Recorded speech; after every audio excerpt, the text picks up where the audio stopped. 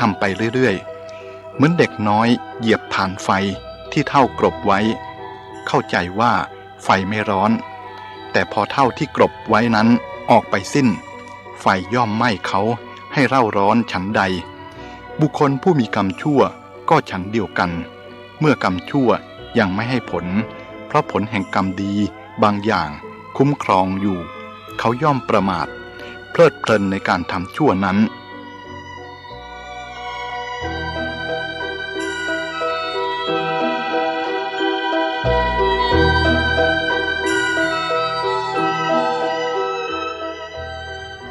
เมื่อไฟไหม้บ้านภาชนะเครื่องใช้ที่เจ้าของนำออกไปได้ของนั้นก็เป็นประโยชน์แก่เจ้าของที่นำออกไปได้ส่วนภาชนะของใช้ที่เจ้าของนำออกไม่ได้ก็ถูกไฟไหม้วอดวายอยู่ณที่นั้นเองฉันใดเมื่อโลกนี้ถูกไฟคือความแก่ความตายไหม้อยู่ก็ฉันนั้นคือผู้ฉลาดย่อมนำของออกด้วยการให้ทานของที่บุคคลให้แล้วชื่อว่านำออกดีแล้วมีความสุขเป็นผลส่วนของที่ยังไม่ได้ให้หาเป็นเช่นนั้นไม่แต่โจรอาจขโมยเสียบ้างไฟอาจจะไหม้เสียบ้างอีกอย่างหนึ่งเมื่อความตายเข้ามาถึงบุคคลย่อมสละทรัพย์สมบัติและแม้สรีระของตนไว้นำไปไม่ได้เลยผู้มีปัญญาความรู้ความจริงในข้อนี้แล้วพึงบริโภคใช้สอยพึงให้เพื่อสงเคราะห์ผู้อื่นเมื่อได้ให้ได้บริโภคตามสมควรแล้วเป็นผู้ไม่ถูกติเตียนย่อมเข้าสู่ฐานะอันประเสริฐ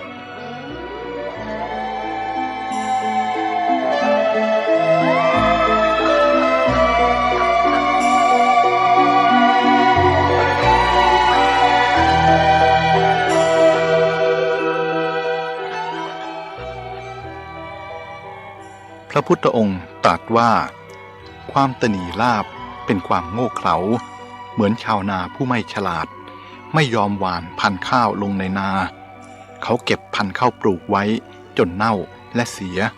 ไม่สามารถจะปลูกได้อีกข้าวเปลือกที่หว่านลงแล้ว1 เมล็ดย่อมได้ผล1 รวงฉันใดทานที่บุคคลทำแล้วก็ฉันนั้นย่อมมีผลมากมีผลไพศาลการรวบรวมทรัพย์ไว้โดยไม่ได้ใช้สอยให้เป็นประโยชน์ทรัพย์นั้น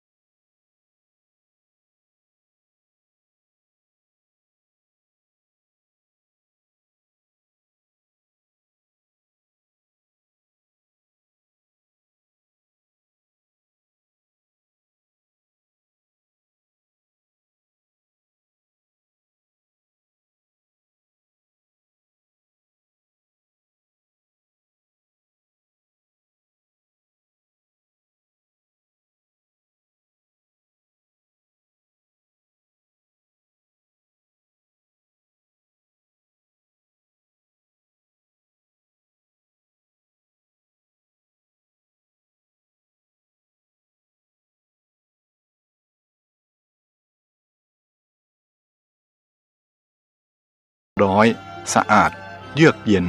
น่ารื่นรมมหาชนย่อมได้อาศัยนำไปอาบดื่มและใช้สอยตามต้องการโภชนะของคนดีย่อมเป็นดังนี้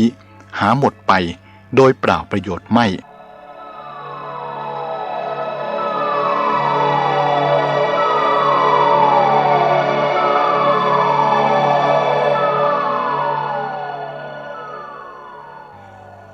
ดูก่อนท่านทั้งหลายนักกายกรรมผู้มีกำลังมากหรือนักมวยปล้ำซึ่งมีพลังมหาศาลนั้นก่อนที่จะได้กำลังมาเขาก็ต้องออกกำลังไปก่อนการเสียสละนั้นก็คือการได้มาซึ่งผลอันเลิศในบั้นปลายผู้ไม่ยอมเสียสละอะไรย่อมไม่ได้อะไรเลยจงดูเถิดมนุษย์ทั้งหลายย่อมรดน้ำต้นไม้ที่โคน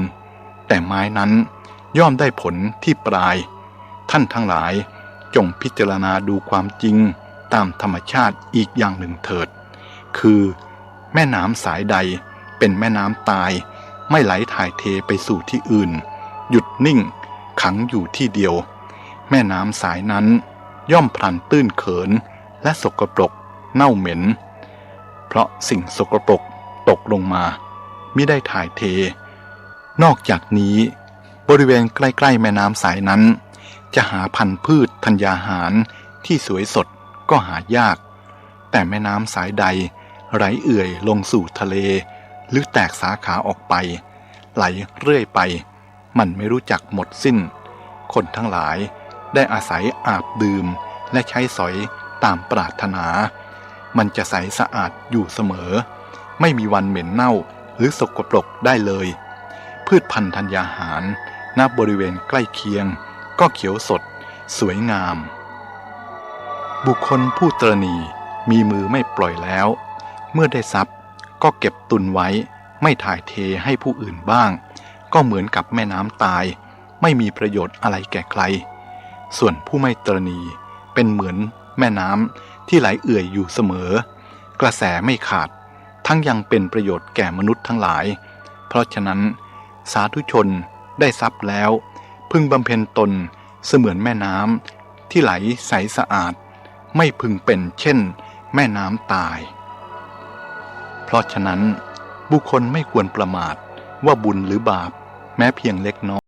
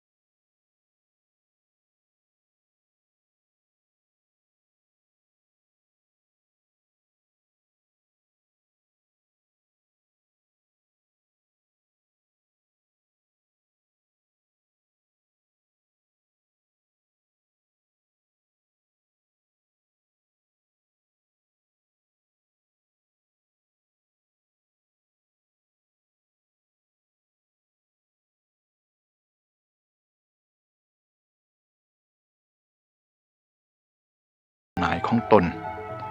แต่สำหรับนายแล้วหาได้ยากเหลือเกินที่จะเพียงแต่เสียสละเพื่อทาสเท่านั้น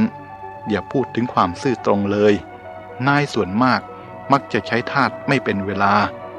ใช้วาจาหวานล้อมให้ทาสหวังอย่างลมๆแรงๆเหนียวบำเหน็จทำความผิดน้อยก็เป็นความผิดมากส่วนความดีความชอบนั้นมิค่อยจะได้พูดถึง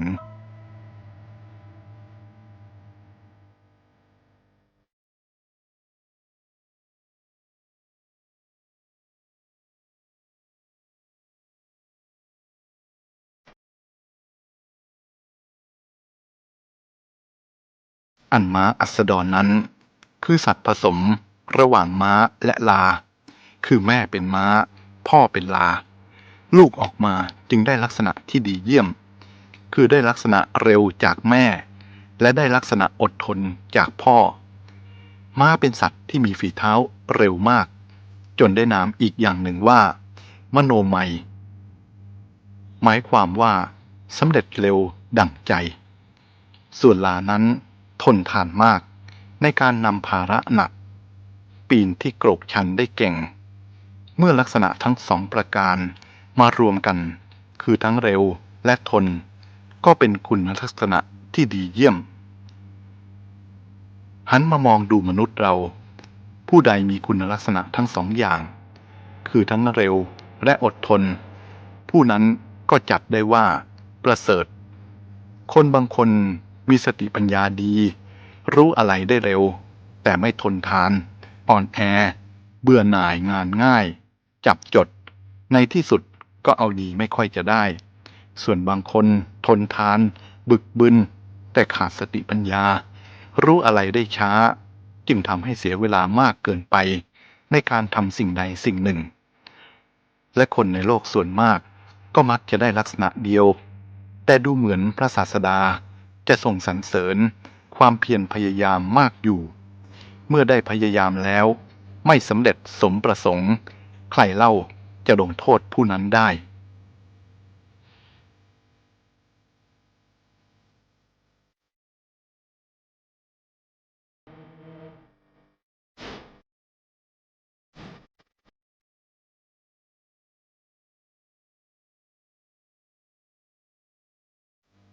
กล่าวถึงสัตว์อาชาไนย์หมายถึงสัตว์ที่ได้รับการฝึกฝนแล้วให้ควรแก่การงานประเภทนั้นๆโดยนัยยะนี้สัตว์ทุกประเภทสามารถเป็นอาชาไนย์ถ้าได้รับการฝึกให้เหมาะแก่การใช้งานแต่บรรดาอาชาไนย์ด้วยกันบุรุษอาชาไนย์หรือคนอาชาไนย์ประเสริฐที่สุดเพราะเหตุนี้พระตถาคตเจ้าจึงตรัสว่าบรรดามนุษย์ด้วยกันคนที่ฝึกตนแล้วประเสริฐที่สุดคำว่าฝึกตนนั้น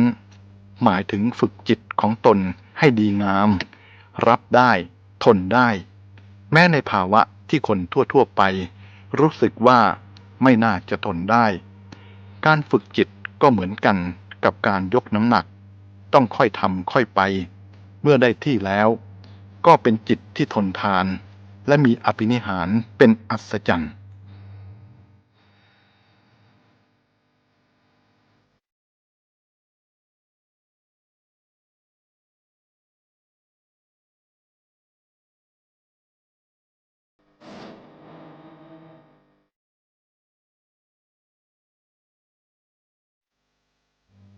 ดูก่อนสุทัตตะผู้ตื่นอยู่มิได้หลับย่อมรู้สึกว่าราตรีหนึ่งยาวนานผู้ที่เดินทางจนเมื่อยล้าแล้วรู้สึกว่าโยชน์หนึ่งเป็นหนทางที่ยืดยาวแต่สังสารวัฏคือการเวียนเกิดเวียนตายของสัตว์ผู้ไม่รู้พระสัจธรรมยังยาวนานกว่านั้นดูก่อนสังสารวัฏนี้หาเบื้องต้นเบื้องปลายได้โดยยากสัตว์ผู้พอใจในการเกิดย่อมเกิดบ่อยๆและการเกิดบ่อยๆนั้นตถาคตกล่าวว่าเป็นความทุกข์เพราะสิ่งที่ติดตามความเกิดมาก็คือ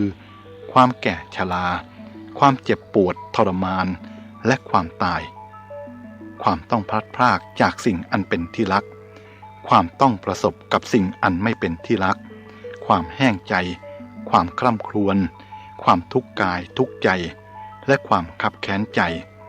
อุปมาเหมือนเห็ดซึ่งโผล่ขึ้นมาจากดินและนำดินติดขึ้นมาด้วยหรืออุปมาเหมือนโคซึ่งเทียมเกวียนแล้วจะเดินไปไหนก็มีเกวียนติดตามไปทุกคนทุกแห่งสัตว์โลกเกิดมา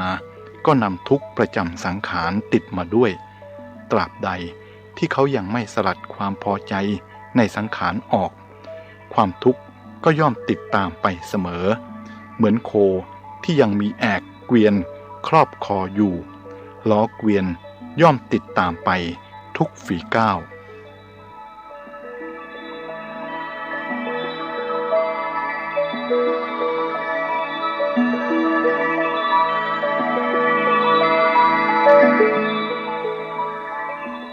บัณฑิตเมื่อประสบลาภผลมีความเจริญรุ่งเรืองย่อมสงเคราะห์คนอื่นด้วยธรรมวิธีคือทางอันถูกต้อง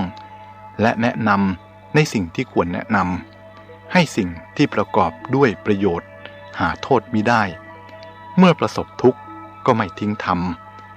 ไม่นำความเดือดร้อนให้แก่ผู้อื่นเหมือนอ้อย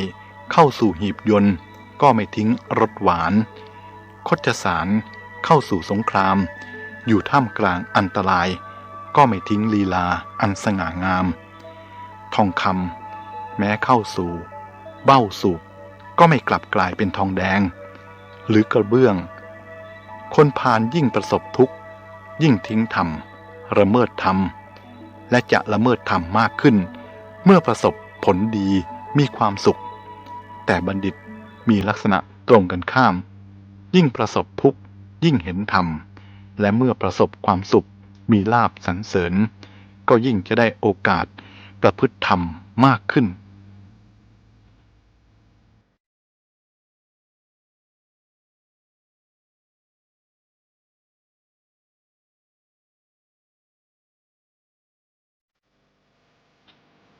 สัตว์ทั้งหลายย่อมสะดุ้งหวาดกลัวต่อความตายสัตว์ทั้งหลายตั้งปรารถนาความสุขสบายเกลียดหน่ายต่อความทุกข์สิ่งที่สัตว์รักที่สุดก็คือชีวิตสิ่งที่สัตว์กลัวที่สุดก็คือความตายคนอาจจะยอมเสียสละคนอื่นสมบัติอื่นตลอดจนอวัยวะบางส่วนเพื่อให้ชีวิตคงอยู่ชีวิตมีค่าสูงสุดผู้ที่เรารักที่สุดก็คือผู้ที่ให้ชีวิตแก่เราได้แก่มารดาบิดาผู้ที่ชังที่สุดคือผู้ที่เอาชีวิตของเราไปเราอาจจะรู้สึกภูมิใจเมื่อได้ให้สิ่งใดสิ่งหนึ่งแก่ผู้อื่นแต่เราจะได้ภูมิใจที่สุดเมื่อได้ให้ชีวิตแก่ผู้อื่นทรัพย์ภายนอกเราเกิดมาเราไม่ได้เอามาด้วยแม้เมื่อเราตายไปเราก็เอามันไปด้วยไม่ได้จำต้องทิ้งไว้ให้คนอื่นใช้สอยแม้เมื่อคนอื่นนั้นตายเขาก็เอาไปด้วยไม่ได้ต้องทิ้งไว้ให้คนอื่นอีกถ้าคนอื่นตายหมดของเหล่านั้นก็ทิ้งไว้ในโลกนี้เพราะมันเป็นสมบัติของโลกเราเกิดมาเราก็ยืมโลกใช้ชั่วคราวเมื่อเราไม่จำเป็นจะใช้ก็ส่งคืนแก่โลกเท่านั้นเองฉะนั้นจะมามัวห่วงใยอะไรกับของคนอื่น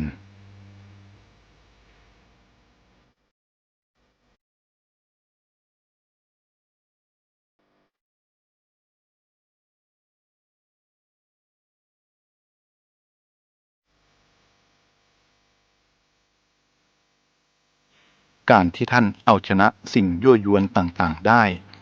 ไม่ตกอยู่ในอำนาจของสิ่งยั่วยวนต่างๆอันยั่วให้กำหนัดขัดเคืองรุ่มหลงและมัวเมานั่นเรียกว่าท่านเป็นผู้ชนะตนเองการชนะตนเองนี้เป็นสิ่งที่ชนะได้ยากชนะคนอื่นง่ายกว่าคนที่ชนะตัวเองจึงมีน้อยแต่ใครสามารถเอาชนะได้อย่างเด็ดขาดโดยไม่กลับแพ้อีกเราเรียกว่า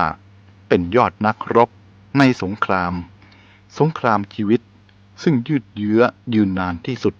กว่าสงครามใดๆ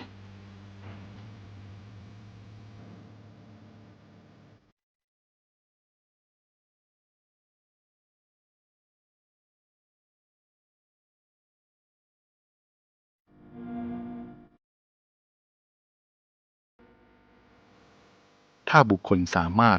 ได้สิ่งที่ตนประสงค์ด้วยกิจง่ายๆเพียงแต่บูชาเพลิงถวายเทพเจ้าแล้วในโลกนี้ใครเล่าจะเป็นผู้ยากจนแร้นแค้นใครเล่า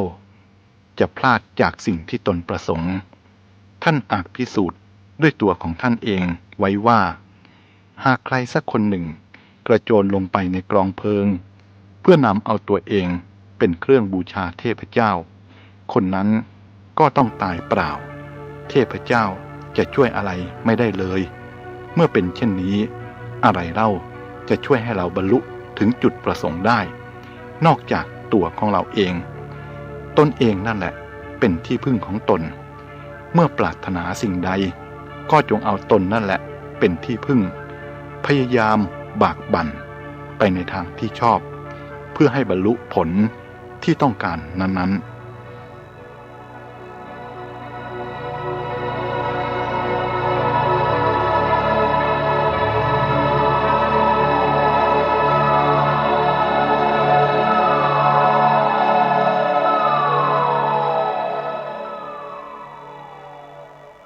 อันหนึ่ง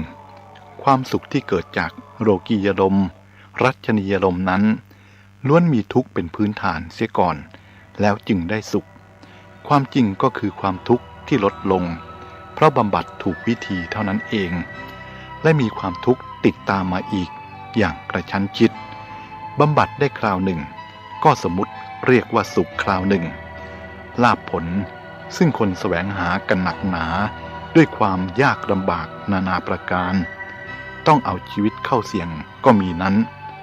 เมื่อได้มาแล้วหาใช่จะอำนวยความสุขให้ฝ่ายเดียวไม่มันมีความทุกข์ความกังวลใจแอบแฝงมาด้วยต้องเฝ้าต้องระวัง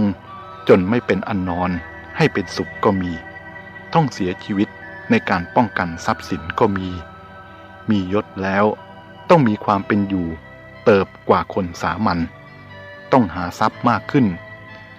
มักจะหาไม่พอใช้ต้องมีภาระมากเวลาไม่เป็นของตน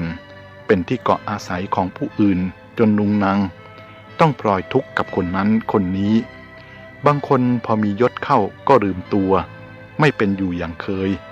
เป็นเหตุให้เสียมิตรเสียเพื่อนเสียญาติพี่น้องเพราะไปหลงติดยศอันเป็นเปลือกของคนจนแสงสว่างแห่งธรรมไม่อาจจะส่องถึงใจได้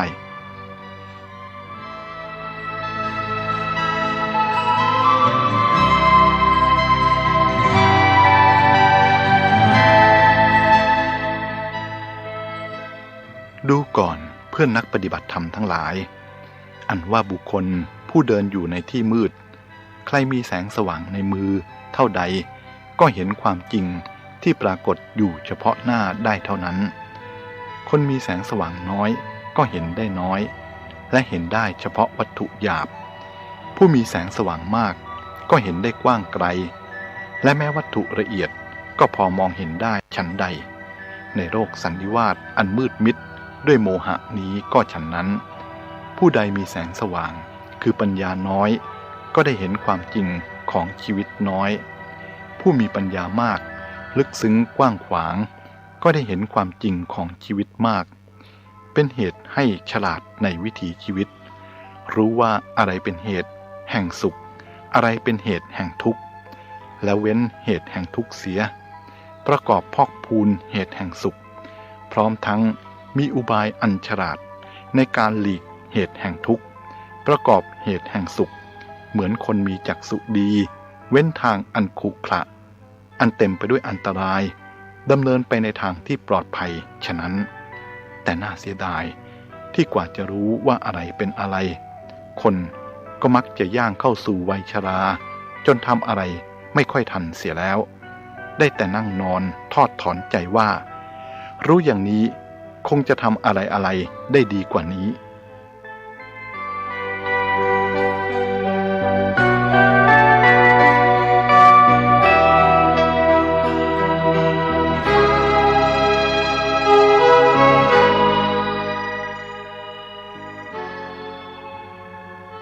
บุคคลในโลกนี้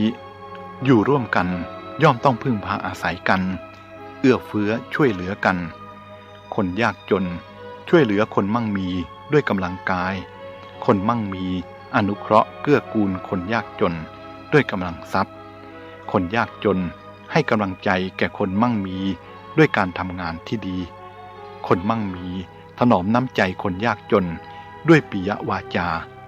ทั้งสองฝ่ายต่างอาศัยกันและกันด้วยการบำเหน็จประโยชน์ให้แก่กันไม่เอาเปรียบกันและวางตนเหมาะสมแก่ฐานะของตนดูก่อนท่านผู้เจริญมนุษย์ในโลกนี้ควรศึกษาให้เข้าใจควรลองปฏิบัติแสวงหาความสุขอย่างไม่อิงอาศัยอามิสเป็นพื้นฐานของจิตใจไว้บ้างเพื่อจะได้ถอนตน ออกมาได้โดยง่าย เมื่อความสุขชนิดที่ต้องอาศัยอิงอามิสกลายเป็นพิษขึ้นมาเพราะความประมาทพลาดพลั้งหรือเพราะเสวยสุขนั้นมากเกินไป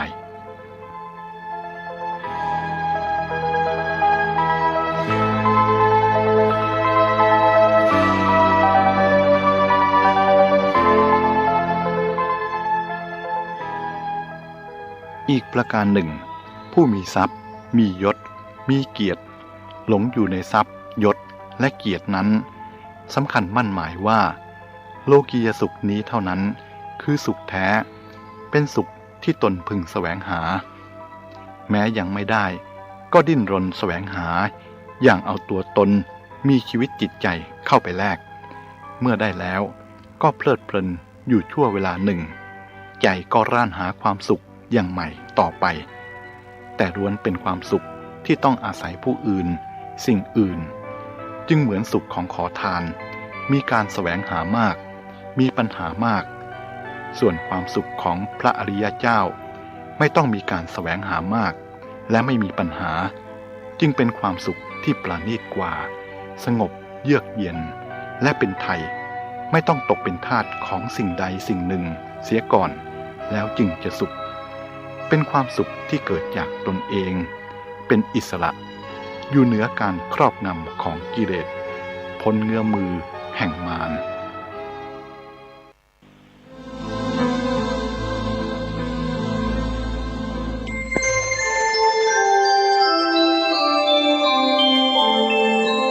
ขณะนี้ท่านกำลังฟังสถานีวิทยุกระจายเสียง FM 104.5 เมกะเฮิรตซ์ก็สวัสดียังเป็นทางการฮะคุณผู้ฟังที่ฟัง FM 104.50 เมกะเฮิรตซ์นี่คือรายการเดอะเฮียนก็เรียกได้ว่าหายไปเกือบ1 อาทิตย์นะครับอันเนื่องมาจากว่าติดภารกิจเพราะว่าเดี๋ยวต้องเตรียมเนื้อหาในการประชุมแล้วก็ต้องพอดีต้องเรียนด้วยนะฮะมันก็เลยไม่ค่อยจะมีเวลาเท่าไหร่นิดนึงก็วันเดี๋ยวขออนุญาตแจ้งข่าวสารนิดนึงเนื่องจากว่าวันพรุ่งนี้นะฮะวันที่15 มีนาคมก็ถือได้ว่าเป็นวันที่ครบรอบ5 ปีแห่งการมรณการของพระอาจารย์ภาสกร ภูริวัฒโนนะฮะภาวิไลอดีตผู้อำนวยการธรรมสถานมหาวิทยาลัยเชียงใหม่นะครับก็เลยณตอนนี้ก็เลยต้องขออนุญาตประชาสัมพันธ์ผ่านนะในส่วนนี้ด้วยเช่นกันนิดนึงแล้วกันนะฮะกรณีเชียงใหม่หลายๆท่านอาจจะรู้อยู่แล้วว่ากำลังขึ้นเป็นทะเบียนพยายามเขาเรียกพยายามนะฮะจะขึ้นทะเบียนให้เป็นมรดกโลกนะเมืองเชียงใหม่นะครับแล้วซึ่งตอนนี้ผ่านคณะรัฐมนตรีเป็นที่เรียบร้อยนะครับก็รอแค่คณะกรรมการของยูเนสโกนั้นมาตรวจน่าจะประมาณเดือนสิงหาคมแต่คราวนี้ทางเลขาธิการของเมืองเชียงใหม่นะฮะก็ขอความร่วมมือนิดนึงนะฮะว่ากรณีของที่เป็นชอบพ่นสีสเปรย์ตามผนังอะไรต่างๆนะฮะก็ต้องขออนุญาตนิดนึงนะครับเนื่องมาจากว่าคณะกรรมการเขาจะดูในเรื่องตรงนี้ด้วยว่ามันจะมีผลกระทบหรือเปล่าถ้าณจุดตรงไหนก็แล้วแต่นะครับที่มันมีในเรื่องของการพ่นสีนะฮะในผนังซึ่งไม่ได้รับอนุญาตนะฮะจากเทศบาลนะขอความร่วมมือนะครับอาจจะต้องคนละไม้คนละมือในการทำความสะอาดนะครับศิลปะที่เราไม่ได้ต้องการนะฮะส่วนใหญ่แล้วค่อนข้างจะลำบากนิดนึงเนื่องจากว่าเชียงใหม่นั้นชาวต่างชาติเยอะมากแล้วเท่าที่เขาตรวจสอบในกล้องวงจรปิดเนี่ยก็จะเป็นชาวต่างชาติส่วนใหญ่นะครับที่มาพ่นกำแพงนะฮะอันนี้ก็ต้องนิดนึงแล้วพอถึงจุดตรงนั้นนะครับอันนี้ในเรื่องของขอความร่วมมือเป็นที่เรียบร้อยแล้วเนาะนะฮะก็เลยประชาสัมพันธ์ผ่านในจุดตรงนี้ด้วยส่วนอีกอันหนึ่งก็คือเป็นเรื่องของชาวอิสราเอลนะฮะนิดนึงแล้วกันนะครับอันนี้ไม่ได้กระทบความมั่นคงเท่าไหร่ นะฮะแต่ก็ขอความร่วมมือในการระมัดระวังนะฮะอันเนื่องมาจากว่าข่าวที่บอกว่าในส่วนของเขาเอาอะไรนะเทลวีฟนะฮะมาเปิดในประเทศไทยนั้นนะครับหรือว่ามาตั้งรกรากตรงนี้นะฮะมากน้อยแค่ไหนอันนี้ก็ต้องให้ทางหน่วยงานราชการเนี่ยเป็นคนสืบสอบเพราะว่าส่วนหนึ่งนะที่อำเภอปายก็มีการเปิดศาสนาเปิดศาสนาแล้วนะฮะเปิดศาสนาใหม่ของยิวนะขึ้นที่อำเภอปายแล้วก็ส่วนใหญ่เขาจะมาอยู่ณตรงนั้นเลยแล้วเขาก็ค่อนข้างจะกว้านซื้อพื้นที่เหตุเพราะว่าในตัวเมืองปายเนี่ยมันค่อนข้างราคาสูงแต่ถ้าถัดออกไปมันจะราคาถูกนะฮะแล้วเนื่องจากด้วยสภาวะเศรษฐกิจเนื่องจากสภาวะลมฟ้าอากาศนะครับมันก็เลยทำให้การเพาะปลูกเนี่ยมีปัญหาหลายคนก็ตัดสินใจขายแต่คราวนี้อยากให้หน่วยงานลงไปตรวจสอบเนื่องจากว่าจังหวัดแม่ฮ่องสอนเนี่ยมันเป็นพื้นที่สูงการออกโฉนดเนี่ยมันน้อยมากนะฮะดังนั้นการถือครองของชาวต่างชาติเนี่ยส่วนใหญ่แล้วไม่แน่ใจนะฮะว่าเป็นการครองแบบสปก.ด้วยหรือเปล่าหรือเป็นการเขาเรียกชี้อาณาเขตนี่เขตบ้านเราหมู่เฮาณตรงนี้แล้วเขาเข้าไปยึดครองก็คือเป็นอันรู้กันว่านี่ขายแล้วนะฮะโดยเฉพาะอย่างยิ่งก็คือจะมีเจ้าหน้าที่ในพื้นที่อย่างเช่นเหล่ากำนันผู้ใหญ่บ้านเขาก็แค่รับรู้ซึ่งกันและกันว่าตอนนี้เปลี่ยนสิทธิ์แล้วนะก็ตรวจสอบนิดนึงแล้วกันนะฮะเพราะว่า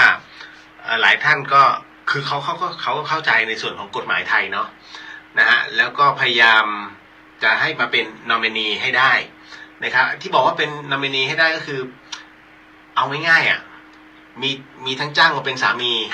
มีทั้งจ้างมาเป็นภรรยามันควรจะมีอะไรมากไปกว่านี้นะฮะเพราะว่าตอนนี้อิสราเอลเข้ามาเนี่ยที่ปลายนะฮะที่เกาะพะงันนะที่ภูเก็ตนี่หลายๆท่านก็เห็นเนาะนะฮะแล้วกำลังลุกลามมาทีละนิดเพราะว่าชาวอิสราเอลตอนนี้อยู่ที่ประเทศไทยเนี่ย300,000 ถึง 400,000 กว่าคนแล้วแหมมันก็นะท่านจะเห็นนะทำไมเขาจึงไปที่เกาะพะงันเพราะว่าเวลาเขามีฟูลมูนเนี่ยนะครับมันก็จะมีชาวต่างชาติไปอยู่นะตรงนั้นตลอดนะดังนั้นเนี่ยมันเป็นเรื่องของสภาวะของเศรษฐกิจด้วยแล้วก็อะไรหลายๆอย่าง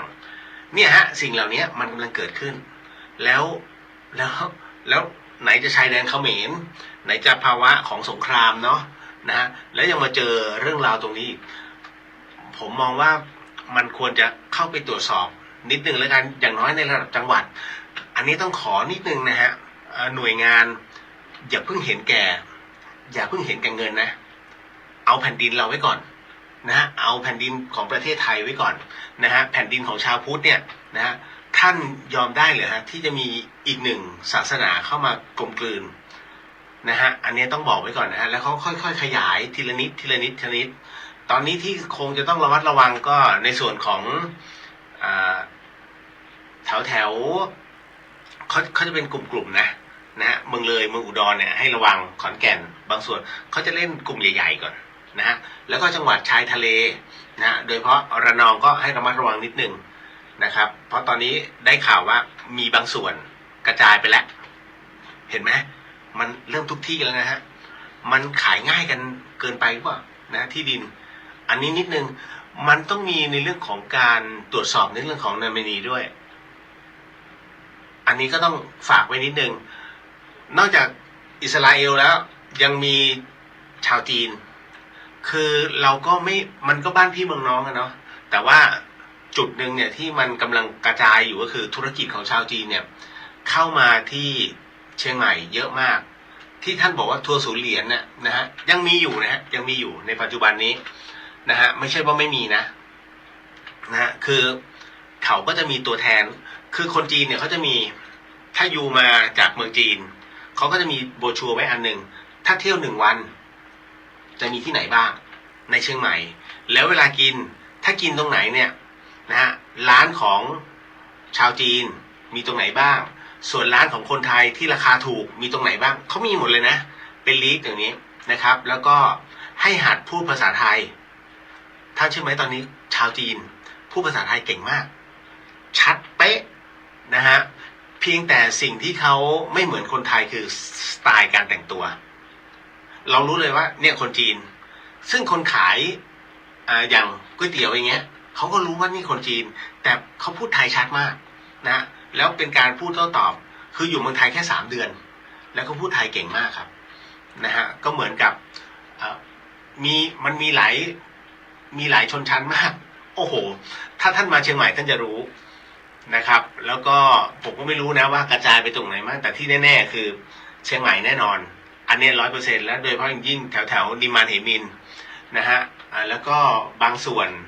นะฮะก็เรียกว่ากลืนทีละนิดทีละนิดนะตอนนี้คนไทยบางส่วนต้องเช่าร้านคนจีนอันเนี้ยตรวจสอบนิดนึงนะฮะแล้วนอมินีของเขาไม่ใช่คนในเมืองนะฮะไม่ว่าจะเป็นผู้ชายหรือผู้หญิงเขาก็จะดูชาวไทยเรียกว่าชาติพันธุ์นะฮะนิดนึงอันนี้เข้าใจได้ง่ายแล้วมันแก้ไขลำบากแล้วของเราเนี่ยสำหรับบ้านพี่เมืองน้อยมันให้สัญชาติกันง่ายนะฮะนิดนึงนะครับโอ้เยอะเรื่องราวตรงนี้พอเขมรเริ่มโดนผลักออกใช่ไหมคราวนี้ชาติอื่นเริ่มเข้ามา นะมันสงบไปหรือเปล่าหรือว่ามันเจริญเกินไป นะฮะที่กังวลเรื่องของการเผยแผ่ของศาสนานะเพราะว่าของเราเนี่ยมันยังอีหลักอีเหลืออยู่นะฮะและเดี๋ยววันนี้อย่างที่รับปากเอาไว้นะครับในส่วนของการปฏิบัติแนวสติปัฏฐาน4บางคนก็บอกอุ้ยได้แล้วนะตามพระไตรปิฎกเปล่าแค่นั้นแหละวันนี้เดี๋ยวผมเอาในเรื่องของมหาสติปัฏฐานสูตรนะครับซึ่งเป็นบทสวดและคำแปลที่องค์พระสัมมาสัมพุทธเจ้าเนี่ยนะฮะท่านได้บอกเอาไว้แล้วก็บัญญัติเอาไว้จริงๆนะก็คือสวดเสร็จหนึ่งวรรคบทและแปลนะท่านก็จะเข้าใจมากขึ้นว่าอ๋อพระพุทธองค์นั้นพูดท่านตรัสไว้แบบนี้ในเรื่องของการฝึกนะฮะก็คือในเรื่องของสมาธิอันนี้สำหรับคนที่ไม่เคยฝึกหรือว่าอยากจะลองฝึกหรือเคยฝึกอยู่แล้วแล้วมันติดตรงนั้นติดตรงนี้นะฮะเอาไม่เป็นไรถ้าติดลองฟังดูก่อนว่าพระพุทธองค์นั้นให้กำหนดอะไรบ้างนะฮะผมพยายามจะข้ามช็อตนะเพราะว่ามันจะมีขั้นตอนในเรื่องของการปฏิบัติสติปัฏฐาน4และจากนั้นจะมีขั้นตอนในเรื่องของการกำหนดการปฏิบัติซึ่งอันนี้เอามาตามพระสูตรเลยนะครับพร้อมคำแปล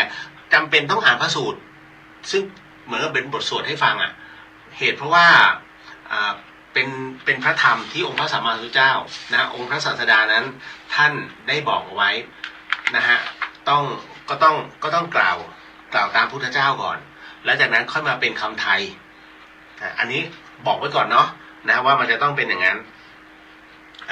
แล้วก็ยังคงมีในเรื่องของมรณานุสติเพราะว่าตั้งแต่ต้นเดือนที่ผ่านตั้งแต่ต้นเดือน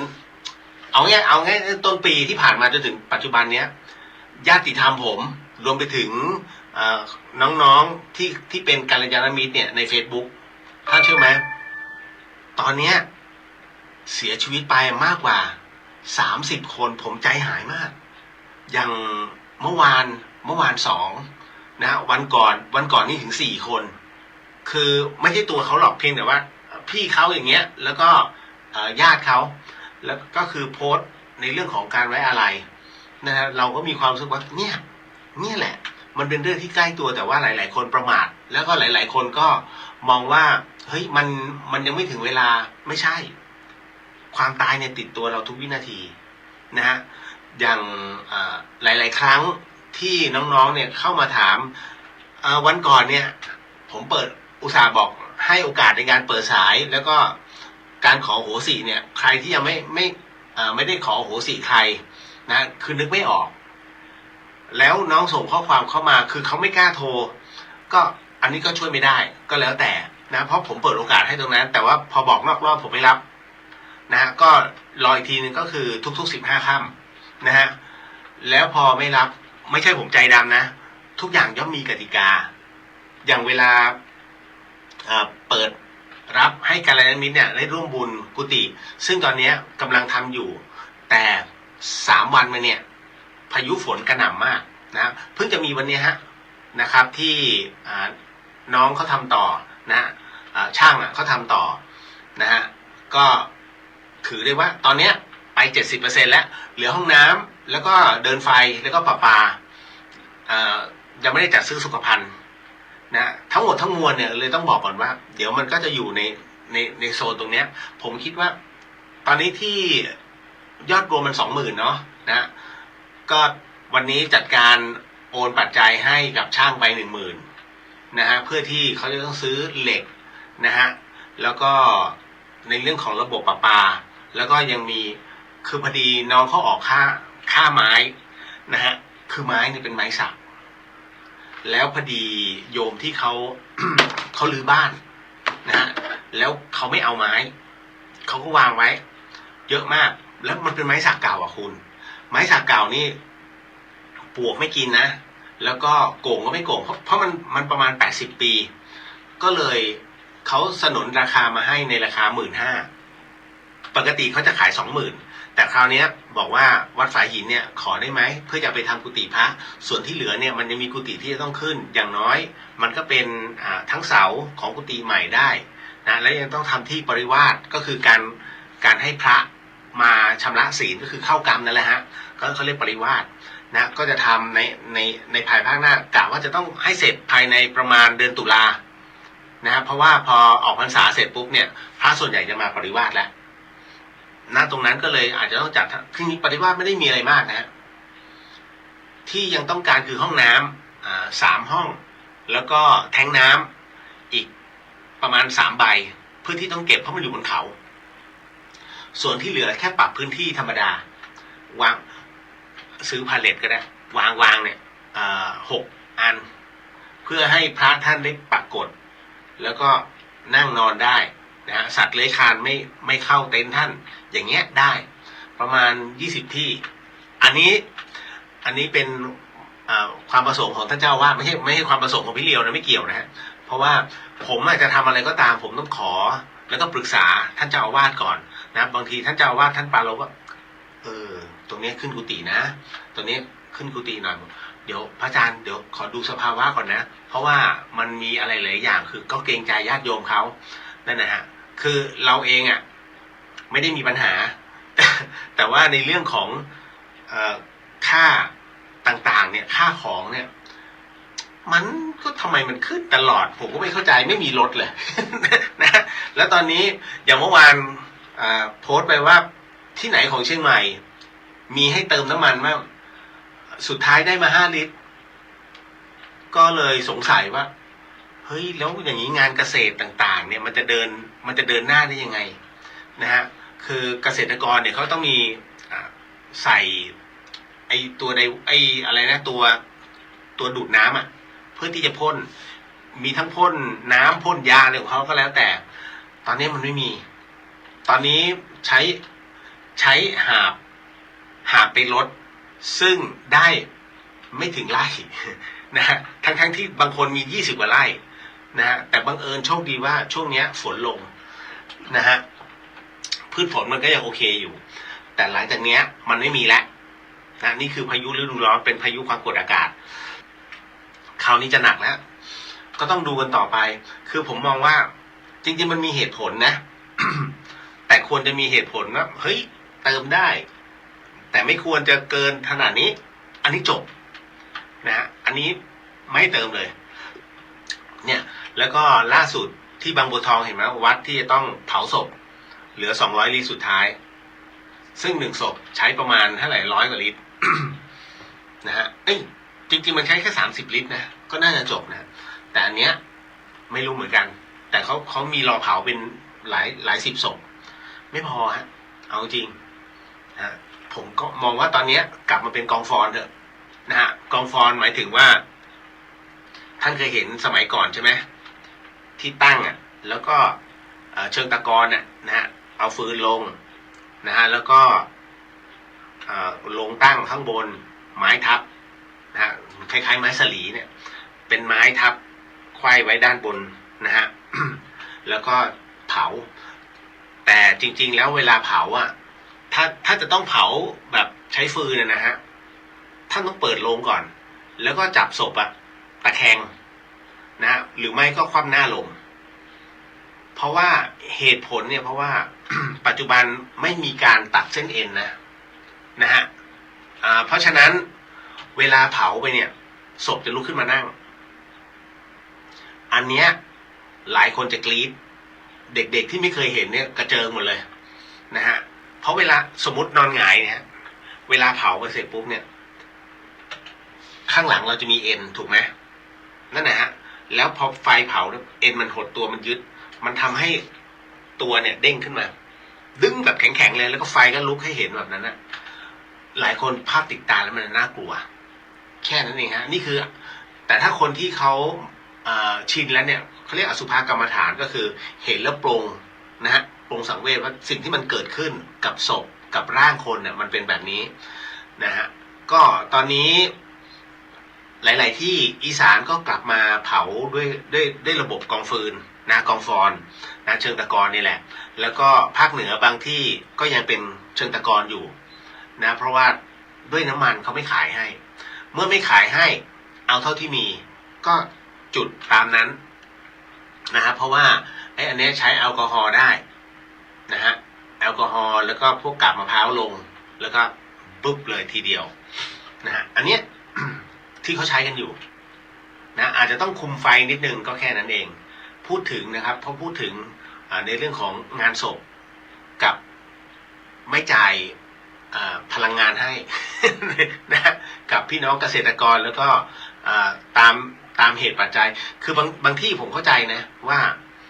พอไปเติมเสร็จปุ๊บเนี่ยช่วยเติมให้หน่อยได้ไหมฮะ5 ลิตรอย่างเงี้ยหรือว่า10 ลิตรอย่างเงี้ยอ๋อไม่ได้ครับมันเป็นนโยบายที่ส่วนกลางเขาสั่งมาผมก็เลยสงสัยว่าเฮ้ยทำไมหรอ นะคือมันจะมีอะไรที่มันจุกจิกคือเกษตรกรเนี่ยต้องมีใบบอกเป็นเกษตรต้องโชว์นี่ไงฉันเกษตรกรเหรอผมว่าบางทีมันก็ไม่ใช่นะฮะมันมีเหตุให้ต้องจำเป็นต้องใช้แหละนะแล้วก็อย่าเข้าใจผิดว่าน้ำมันมันจะไม่มีนะฮะไม่ใช่เพียงแค่ระบบคืออุปสงค์อุปทานตอนเนี้ยคนที่เล่นกองทุนน้ำมันเนี่ยเขาจะทราบดีคือตอนนี้มันแค่ไม่สัมพันธ์พอไม่สัมพันธ์หนึ่งนะฮะการแจกจ่ายน้ำมันเนี่ยมันพอมันไม่บาลานซ์เนี่ยมันก็ราคาสูงขึ้นแต่เมื่อไหร่ก็ตามที่เข้าที่เนี่ยมันจะอยู่ในระดับหนึ่งก่อนราคาเนี่ยมันจะสูงในระดับหนึ่งแล้วเดี๋ยวมันจะลดลงมันไม่ใช่จะหมดไปแต่ถ้าท่านแห่กันไปเติมเนี่ยด้วยว่ากลัวว่าน้ำมันจะไม่ใช่นะน้ำมันไม่หมดเพียงแค่ราคามันจะสูงขึ้นนะครับก็หลายๆคนเข้าใจผิดแล้วพอเติมปุ๊บน้ำมันหมดพอเติมน้ำมันหมดเข้าใจไหมคนที่มีวิจารณญาณเนี่ยเขาก็มีแต่คนที่ตื่นตูมมันก็เยอะแล้วนักข่าวคุณจะเล่นข่าวแบบอ๋อน้ำมันยังมีกับคนไปรอคิวเติมน้ำมันหมดปั๊มท่านเป็นนักข่าวท่านจะเล่นข่าวแบบไหนก็ต้องเล่นไอ้ข่าวที่มันดูโหดร้ายนี่แหละเนี่ยสื่อลักษณะของสื่อซึ่งผมเป็นมาก่อนและถ้าสมมุติผมเป็นบรรณาธิการแล้วนักข่าวผมไปทำข่าวอ๋อน้ำมันที่นี่ยังมีอย่าไปตื่นตูมนะกับโอ้คนรอเต็มเลยน้ำมันหมดปั๊มนี่ดูแขวนน้ำมันหมดผมก็ต้องสั่งนักข่าวผมเล่นข่าวนี้สิไปเล่นข่าวทำไมที่เขามีอยู่แล้วถูกไหมเนี่ยเพราะมันต้องขายข่าวพอเสร็จปุ๊บเนี่ยคนเสพปุ๊บเฮ้ยน้ำมันหมดประเทศเรียบร้อยจริงไม่ใช่หมดไม่ได้ฮะ นะฮะคือถ้าหมดเนี่ยทุกอย่างตายหมดไม่มีทางไม่หมดหรอกแล้วอีกอย่างหนึ่งก็คือของเราเองเนี่ยสามารถผลิตน้ำมันได้อาจจะไม่ทั่วถึงเพราะว่ามันทำได้แค่วันละ1 ล้านบาร์เรลนะครับจากบ่อน้ำมัน7 แห่งเนี่ยไทยเรามีโรงกลั่นนะแต่ถ้าเป็นโรงกลั่นสำเร็จรูปมันมีอันเดียวของไทยออยล์นะฮะอยู่ที่ชลบุรีนั่นแหละครับซึ่งพวกนี้มันต้องแยกออกมาดีเซลโซฮอลนะฮะต่างๆนานามันมีตรงนี้และสิ่งสำคัญตอนนี้คนหันไปพึ่งไอ้นี่ฮะอะไรนะของนครปฐม เครื่องผลิตน้ำมันไอชุดละ30,000 กว่าบาทอะนะฮะซึ่งเอาพลาสติกมาเผาไอขวดพลาสติกเนี่ยเอามาเผาใช่ไหมพอละลายเสร็จปุ๊บมันก็กั่นมาไอตรงนี้เป็นเบนซิน91ไอตรงนี้เป็นดีเซลโอ้ขายดิบขายดีตอนนี้รู้สึกราคาขึ้นเป็น60,000นะถ้าจำไม่ผิดนะฮะเขาเอามาเผาถามว่ามันได้ไหมคือมันได้อะแต่ว่าออกเทนมันไม่ได้นะฮะก็ลองดูคือท่านใช้ไปถ้าดีเซลเนี่ยใช้มากๆมันหนืดนะโอ้โหคือผ่าเครื่องมาท่านต้องล้างสูบเพราะออกเทนมันไม่ได้แต่ถามเป็นน้ำมันใช่ฮะมันเป็นดีเซลนะฮะแต่เพียงแต่ว่ามันไม่ได้ผ่านขั้นตอนในเรื่องของการใช้สารคัดกรองนะฮะมันก็เลยเป็นอย่างนี้อันนี้อธิบายให้เข้าใจก่อนนะฮะเดี๋ยวหลายๆคนเฮ้ยพี่เลียวบอกเขามีขายแต่ท่านใช้เนี่ยใช้ในเชิงอุตสาหกรรมเล็กๆที่มันสามารถคุยกับช่างไว้ก่อนถ้ามันหนืดล้างให้หน่อยนะฮะกำจัดคราบให้หน่อยนะเพราะถ้าท่านต้องผ่าเครื่องเสียอีก50,000-60,000 มันไม่คุ้มนะครับอันนี้ก็เป็นแนวทางเอาไว้ก่อนเห็นไหมมันจริงมันประเทศไทยเนี่ยเป็นประเทศที่ได้เปรียบมันมีการหาพลังงานทดแทนมาได้อยู่เรื่อยๆนะฮะเพียงแต่อย่าไปตื่นตูมมากนะเพียงแค่ราคามันขึ้นแน่ๆยังไงก็ขึ้นแล้วของก็ขึ้นสิ่งที่น่าจับตามองคือการขึ้นราคาของสินค้าแล้วไม่ลงนะท่านเคยเห็นของขึ้นแล้วลงไหมก็มันเหมือนกับวัดกำลังของผู้บริโภคครับนั่นหมายถึงว่าพอน้ำมันเข้าสู่สภาวะปกติถ้ารัฐบาลไม่บังคับไม่ลงนะยังมีกำลังซื้อแล้วก็กำไรมากขึ้นถูกไหมฮะผมจำได้อันนึงคือน้ำตาลทรายเมื่อก่อนเนี้ยขึ้นราคาแบบนี้แล้วไม่ลงแต่ที่ลงคือไข่ไก่ต้องลงอะไรเกษตรน้อยอะไรพวกนี้ต้องลงตามกลไกนั่นแหละฮะมันมีอะไรเยอะแยะมากมายแล้วก็แต่จริงๆเนี่ยเขาจะบอกว่าตอนนี้รัสเซียนะฮะก็เรียกว่าคุยกันแล้วกับรัฐบาลเพราะรัสเซียไม่ขายยุโรปเขาขายเอเชียและกับเซาท์อีสต์เอเชียนะฮะแล้วก็กลุ่มอาเซียนนะโอ้รัสเซียเขาพลังงานเขาเยอะ ผมถึงได้บอกว่าใจเย็นๆเดี๋ยวรอให้เขาคุยกันก่อนเขาไม่ปล่อยให้น้ำมันหมดประเทศแล้วถ้าเห็นว่าน้ำมันเนี่ยมันเบรกไม่อยู่นะฮะราคามันขึ้นผมว่าเขามีวิธีการจัดการเพราะไม่งั้นมันจะเฟ้ออันนี้ต้องบอกไว้ก่อนนะฮะแต่กองทุนน้ำมันเนี่ยต้องชดใช้แน่ๆเราต้องใช้เขาแน่ๆนะตอนนี้มันติดลบเนาะก็รายงานให้ทราบนะครับส่วนในวันพรุ่งนี้นั้นนะก็ครบวาระนะ5 ปีของการมรณการของพระอาจารย์ภาสกรภูริวัฒโนภาวิไลนะก็พระอาจารย์ผู้เป็นที่รักของทุกท่านนะครับแล้วก็เป็นพระพี่ชายนะฮะที่เรียกว่าให้อีก1 ชีวิตกับผมนะเพราะว่าผมไม่ได้หลวงพี่เนี่ยนะฮะเมื่อก่อนเนี่ยเราก็จะเรียกตุ๊พี่เนาะตุ๊ก็แปลว่าพระนั่นแหละนะฮะแต่ก็เมื่อก่อนทุกคนเรียกตุ๊ปี้นะตุ๊ปี้ภาสกรนี่นู่นนั่นนะ แต่ผมถ้าไม่ได้ท่านนะก็ไม่ได้มีพี่เลียวนะปัจจุบันตรงนี้วัดฝายหินก็ยังไม่ได้รู้จักหรอกนะฮะเพราะว่าที่เจอกันนะครับผมเจอหลวงพี่ท่านที่งานรวมญาติภาวิไลนะฮะแล้วบังเอิญว่าผม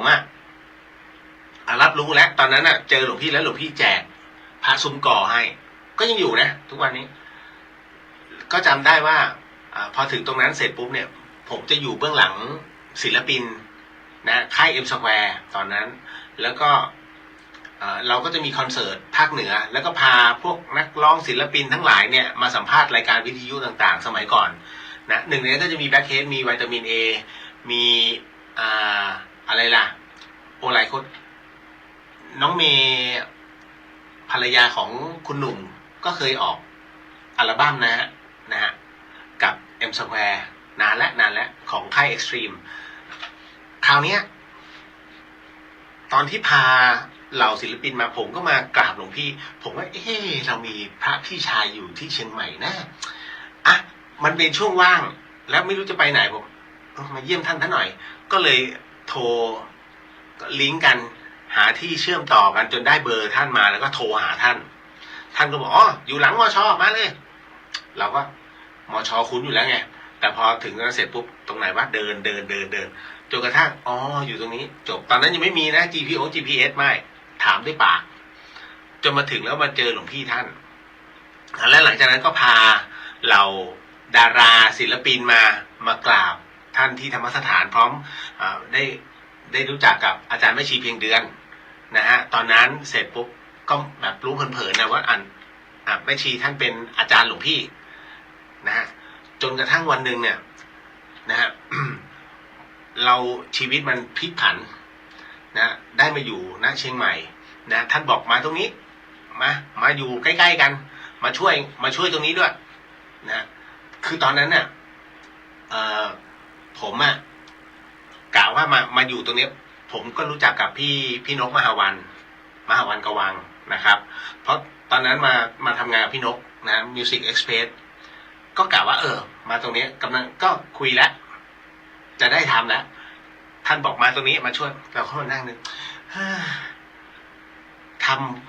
ทำกับพระแล้วเราจะมีรายได้อะไรยังไงวะ แต่ไม่เป็นไรท่านบอกว่าท่านไม่มีคนช่วยเอาปะก็เลยตอนนั้นเนี่ยไม่คิดเรื่องปัจจัยเลยก็เลยมาอยู่กับท่านนะฮะอย่างน้อยเราก็เป็นเด็กวัดเก่าอย่างเราก็ทำนู่นทำนี่ได้ก็เลยช่วยท่านมาตลอดพอเสร็จปุ๊บรู้สึกสบายใจนะฮะก็จนกระทั่งได้มาทำงานวิทยุนะแล้วก็จนมาเติบโตอยู่ทุกวันนี้ณตรงนี้นะจุดตรงนี้แล้วก็ทำงานให้พระศาสนาไปด้วยหลวงพี่ท่านเนี่ยนะฮะท่านก็จะคอยสอนคือผมมาเป็นเอาง่ายๆเป็นญาติคนเดียวที่อยู่กับท่านแล้วก็อยู่ในห้องใต้ดินเพราะผมเป็นคนที่แรกๆท่านให้อยู่กับลูกศิษย์ท่านไอ้เจ้าเอ็มนะฮะนอนด้วยกันผมมันไม่สะดวกมันไม่มีความเป็นส่วนตัวผมเลยรื้อห้องเก็บของแล้วก็ทำใหม่ทั้งหมดเขาเรียกถ้ำทุกคนเรียกถ้ำผมก็อยู่ตรงนั้นตลอดนะฮะบัญชาการเนอะต่อลิงก์อินเทอร์เน็ตมามช.ต่อให้ก็เล่นปุ๊บทำงานให้ท่านจบเคาะปึ้งเรียบร้อยทั้งหมดทั้งมวลเนี่ยจบแล้วหลวงพี่ชอบมานั่งเพราะว่าห้องผมส่วนตัวอาจารย์ภัสกรก็จะมึงปฏิบัติหรือยังถ้ายังไปหาพระอาจารย์กบท่านก็จะแนะนำก็จะมีพระอาจารย์กบนะฮะแล้วก็อาจารย์ไม่ชีเพียงเดือนแต่ผมมีความรู้สึกว่าเคยโดนของคือมีคนทำของใส่หลวงพี่ภัสกรเองท่านก็เคยโดนทำของใส่นะฮะกับครูบาอาจารย์อีก2 ลูกคราวนี้ท่านก็ไปผมไม่แน่ใจว่าที่เมืองจันทร์ไม่ใช่ที่เดียวกับผมนะเมืองจันทร์หรือฉะเชิงเทราผมอันนี้ข้อมูลไม่แน่นนะฮะที่ผมเอามาโชว์ตอนนั้นแล้วท่านไปดึงออกเป็นตะปูหลวงพี่ภัสกรโดนไป50 ดอก50 ดอกนี่เป็นตะปูแบบสนิมนะแล้วขนาด3 นิ้ว2 นิ้วหรือ3 นิ้วประมาณนี้ใหญ่มากท่านโดนของคือคนทำของใส่ท่านเพราะเวลาพระอาจารย์ภัสกรเทศเนี่ยท่านเทศดุดันเทศนรกสวรรค์เทศแอนตี้ประเภทของมุสลิมทั้งหลายนะฮะเพราะว่าท่านมองว่ามันไม่ใช่ทางนะที่เราท่านจะไปให้ความสนใจตรงนั้นพระอาจารย์ก็เลยนะจากนั้นเสร็จปุ๊บผมมีความรู้สึกว่าของมันวิ่งท่านจะรู้ว่าให้สังเกตตัวเองนะฮะหากท่านคิดว่าตัวเองโดนทำของมันจะมีอาการอย่างนี้มันจะไม่ได้มีอาการทุกวันนะคุณผู้ฟังคนที่โดนของเนี่ยถ้าใกล้ถึงวันพระนะฮะโดยเฉพาะยิ่งวันพระใหญ่คือขึ้น15 ค่ำเนี่ยวันโกนคือขึ้น14 ค่ำหรือแรม14 ค่ำนะหรือแรม7 ค่ำหรือขึ้น8 ค่ำ4 วันนี้นะท่านจะมีความรู้สึกว่ามันมีบางอย่างที่ผิดปกติในร่างของเราอย่างท่านปวดแขนนะฮะสักพักสมมติท่านปวดข้อมือสมมติท่านพยายามจับโอเครู้ว่าปวดตรงนี้พยายามจะนวดสักพัก ข้อมือไม่มีแล้วมาปวดต้นแขนเฮ้ยพอจะนวดต้นแขนเอามาปวดหลังคืออาการเดียวกันคือแบบตุ๊บตุ๊บตุ๊บตุ๊บนะอาการนี้เขาเรียกของวิ่งของที่อยู่ของที่โดนเขาทำคุณสายใส่เนี่ยเขาเรียกของวิ่งนะมันจะวนอยู่ในตัวไม่ได้ไปไหนเลยนะเดี๋ยวปวดตรงนั้นเดี๋ยวปวดตรงนี้แล้วรักษาไม่หายกรณีนี้ให้สันนิษฐานไว้ก่อนว่าท่านโดนของนะฮะวิธีแก้ง่ายๆเลยท่านไปซื้อบวบนะฮะไปซื้อบวบทำผัดบวบกินซะนะฮะบวบผัดไข่กินไปเลยหรือน้ำพริกก็ได้น้ำพริกปลาทูเงี้ยแล้วก็บวบต้มนะฮะบวบเนี่ยบางทีมันแก้ของได้ไม่ใช่ทั้งหมดนะอันนี้บอกไว้ก่อนมันแก้ของได้บางชนิดหน่อไม้นะฮะหน่อไม้เนี่ยจะดองไม่ดองซุปหน่อไม้เนี่ยกินไปเถอะก็จะแก้ของได้บางชนิดฟักแฟงเนี่ยนะฮะแต่ต้องเป็นควรจะเป็นฟักไม่ใช่น้ำเต้านะเป็นฟักนะฮะฟักนี่ก็ทำผัดฟักหรือว่าต้มฟักกินกับน้ำพริกฟักนี่ก็แก้ได้นะฮะในส่วนของการโดนของเพราะฉะนั้นทั้งหมดทั้งมวลเนี่ยที่ผมบอกเนี่ย3ชนิด นะพืช3ชนิดบวบหน่อไม้แล้วก็ฟัก3อย่างเนี่ยมันแก้ได้แต่มันก็ไม่ใช่ว่าทั้งหมดทั้งมวลนะเพียงแค่มันจะบรรเทาลงยกเว้นว่าบางอันที่ของที่มันเขาเรียกของมันไม่แก่กล้ามันจะสลายไปเองถ้าเจอพวกนี้นะฮะแล้วก็เมื่อท่านกินแล้วนะครับเนื้อสัตว์หยุดก่อน7 วันงดเนื้อสัตว์เลยกินเจกินมังเลยนะฮะนั่นแหละ เพราะว่าถ้าท่านเผลอไปกินเนื้อสัตว์มาอีกไม่มีเหตุผลในการที่จะบอกแล้วมันกลับมาได้ยังไงตอบไม่ได้ฮะนะเพราะฉะนั้นถ้าจะต้องให้มันสลายไปก็คือหยุดกินเนื้อสัตว์ก่อน7 วันนะวันที่8ก็อยากกินชาบูอยากกินซุกี้อะไรเล่นเลย นะอันนี้ก็บอกเอาไว้ก่อนนะอันนี้คืออาการของการโดนของซึ่งผมมีอาการแบบนั้นหลวงพี่ท่านก็เลยบอกเอาไปหาพระอาจารย์หน่วยนะผมก็เลยต้องเรียนพระอาจารย์หน่วยนะฮะบอกพระอาจารย์ผมคิดว่าน่าจะโดนของตุพี่ให้มาหาท่านก็เลยให้ผมนั่งหันหลังถอดเสื้อออกนะฮะแล้วจากนั้น ท่านก็บริกรรมนะฮะแล้วก็เหมือนเหมือนกับเอามือจี้นะฮะแล้วก็วนนะฮะแล้วประมาณ20 นาทีคือ20 อัพดีไม่ดีจะชั่วโมงด้วยมั้งนะพอเสร็จปุ๊บเนี่ยท่านบอกหายแล้วผมก็มาสังเกตหายจริงนะฮะก็เลยสอบถาม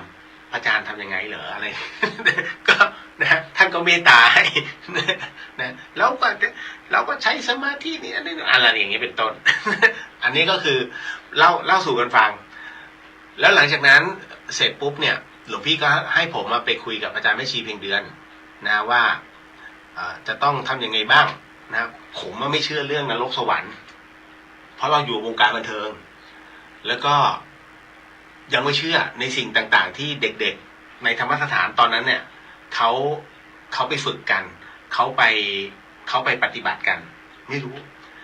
เขาให้ทำวัดเย็นสบายทำแล้วนี่ทำวัดเช้าทำวัดเย็นโอเคไปขึ้นไปทำวัดเย็นก็ทำวัดเย็นบนธรรมสถานเสร็จปุ๊บลงมาหลวงพี่ก็ถ้าท่านอยู่ประมาณสัก2 ทุ่มหลวงพี่จะเข้ามาแล้วนะเปิดประตูห้องเข้ามาเลยนะถามมีอะไรให้ฉันบ้างคำว่าฉันในที่นี้หมายถึงว่าน้ำปั่นนะผมวันนี้ก็มีแค่น้ำใบเตยนะหลวงพี่เอามา พูดได้นะฮะเพราะว่าผมเ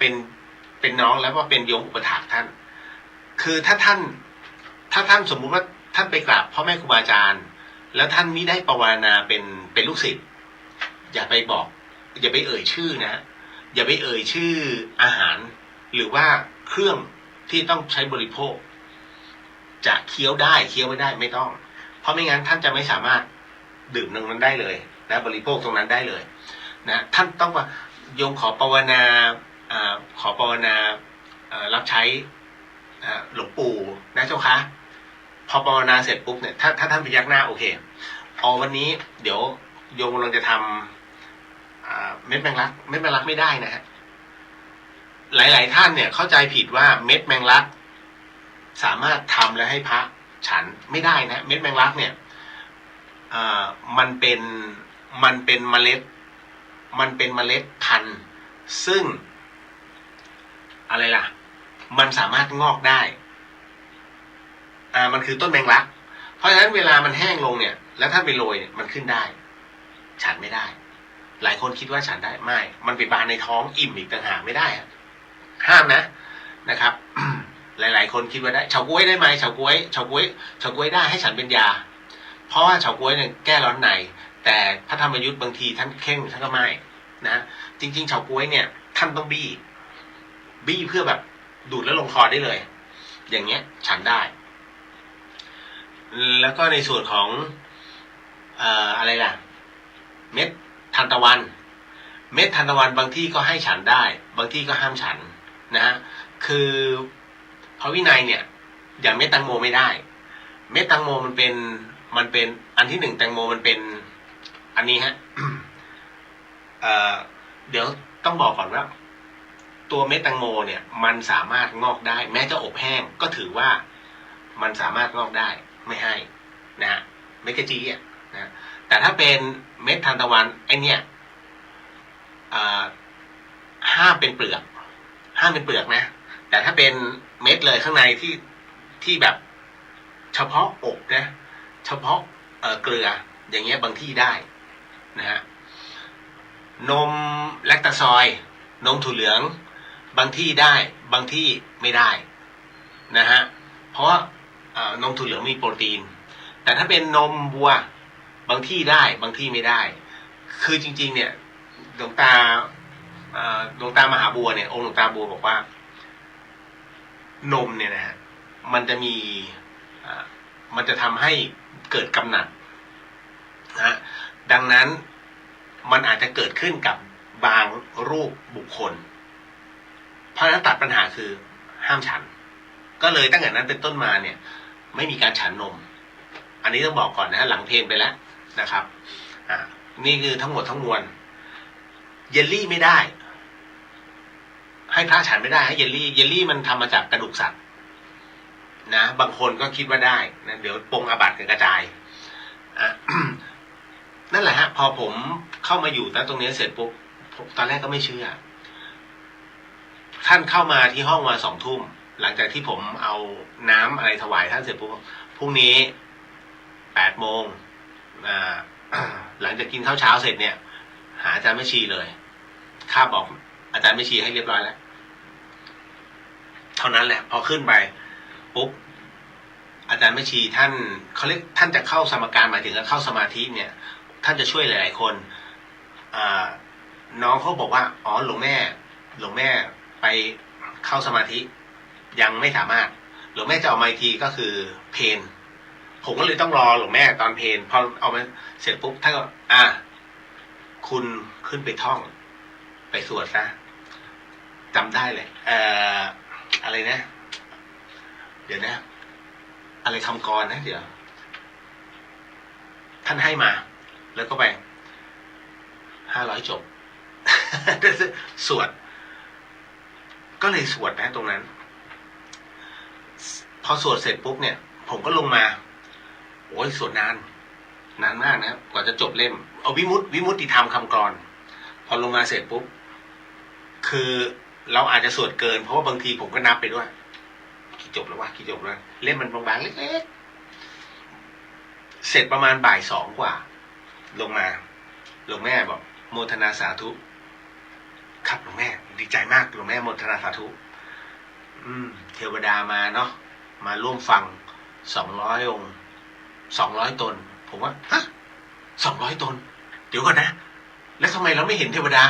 เป็นไงวะมีชฎาไหมใส่ชุดแบบไหนนะหรือว่าแบบใส่ชุดขาวเหมือนแรกนาขวัญตอนนั้นอยากรู้มากแต่ครูบาอาจารย์เนี่ยท่ ท่านก็ไม่ได้พูดอะไร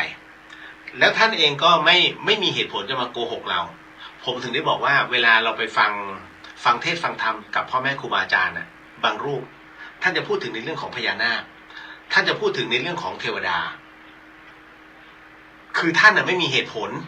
ในเรื่องของต้องแต่งเรื่องนี้เพื่อให้มันเชื่อหน่อยเว้ยท่านจะไม่มุสาหรอกคือท่านรับรู้จิตท่านสัมผัสแบบไหนท่านก็จะเทศออกมา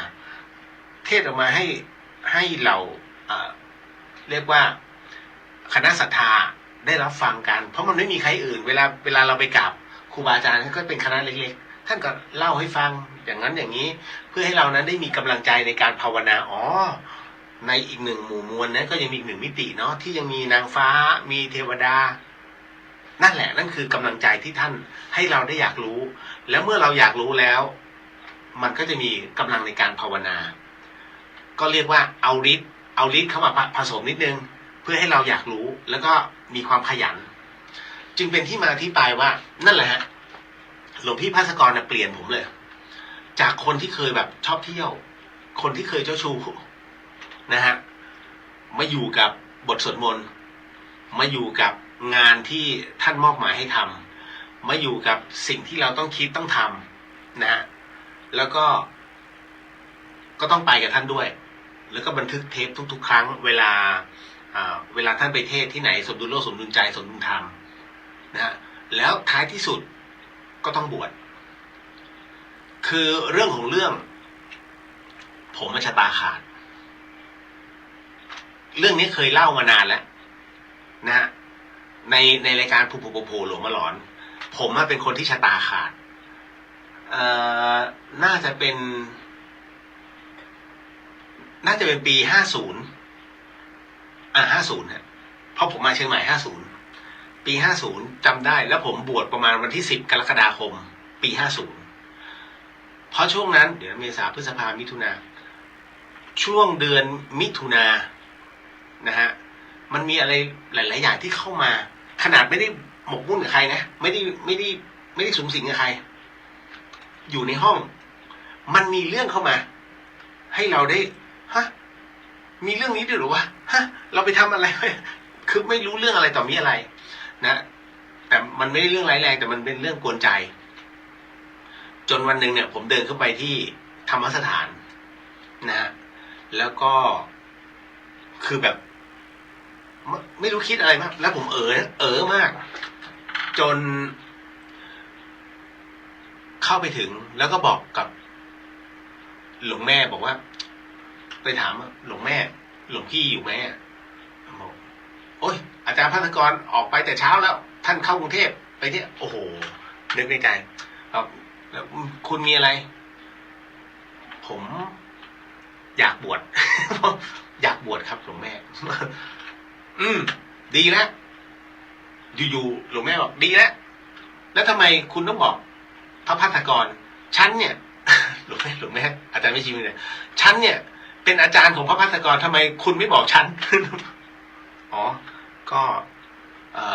ก็อยากจะแจ้งให้หลวงพี่ท่านทราบก่อนไม่เป็นไรฉันรับรู้แล้วดีแล้วที่คุณบวชเพราะถ้าคุณไม่บวชคุณตายเฮ้ยหลวงแม่ซึ่งท่านมีความเป็นทิพย์ทุกอย่างนะคืออาจารย์ไม่ชีเพียงเดือนเนี่ยเวลาท่านมองปุ๊บโอ้กายทิพย์ดำมากเป็นผู้ที่มองกายทิพย์คนและรับรู้อย่างที่หลวงพี่ภาสกรมักจะเล่าให้ฟังว่าตอนที่เป็นคฤหัสถ์นะแล้วมารับหลวงแม่แล้วหลวงพี่มาสมทานศีลปัจจุบันท่านด่วนนะแล้วหลวงแม่บอกไปทำอะไรมาเนี่ยทำไมกายทิพย์ดูดำข้างขาวข้าง จำได้ไหมคนที่เป็นศิษย์หลวงพี่ภาสกรจะได้รับฟังเรื่องเหล่านี้อารมณ์นั้นแหละหลวงแม่ก็จะมองกายทิพย์นะตลอด แล้วช่วงนั้นน่ะกายทิพย์ผมมันหายหลวงแม่บอกดีแล้วถ้าคุณไม่บวชตายผมว่าโอ้โหตอนแรกก็ไม่เชื่อแต่พอมานั่งพิจารณาเองแล้วก็โทรหาหลวงพี่แล้วหลวงพี่ไม่รับไงเพราะหลวงพี่ท่านเทศอยู่เอาไงดีว่าตอนดึกปุ๊บวันนั้นหลวงพี่โทรมาหลวงพี่จะบวชแต่หลวงแม่บอกถ้าไม่บวชตายนะแล้วมึงยังไง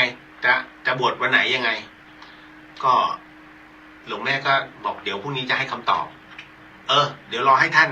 ให้คำตอบก่อนแล้วเดี๋ยวข้าจะลงไปก็เลยหลวงแม่มาบอกว่า10 กรกฎาคม ปี 50เกินกว่านี้ไม่ได้เกินตายบวชก่อนตายฮะ อย่างนั้นเลยนะผมว่าแล้วท่านก็จะบอกว่าเก็บตัวอยู่ตรงนี้ห้ามไปไหนนะฮะ2 วันก่อนที่จะบวชแล้วเดี๋ยวเรื่องของการบวชเดี๋ยวฉันจัดการให้เดี๋ยวแม่ชีจัดการให้หลวงแม่จัดการให้อัฐบริขารนี่นู่นนั่นบอกหลวงแม่ทำไมหลวงแม่ต้องจัดการนะฮะเพราะว่าเดี๋ยว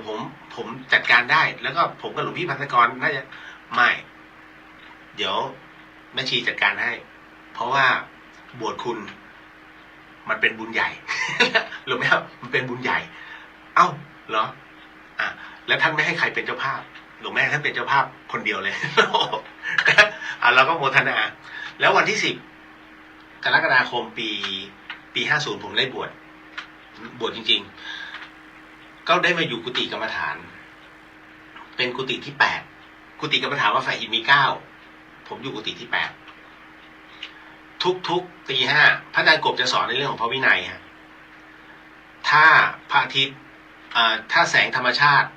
นะฮะยังไม่ส่องให้เห็นลายมือห้ามออกจากเขตวัดอาบัติทันทีเราก็ต้องรอ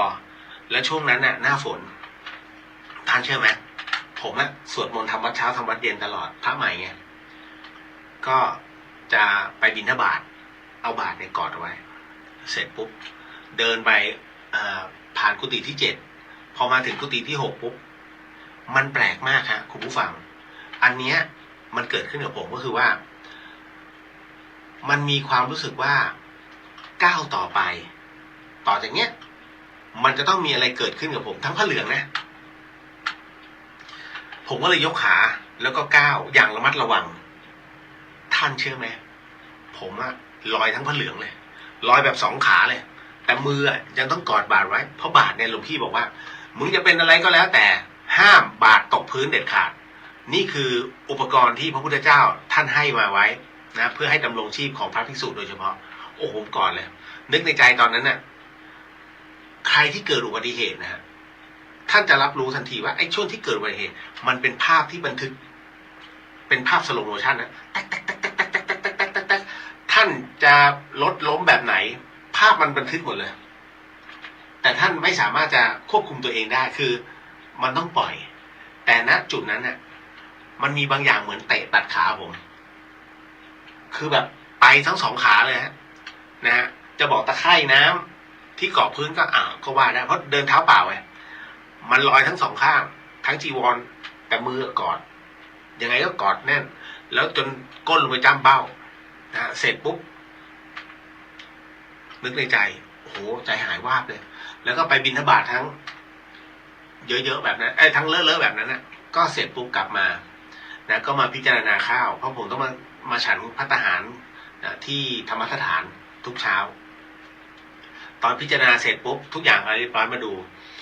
จีวรอังสะ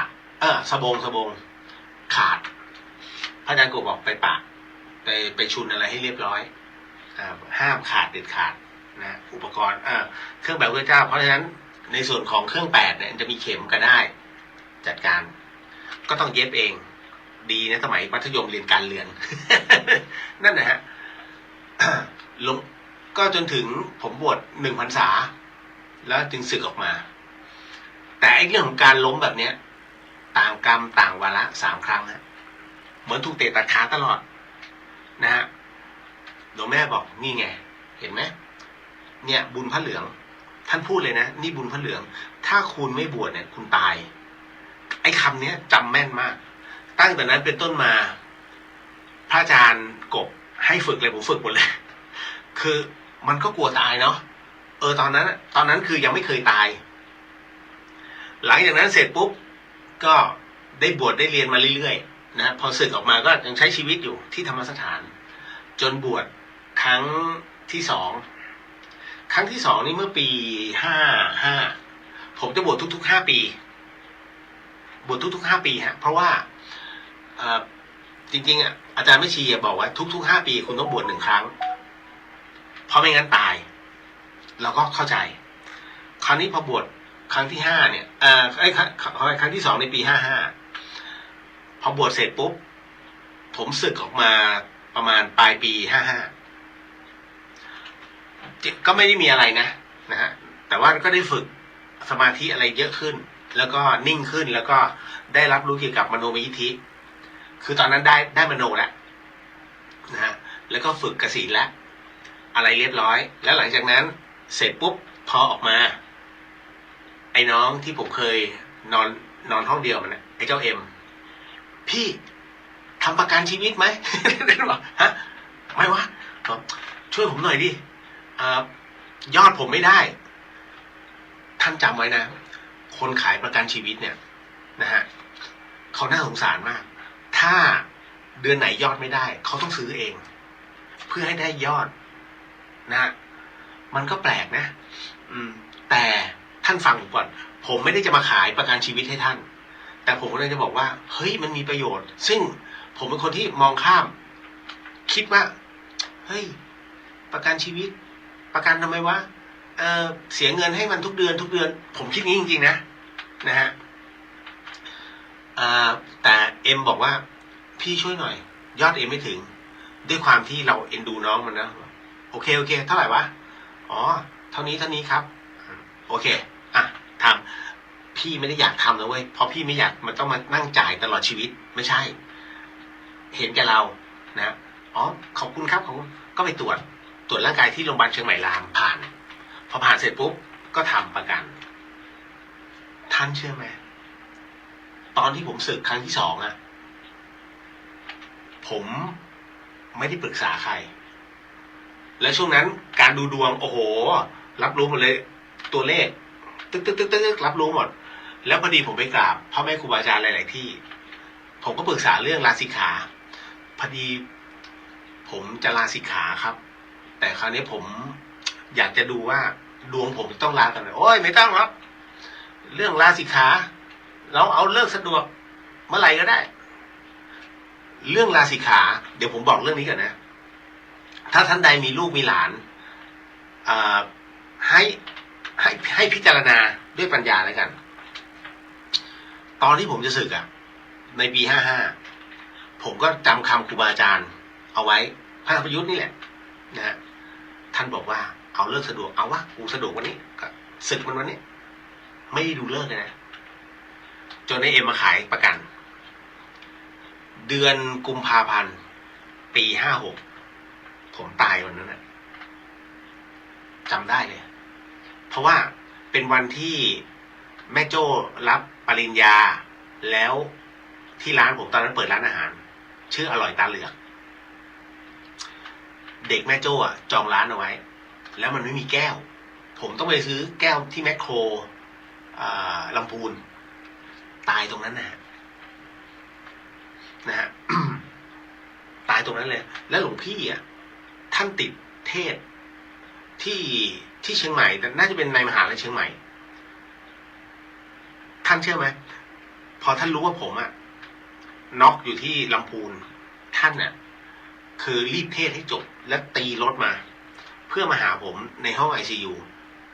ท่านให้โดนห้ามนะแต่ท่านไม่ฟังเดินเข้ามาเลยจนผมฟื้นก็เล่าไปแล้วนะว่ามันฟื้นมาได้แบบไหนแล้วท่านก็บอกมึงอยู่เงียบๆท่านก็แผ่เมตตาให้ประมาณ5 นาทีท่านก็ใช้พลังของท่านช่วยผมจึงมีวันนี้เกิดขึ้นสิ่งที่ผมได้รับก็คือว่าเรื่องของการสึกที่ไม่ยอมดูเลิกไม่จริงนะฮะหลวงพี่ภัตกรเนี่ยท่านเคยเตือนว่าเวลามึงสึกมึงดูเลิกด้วยนะฮะเหตุที่ผมไม่ฟังท่านคือมันเราก็ยังมีอีโก้นิดๆนะสำหรับในเรื่องของผมก็เชื่อพ่อแม่ครูบาอาจารย์ว่าอ๋อมึงเวลาสึกเราเอาเลิกสะดวกนะท่านบอกเรื่องสึกเนี่ยสำคัญนะฮะหลายคนที่สึกแล้วแบบดูเลิกเนี่ยนะฮะเขาก็มีงานมีการอย่างดีอะไรต่างๆนะเราก็ตอนแรกก็กะว่าตามนั้นแต่พอตอนนั้นมันหาไม่ได้แล้วนึกในใจอุ้ยเราก็เรียนนี่หว่าศาสตร์ตัวเลขทำไมเราไม่ดูตัวเองตอนนั้นนะ แล้วหลังจากนั้นเสร็จปุ๊บก็สึกเองไงโดยที่ไม่รับฟังใครจนมารับรู้ว่าอ๋อที่พ่อแม่ครูบาอาจารย์บอกเอาสะดวกเขาว่านั่นหมายถึงว่าท่านน่ะจนถึงปัจจุบันเนี่ยท่านยังไม่สึกท่านก็คิดว่าอ๋อการสึกก็เหมือนการบวชคือบวชไม่จำเป็นต้องดูฤกษ์นะฮะจริงๆไม่จำเป็นต้องดูฤกษ์เอาฤกษ์ตัวเองสะดวกแต่สึกต้องดูฮะเพราะมันคือชีวิตใหม่การบวชหมายถึงการตายจากคฤหัสถ์นะไปเป็นพุทธบุตรนั่นคือเป็นลูกของพระพุทธเจ้าแหละเพราะฉะนั้นจึงต้องมีฉายานะฮะรูปใดก็ตามจริงๆเขาห้ามใช้นามสกุลคือนามสกุลเป็นอันรู้กันนะฮะอย่างหลวงพี่ภาสกรเนี่ยนามสกุลภาวิไลถูกไหมแต่จริงๆฉายาท่านภูริวัฒโนเพราะฉะนั้นเวลาไปไหนเนี่ยอ๋อพระภาสกรภูริวัฒโนนั่นฮะที่เขาไม่ให้ใช้นามสกุลเดิมเพราะว่านามสกุลเดิมคือตัวตนเดิมคือยังมีความเป็นคฤหัสถ์พ่วงนะเพราะฉะนั้นตัวกรรมมันก็ผูกกันตัวกรรมจะผูกกันนะฮะแต่ถ้าบวชแล้วลืมความเป็นคฤหัสถ์ซะนะจงตายจากความเป็นตัวตนที่เคยเป็นเพื่อมาเกิดใหม่ศึกษาธรรมะอย่างจริงจังจึงใช้ฉายาผมฉายาอิทธิยาโนอันนี้ล่าสุดนะแล้วก็ศึกออกมามันถึงโอเคไงมันมีขึ้นกับขึ้นพอได้ดูดวงไว้นะพอนั้นตรงนี้เราเข้าใจนะว่าอ๋อที่ท่านบอกว่าไม่จำเป็นต้องเอาเลือกสะดวกไม่จำเป็นต้องไปดูดวงหรอกก็ท่านไม่ได้สึกไงจนบัดนี้ท่านก็ยังไม่ได้สึกนะฮะท่านต้องการจะอยู่ในผ้าเหลืองตลอดชีวิตนั่นนะฮะเรื่องของเรื่องผมถึงได้บอกว่าเฮ้ยถ้าท่านจะบวชผมไม่มีปัญหาบวชได้วันไหนก็ได้นะแต่เวลาสึกท่านต้องดูฤกษ์เพราะท่านกำลังจะลาจากความเป็นพุทธบุตรนะฮะลูกพระพุทธเจ้าเพื่อกลับมาใช้ชีวิตความเป็นตัวตนใหม่ในรูปแบบเดิมนั่นแหละมันจึงจำเป็นต้องเกิดใหม่มาเกิดอีกครั้งหนึ่งเหมือนกับคนที่เขาดูดวงแล้วบอกระวังเลือดตกยางออกนะมีเกณฑ์นะคนที่บอกว่าคนที่เขาเชื่อนะในเรื่องของหมอดูพวกโหราศาสตร์ทั้งหลายเนี่ยเวลาเขาเตือนพวกนี้วิธีการแก้นะฮะอันที่หนึ่งท่านไปทำบุญตึกสงฆ์อาพาธหรือโรงพยาบาลสงฆ์อันที่สองท่านไปบริจาคเลือดให้มันเลือดตกยางออกอันที่สามท่านก็เข้าไปตรวจสุขภาพประจำปีนะในโรงพยาบาลเพราะโรงพยาบาลคือสิ่งที่ต้องรักษาพยาบาลหลังเลือดตกเลือดตกยางออกถูกไหมเชกเช่นเดียวกับบอกระวังเรื่องคดีความนะท่านไปนั่งที่โรงพักเลยซื้อน้ำ1 แพ็คตำรวจเอาไว้อันนี้ผมซื้อมาให้กับจราจรที่เขาเหนื่อยฝากแป๊บหนึ่งขออนุญาตนั่งพักสักชั่วโมงนึงนั่งเป็นเคล็ดฮะเหมือนกับให้ขึ้นศาลให้ขึ้นโรงพักเอาตัวเราไปอยู่ตรงนั้นอันนี้คือเรียกการแก้เคล็ดกับอีกประเภทหนึ่งที่บอกว่าโอ้ระวังนะดวงไม่ค่อยจะดีเลยเนี่ยระวังรักษาชีวิตไว้ช่วงนี้มันมีเกณฑ์นะมันมีเกณฑ์หมอดูเนี่ยนะฮะโหราศาสตร์เนี่ยเขาจะไม่พูดเรื่องความเป็นความตายนะโอ้ยดวงถึงคาดไม่ได้นี่คือข้อห้ามของผู้ที่เขาดูดวงแต่เขาจะพูดอ้อมๆให้เราได้คิดช่วงนี้ระมัดระวังนะการเดินทางในเรื่องของอุบัติเหตุแล้วก็การใช้ชีวิตนะมันมีเกณฑ์ถ้าพูดเงี้ยท่านออกนอกประเทศไปเลยอันนี้ผมเราพูดเคล็ดลับนะออกนอกประเทศในที่ไม่ต้องไปเขมรเอาแค่ลาวหรือไม่ก็มาเลเซียนะฮะหรือไม่ก็พม่าอะไรก็ตามที่มันต้องคัดชื่อคุณออกจากประเทศไทยคุณไปเลยแล้วเวลากลับเข้ามาให้ท่านดูฤกษ์ยามก่อนว่าช่วงเวลาไหนที่ควรจะกลับเข้ามาในประเทศไทยเพราะฉะนั้นเวลาไปดูดวงเขาบอกเฮ้ยมีสมมุติถ้าหนูต้องไปต่างประเทศหนูจะต้องเข้ามาวันไหนดีคะแล้วเดี๋ยวเขาจะเข้าถ้าคุณจะมีเกณฑ์ไปต่างประเทศก็กลับเข้ามาช่วงเวลานี้กำลังดี การประทับชื่ออีกครั้งหนึ่งปึ้งนั่นคือคุณเกิดใหม่อีกรอบหนึ่งอันนี้คือเคล็ดอันนี้เขาเรียกเคล็ดแบบเบาๆเพราะฉะนั้นกรณีตรงนี้บทบัญชีก็ไม่หลุดนะบทบัญชียังมีนามสกุลอยู่มันไม่ได้โดนคัดชื่อออกจากแผ่นดินต้องถูกคัดชื่อจากแผ่นดินก่อนแล้วกลับเข้ามาใหม่คือการเกิดใหม่อีกรอบหนึ่งคือการประทับตาปึ้งนั่นแหละอันนี้เขาเรียกการเกิดใหม่เขาเรียกแก้เคล็ดอันนี้พูดถึงหลายๆเรื่องนะและให้หลายๆท่านได้เก็บไปคิดนะฮะนั่นคือความเป็นตัวตนที่ผมผ่านมาจนถึงทุกวันนี้นะจนถึงวันที่หลวงพี่ภาสกรนั้นมรณภาพลงนะฮะคือ 2-3 ปีหลังเนี่ยผมจะไม่ได้คุยกับท่านเลยนะมันมีคือเหมือนกับท่านไปอยู่ที่ทรัพย์ประทานพรซะส่วนใหญ่คือเรื่องเนี้ยตอนแรกอะผมคือท่านไม่เคยเล่าเรื่องทรัพย์ประทานพรให้ผมฟังนะฮะก็ได้ยินจากหลายๆคนคร่าวๆว่าท่านจะไปทำสำนักที่คลอง3ผมก็หลวงพี่จะไปทำสำนักทำไมก็ธรรมสถานเนี่ยกว่าจะไฟติ้งกว่าจะมาเป็นธรรมสถานมชเนี่ยท่านก็โอ้โหกว่าจะไฟมาเป็นตรงนี้ได้ก็เลือดตาแทบกระเด็นทำไมท่านต้องไปสร้างใหม่ผมตอนแรกก็ไม่เชื่อจริงๆเรื่องนี้มันเกิดขึ้นเพราะว่าท่านได้รับนิมนต์จากพระอาจารย์ชาตรีไปรัสเซียที่เซนต์ปีเตอร์สเบิร์กนั่นแหละพอกลับมาผมก็แววเรื่องนี้ช่วงที่หลวงพี่ไปเซนต์ปีเตอร์สเบิร์กเนี่ยผมมารับรู้ด้วยเพราะผมอยู่ในตรงนั้นก็จะมีผมมีอาจารย์ติ๋วอาจารย์ดร.กมลพรนะแล้วก็มีอาจารย์แล้วก็หลวงพี่และพระอาจารย์ชาตรี2 รูป 2 คนนั่งอยู่นั้นนะท่านก็นิมนต์ให้หลวงพี่ท่านไปปีแรกไปไม่ได้เพราะหลวงพี่ติดปัญหาว่าท่านเป็นพระธรรมยุทธ์อ้าวขออภัยไม่ใช่จริงๆท่านต้องไปอเมริกาท่านสละความเป็นพระธรรมยุทธ์เนี่ยเพื่อมายติเป็นพระมหานิกายเพราะว่าคือผมก็ไม่เข้าใจนะ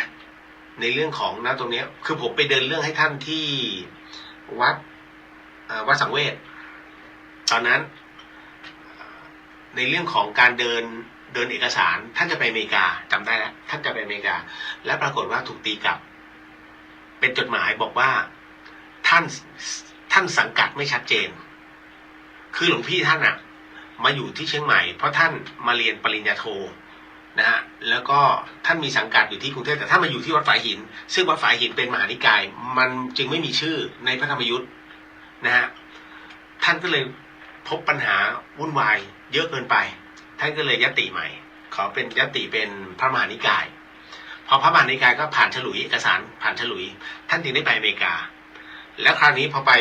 ที่เซนต์ปีเตอร์สเบิร์กเนี่ยปีแรกยังไปไม่ได้หรือติดปัญหาหรือทุกอย่างแต่ท่านรับนิมนต์พระอาจารย์ชาตรีไว้แล้วและครั้งที่2พอไปเสร็จปุ๊บเนี่ยพอกลับมาก็ได้ยินในเรื่องของการที่ท่านจะไปทำที่สำนักทรัพย์ประทานพรเหมือนกับว่าทางทรัพย์ประทานพรท่านนิมนต์พระอาจารย์ชาตรีแต่ท่านพระอาจารย์ชาตรีเนี่ยท่านติดอยู่ที่รัสเซียพอท่านต้องสอนเผยแผ่ธรรมะท่านจึงขอหลวงพี่พัฒกรเนี่ยช่วยมาดูตรงนี้ด้วยนั่นจึงเป็นเหตุให้หลวงพี่กลับมาแล้วก็มาอยู่ตรงนี้ด้วยก็ไปมาทั้งธรรมสถานมช.ทั้งธรรมสถานทรัพย์ประทานพรธรรมสถานแล้วก็มาธรรมสถานจุฬาโอ้โหแล้วก็ไปกับพระอาจารย์คเชนด้วยโอ้โหตอนนั้นเยอะไปหมดนะหลวงพี่ท่านเลยป๊อปมากนะก็ทั้งหมดทั้งมวลอันนี้เล่าโดยสังเขปเรื่องของหลวงพี่ภัสกรให้ฟังนะจนกระทั่งท่านถึงมีเหตุในเรื่องของการมรณภาพก็ด้วยสุขภาพของท่านด้วยสารสเตียรอยด์นะฮะด้วยความที่ท่านเหนื่อยล้าหลวงพี่ท่านเป็นผู้ที่พักผ่อนน้อยไม่ทราบใช่ไหมพระอาจารย์ภัสกรเนี่ยท่านจะสังเกตเวลาท่านเทศพอรูปอื่นเทศปุ๊บเนี่ยท่านนั่งหลับเป็นงี้นะหลวงพี่ท่านสมาธิสั้นแล้วท่านเหมือนหลับไปชั่วคราวเพื่อจิตท่านพักแต่หูท่านฟังแปลกมากหลวงพี่ท่านแยกได้เก่งมากฮะ นะผมพยายามทำไม่ได้ ทำเหมือนท่านไม่ได้พอเวลาถึงข่าวท่านปุ๊บท่านลืมตามาท่านเทศต่อผมก็งงเฮ้ยโหหลวงพี่สุดว่ะ นะฮะ งานสุดท้ายของพระอาจารย์ภาสกรนั้นเนี่ยเป็นงานที่ท่านไปเป็นองค์เขาเรียกนั่งอธิษฐานจิตเนี่ยองค์อธิษฐานจิตที่วัดชนประทานหัวฝายที่แม่ริมอันนั้นงานนั้นน่ะที่โบ๊ทนิมนต์นะฮะแล้วพอหลวงพี่กลับไปก็จะมีการทาสีตรงนั้นน่ะผมถึงได้เปิดบุญนั่นคือครั้งแรกที่ผมเปิดบุญแล้วได้ถึง 40,000 กว่าบาทนะฮะเพื่อเป็นค่าสีที่ทาอุโบสถนะจำได้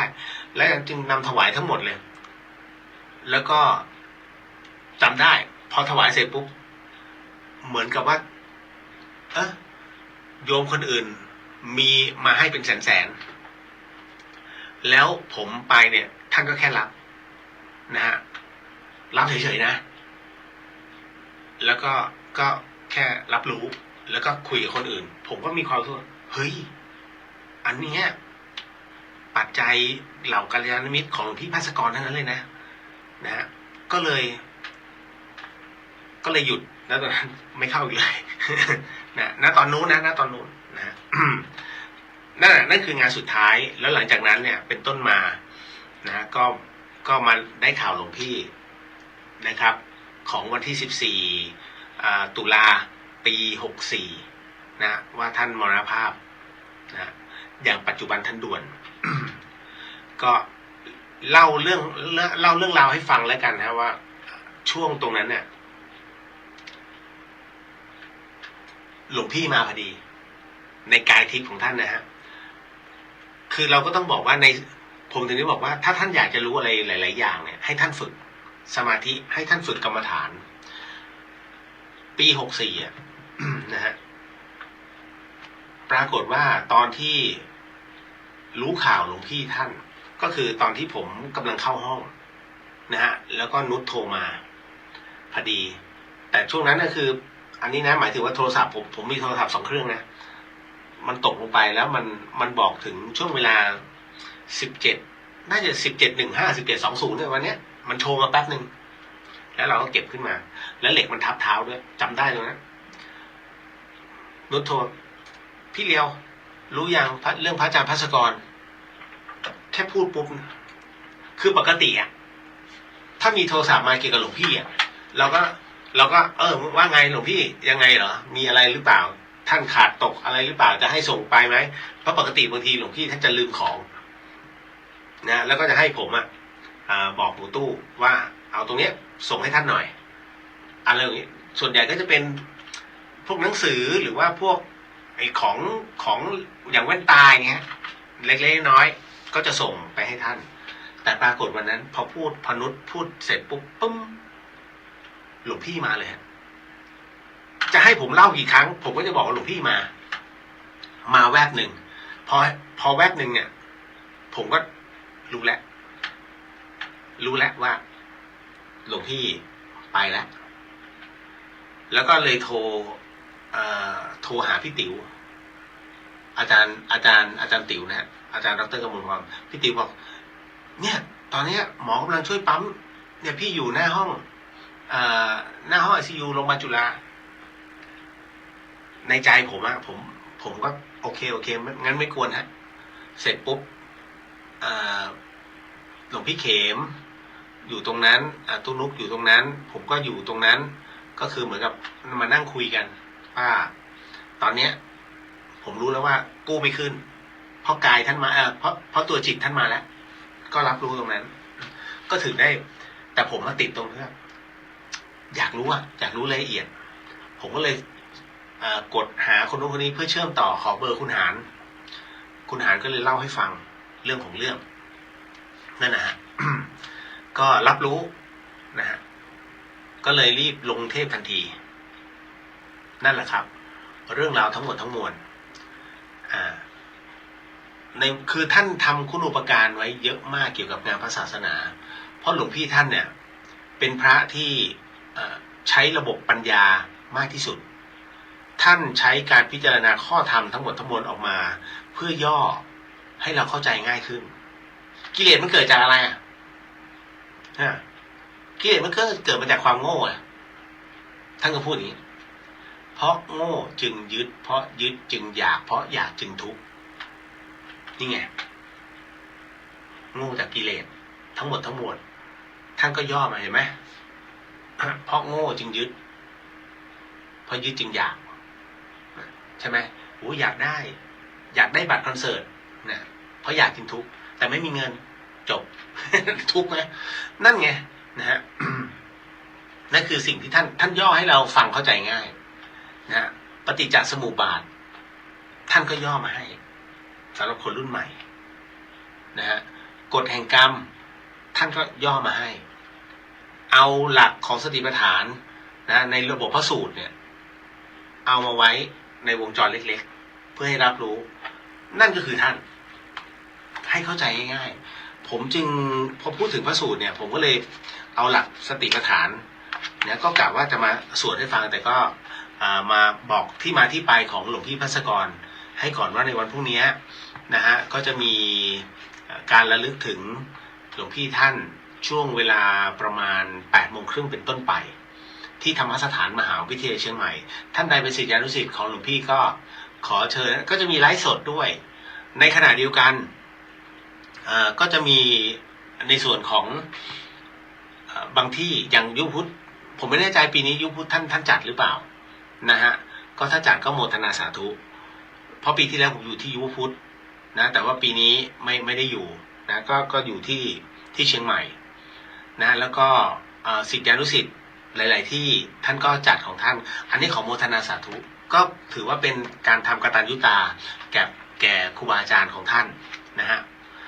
ก็ทั้งหมดทั้งมวลเนาะเดี๋ยวขออนุญาตอันนี้เป็นการอัดเทปนะฮะเพราะฉะนั้นท่านที่ฟัง FM 104.50 เมกะเฮิรตซ์ที่ส่งข้อความมาขออภัยที่ไม่สามารถจะตอบรับได้นะครับอันเนื่องมาจากว่าผมจัดก่อนเวลาถ้าจัดตอน 5 ทุ่มผมคงจะไม่มีแรงนะแล้วก็หลังจากนั้นเสร็จปุ๊บคราวนี้ก็จะต้องเดินทางสู่ภาคใต้หากผมอยู่ที่ภาคใต้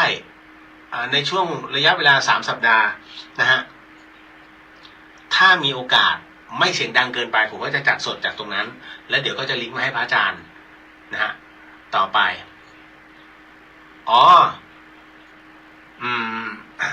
ไอบอกว่าปีนี้ยูพุทธไม่จัดก็ไม่เป็นไรนะครับแต่นี้ก็ต้องขอบอกนะทุกท่านก่อนแล้วกันวันพรุ่งนี้ถ้าเป็นไปได้หากท่านไม่สะดวกจริงๆก็ใส่บาตรซะนะฮะใส่บาตรเพราะพรุ่งนี้ทางธรรมสถานน่าจะมีถ่ายทอดสดนะครับนะตรงนี้ก็หลายๆท่านและหลายๆท่านที่ร่วมเป็นเจ้าภาพไม่ว่าจะเป็นไทยธรรมหรือว่าในเรื่องของภัตตาหารทั้งหมดทั้งมวลก็ขอโมทนาสาธุนะครับก็คุณแหม่มเนาะก็จะเป็นเฮรัญยิกในเรื่องของการประสานทั้งหมดทั้งมวลให้นะแต่ถ้าอยากจะร่วมบุญเพิ่มเติมก็เข้าไปที่เพจของธรรมสถานนะฮะแล้วก็ท่านลองดูกฎกติกานิดนึงแล้วก็แจ้งลงไปตรงนั้นนะว่าท่านร่วมบุญเท่าไหร่นะแล้วเดี๋ยวทางแอดมินเดี๋ยวเขาจะจัดการกันต่อเองเนาะอันนี้ก็บอกคุณเอาไว้ก่อนขออนุญาตทักทายยังไม่ได้ทักทายใครเลยเล่นมาจะจบรายการอยู่แล้ว นิดนึงเดี๋ยวอันนี้บอกไว้ก่อนนะอันนี้ผมจัดเป็นเทปเพราะฉะนั้นครูฟังทางบ้านที่ฟังอยู่ขออภัยนะฮะไม่สามารถโต้ตอบได้จริงๆนะคือไม่ได้บอกใครหรอกเพราะผมต้องการจัดแล้วก็ไลฟ์สดออกไปด้วยเพราะฉะนั้นตอนนี้ที่ผมคุยก็คือคุยในไลฟ์ไม่กี่ท่านเนาะพี่สุสวัสดีค่ะน้องเรียวสวัสดีครับผมนะฮะแล้วก็มาถึงอุ้ยมันไม่ขึ้น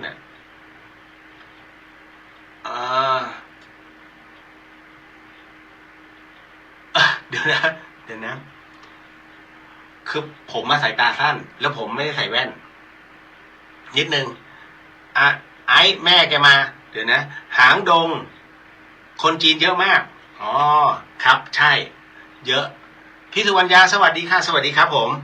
นะฮะเดี๋ยวต่อมา ฮึบตึ๊บอันนี้ของโมทนาสาธุนะครับตอนนี้ในเรื่องของการจัดสร้างกุฏิพระยังดำเนินการอยู่นะฮะต่อมาคุณพรกมลสวัสดีครับคุณเลียวสวัสดีครับนะฮะคุณวีดาสวัสดีครับคุณเลียวสวัสดีฮะน้องนภัสกับสาธุครับฮะคุณน้องว่าส่งออกต่างประเทศเลยเยอะแยะ นะนะครับแล้วก็มีจริงครับแม่เคยพูดให้ฟังน้องแม่ขาเสียเลยโอ้แต่ละท่านมีประสบการณ์เยอะมากน้องสาวินีนะสวัสดีค่ะอันนี้คุณสาลินีเนาะคุณนัทศิษย์สวัสดีครับพี่เลียวสวัสดีครับผมนะฮะไอ้ดีจ้าพี่จ้านะฮะคุณวรินทร์ใช่ครับพี่น่าสงสารนะฮะน้องสาวินีคนที่แต่งตัวเรียนแบบพระพุทธรูปไปปาร์ตี้บาปไหมครับถ้าเขามีเจตนาตรงนั้นก็ไม่เหลือฮะไม่เหลือเพราะว่าเขาเรียกเป็นการประมาทนะฮะมองว่ามันไม่ใช่เรื่องสาระสำคัญอันนี้ก็ต้องบอกว่าในเรื่องไม่ว่าจะเป็นศาสนาพุทธหรือศาสนาใดก็แล้วแต่เนี่ยผมเห็นแล้วล่ะนะฮะแต่งเป็นเรียนแบบพระเยซูบ้างนะฮะหรือใครก็แล้วแต่ถ้าเอาองค์ศาสดาของแต่ละศาสนาเนี่ยมาเล่นไม่รอดครับเพราะมันมีจริงๆมันมีผมก็แปลกใจนะไอ้ในเรื่องของนรกสวรรค์เนี่ยมันมีบางอันที่เหมือนกันเด๊ะเลยในเรื่องของงานพระศาสนาหรือการดูหมิ่นศาสดาแม้ว่าเขาจะไม่รู้จักพระนิพพานอันนี้ท่านก็ต้องเข้าใจก่อนนะครับว่าศาสนาอื่นเนี่ยเขาไม่รู้ถึงนิพพานนะแต่เขารู้ว่ามีสวรรค์เพราะฉะนั้นเนี่ยในกรณีของศาสนาใดก็แล้วแต่องค์ศาสดาใดก็แล้วแต่เนี่ยเขาเป็นผู้เริ่มต้นเขาเป็นผู้สั่งสอนเขาเป็นผู้เผยแพร่ในศาสนานั้นเนี่ยเต็มที่ของเขายังอยู่ในรูปของพรหมซึ่งมีโอกาสกลับมาเกิดแต่ไม่รู้ว่าเมื่อไหร่นะแต่ว่าแน่นอนที่สุดน่ะเป็นอสงไขยอ่ะแต่คราวนี้พระพุทธเจ้าของเรานะท่านค้นพบลึกไปกว่านั้น1 สเต็ปนะฮะแล้วมันไม่มีสเต็ปใดจะลึกไปกว่านี้นั่นคือท่านค้นพบในเรื่องของพระนิพพานพระนิพพานนั้นดับที่ไหนฮะบางคนบอกงงๆให้พระนิพพานคืออะไรวะนะฮะพระนิพพานเป็นเมืองไม่ใช่พระนิพพานตราบใดถ้าชื่อว่าเมืองนิพพานโอเคสถานที่ท่องเที่ยวนะอันนี้เป็นสถานที่หรือว่าให้เพ้อเจ้อนิพพานจริงๆคือการดับที่ตัวจิตผมรู้แค่ทฤษฎีนะอันนี้บอกไว้ก่อนนะรู้เพราะว่ารับรู้จากพ่อแม่ครูบาอาจารย์นั้นได้ประพฤติปฏิบัติแล้วก็สั่งสอนกันมาเป็นที่เรียบร้อยนะฮะแต่คราวนี้ในส่วนของพระนิพพานจริงๆเนี่ยนะฮะไม่มีโลภไม่มีโกรธไม่มีหลงแล้วทั้งหมดทั้งมวลท่านสิ้นหมดแล้วทั้งหมดทั้งมวลจบเลยนะฮะนั่นคือดับทั้งหมดนะที่อยู่คืออยู่เพื่อสอนอยู่เพื่อเป็นขวัญและกำลังใจคนต่อไปที่จะต้องประพฤติปฏิบัติตามนั้นนั่นแหละฮะพอดับเสร็จปุ๊บไม่เกิดระหว่างไม่เกิดกับจิตแตกดับไม่เหมือนกันนะฮะระหว่างไม่มาเกิดนั่นหมายถึงว่าหมดแล้วดับแล้วนะฮะนั่นคือเป็นกายบริสุทธิ์ไปแล้วกับจิตแตกดับจิตแตกดับในที่นี้ดับจากความเป็นมนุษย์อย่างคนที่ฆ่าพ่อฆ่าแม่นะฮะคนที่ชอบมองในเรื่องของการความทรมานคนนะหรือว่าการเบียดเบียนคนเป็นความสุขอันนี้พวกนี้มีปัญหาทางจิตเพราะฉะนั้นเนี่ยในส่วนตรงนี้นะนั่นคือหมายถึงว่าจิตแตกดับจากความเป็นมนุษย์จะต้องกลับไปสู่ความเป็นเดรัจฉานนะฮะต้องกลับไปสู่เดรัจฉานเพราะฉะนั้นหลายคนถึงบอกว่าแล้วกรรมมันเกิดเมื่อไหร่ทำไมวันนี้คือผมเจอคำถามแบบนี้ทำไมผมต้องชดใช้กรรมแล้วกรรมผมไปทำตั้งเมื่อไหร่แล้วท่านคิดไหมว่ากรรมไปทำกันตั้งแต่เมื่อไหร่กี่ภพกี่ชาติเหรอเอาแล้วกี่ภพกี่ชาติแล้วกูจะรู้ไหมเนี่ย ถูกไหมฮะมันเป็นคำถามที่เอาจริงนะฮะจริงๆเป็นคำถามที่หลายคนก็สงสัย แล้วยังไงเราต้องเกิดเราต้องอะไรยังไงกรรมมาจากไหนถูกไหมถ้าพูดถึงในเรื่องของคัมภีร์พระเวทที่พูดถึงจริงๆแล้วมนุษย์คือพรหมจำได้ไหมมนุษย์คือพรหมแต่พรหมนั้นน่ะอยากรู้ว่าไอ้โลกของเราเนี่ยมันเป็นยังไงก็เลยลงมาจากสวรรค์ชั้นพรหมลงมาข้างล่างลงมาในโลกมนุษย์นี่แหละแล้วก็เห็นพื้นดินมันม้วนอยู่เฮ้ยมันคืออะไรนะซึ่งเขาก็เตือนว่าอย่าได้ลิ้มลองนะตรงนั้นเพราะว่าถ้าลิ้มลองหรือว่าเขาเรียกว่าสัมผัสในรสชาติสิ่งหนึ่งสิ่งใดของมนุษย์ความเป็นพรหมนั้นจะไม่มีก็จะกลับมาเป็นมนุษย์เหมือนเดิมต้องทำบารมีต่อไปปรากฏว่าพรหมท่านนั้นไม่รู้อยากลองดูก็เลยกินม้วนแผ่นดินเนี่ยกินพอเคี้ยวปุ๊บก็เลยกลายเป็นมนุษย์อันนี้คือตามพระเวทที่เขาเล่าเป็นตำนานแล้วกรรมมันเกิดตอนไหนท่านต้องเข้าใจก่อนนะว่ามนุษย์ก็คือหนึ่งสปีชีส์บนโลกใบนี้ถ้าย้อนกลับไปในเรื่องของการบิ๊กแบงบิ๊กครันช์จำได้ไหมฮะโลกมันระเบิดไปแล้วโลกใหม่เกิดจากอะไรก็ฝุ่นไงฮะฝุ่นของโลกเก่าที่มันเริ่มจับตัวขึ้นทีนี้แล้วก็ใหญ่ขึ้นจนไม่รู้กี่ร้อยล้านปีนะฮะเรียกว่าเป็นหลายอสงไขยกว่าจะมารูปทรงกลมๆแบบนี้แล้วมันก็เกิดในเรื่องของบางสิ่งก็คือในเรื่องของอากาศบรรยากาศเกิดต้นไม้นะเกิดน้ำนะเมื่ออุณหภูมิสัมพัทธ์เกิดขึ้นสิ่งมีชีวิตถูกสร้างขึ้นมาโดยธรรมชาตินะฮะถูกสร้างมาโดยธรรมชาติและแน่นอนที่สุดเราผู้เป็นมนุษย์ผู้มีปัญญาสัตว์ที่ใกล้เคียงมนุษย์มากที่สุดคืออะไรนะฮะสัตว์ที่ใกล้เคียงมนุษย์ที่เรารับรู้คือลิงถูกไหมแต่จริงๆมันคือโคล่านะท่านลองไปหาโคล่ามันเป็นสัตว์ที่ใกล้เคียงมนุษย์มากแต่ไม่เชื่องช้าแบบมัน แต่ลิงเนี่ยนะฮะที่เรารับรู้คือมันถูกพัฒนาการเกิดขึ้นในสมัยก่อนนะจนกลายเป็นโคบันยองก็คือมนุษย์ที่กึ่งลิงกึ่งคนยังมีหางอยู่ซึ่งปัจจุบันเราท่านก็ยังมีหางถูกไหมเฮ้ยมีเหรอตรงไหนท่านลองเอามือไปจับตรงก้นกบมันจะมีเหมือนเป็นกระดูกนูนอยู่เล็กๆนิดหนึ่งเราเรียกว่าหาง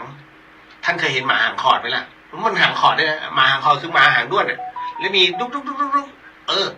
นั่นนะคือบางสายพันธุ์มันเริ่มเป็นอย่างนั้นบางคนเขาไปตัดไงแต่จริงไม่ใช่มันก็มีแบบเกิดมาแล้วหางขอดเลยนั่นนะเราเป็นสายพันธุ์ที่หางหายไปแล้วแต่คราวนี้สิ่งที่มันเกิดในช่วงยุคแรกเลยมนุษย์ยังไม่รู้จักคำว่าการปรุงอาหารหรือการใช้ไฟแต่มันมีความหิวแบบธรรมชาติมนุษย์สมัยก่อนเวลากินอาหารก็คือเยี่ยงสัตว์ประเภทหนึ่งเพราะทำด้วยสัญชาตญาณท่านจำไว้นะทำด้วยสัญชาตญาณกรรมเกิดจากอะไรกรรมเกิดจากเจตนาแต่ในสมัยก่อนนั้นในสมัยกำเนิดเลยเราไม่รู้จักหรอกฮะคำว่าเจตนาคืออะไรเราอยู่ในห่วงของสัญชาตญาณต้องดำรงชีวิตเพราะฉะนั้นในยุคแรกๆมนุษย์จึงกินสดไม่รู้ไงเรามีวิธีล่าแต่ปัญญาเกิดขึ้นแล้วนะฮะเพราะมันต้องมีวิธีล่าเพื่อจะกินแต่มันกินกันสดๆเพราะไม่รู้จักคำว่าไฟจนกระทั่งวันหนึ่งนะฮะที่เรารู้จักคำว่าเมตตาวันนั้นกรรมเกิดขึ้นเรียบร้อยฮะแล้วรู้ได้ไงคำว่าเมตตาสมมุตินะฮะผมเป็นนักล่า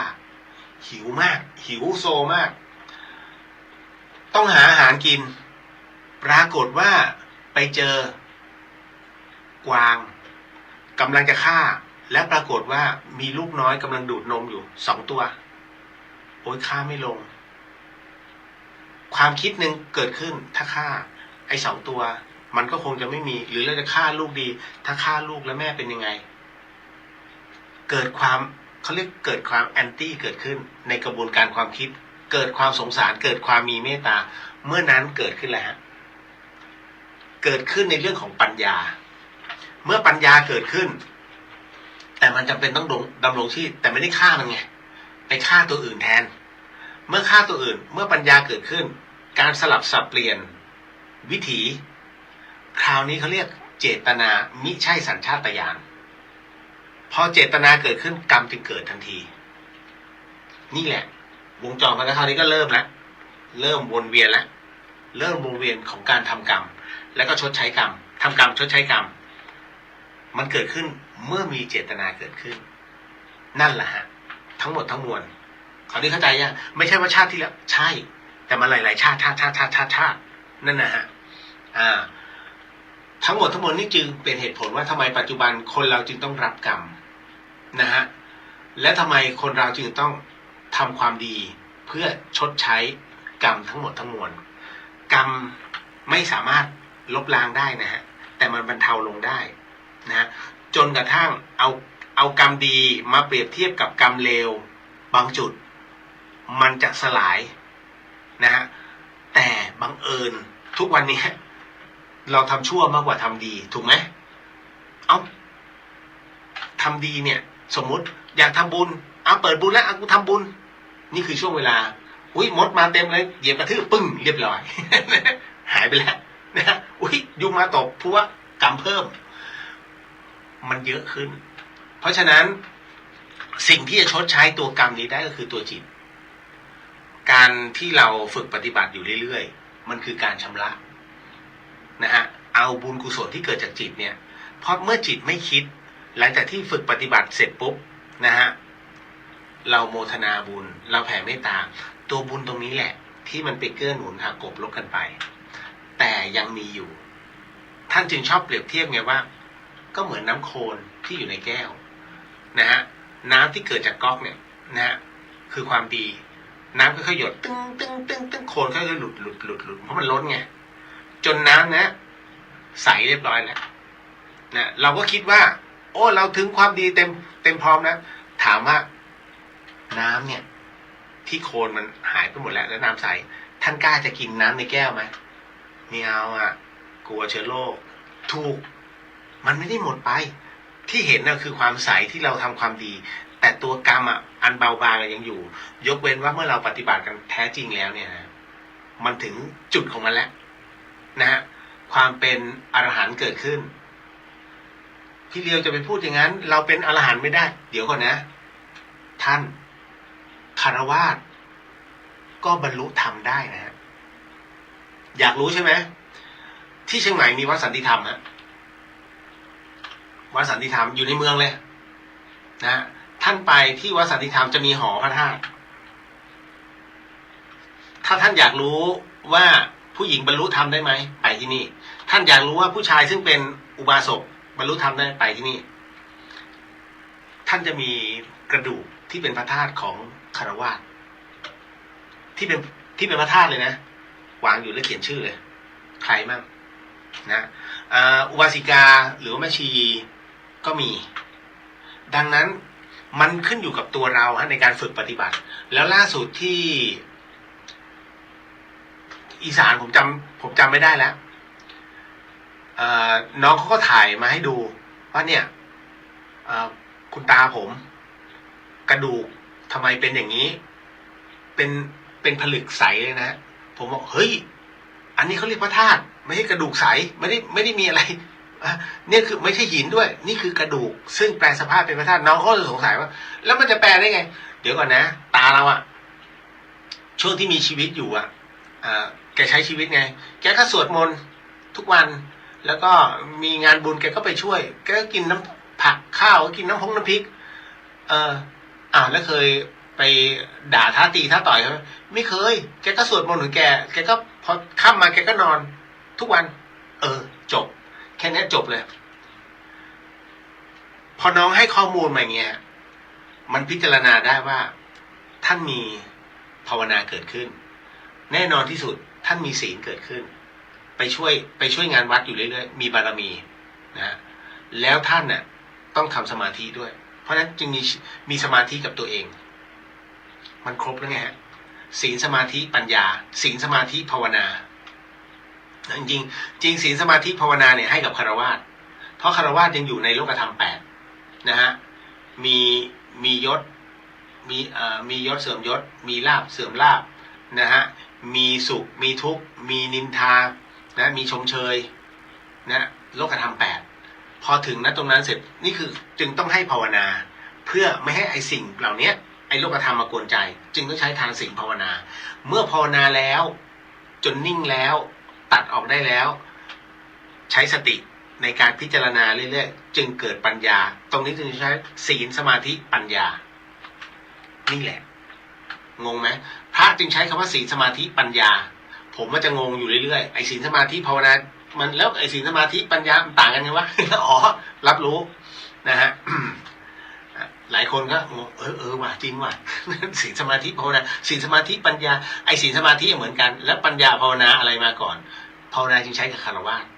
เพราะมันต้องเผชิญกับอะไรหลายๆเรื่องส่วนปัญญาเมื่อฆราวาสก็ได้พระก็ได้แต่ฆราวาสเมื่อรู้จักในการพิจารณาแล้วจึงเกิดปัญญาจึงใช้ศีลสมาธิปัญญาสิกขา3นั่นนะฮะคือบางเรื่องเนี่ยผมเดี๋ยวขออนุญาตนะพ่อแม่ครูอาจารย์ผมไม่ได้มาบังอาจสอนแทนท่านแต่ผมพยายามจะขยายให้โยมนั้นเข้าใจมากขึ้นว่าอ๋อไอ้นี่มันเป็นอย่างนี้ไอ้นั่นเป็นงั้นคือบางทีคือพระแต่ละรูปนะฮะที่ท่านมาเทศในรายการนะในคลื่น 104.50 เนี่ยท่านมีองค์ความรู้เยอะมากแต่ละรูปแล้วเวลาท่านเทศเนี่ยท่านก็คือเมื่อมีองค์ความรู้มากบางทีท่านไม่ได้อธิบายท่านก็จะพูดเรื่องนั้นเรื่องนี้เรื่องนั้นศีลมันต้องปฏิบัติแบบนั้นผมถึงได้ถามแล้วรู้ไหมว่าศีล8ที่กินข้าวเย็นได้จนบัดเนี้ยผมบอกครูบาอาจารย์อะไรหรือท่านบอกมีด้วยเหรอศีล8ที่กินข้าวเย็นได้บางคนก็ยังไม่รู้ถูกไหมผมต้องมาขยายเนี่ยมันมีนะฮะก็เพิ่งรู้มีในพระสูตรด้วยแต่ว่ามันหนักไปทางสัมมาอาชีวะกับในเรื่องของวาจาซึ่งยากมากนะฮะทำไมจึงยากอีกรอบหนึ่งเผื่อหลายๆท่านมาไม่ทันในเรื่องของศีล8ที่กินข้าวได้กินข้าวเย็นได้เดี๋ยวนะน้องสาวินีสาธุพระอาจารย์ท่านมีสมาธิอยู่ตลอดเวลาแม้ร่างกายหลับแต่สติการรับรู้ไม่หลับไปด้วยถูกต้องฮะนะฮะเดี๋ยวหลายๆคนบอกเฮ้ยพี่มีจริงเหรอศีลสมาธิขออภัย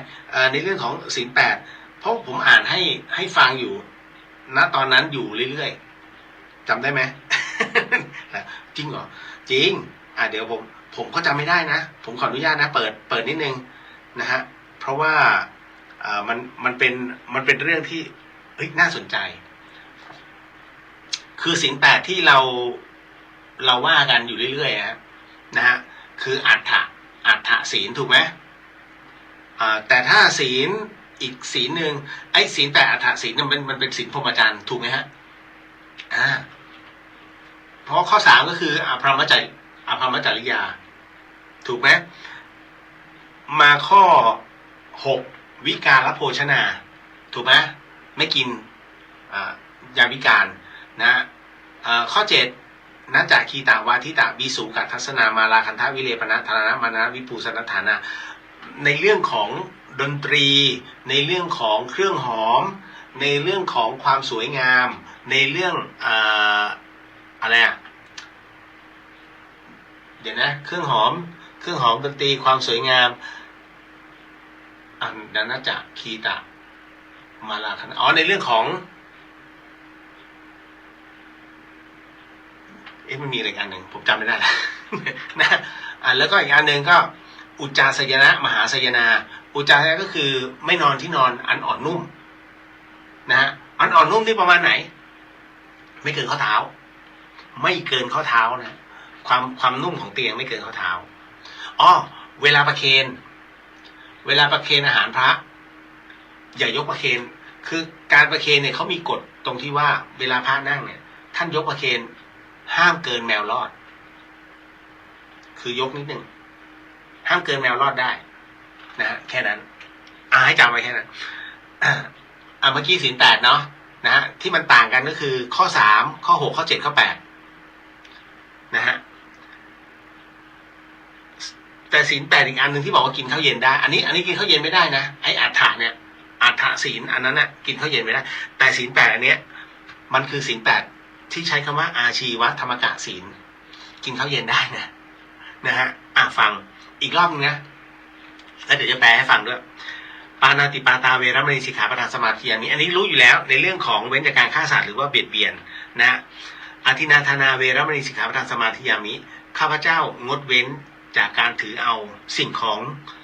ที่เจ้าของไม่ได้ให้ข้าพเจ้าขอถือความสันโดษเป็นหลักชีวิต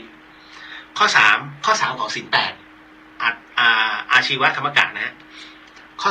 3กาเมสุมิจฉาจาราเวรมณีคุ้นไหมมันคือศีล 5เลยนะ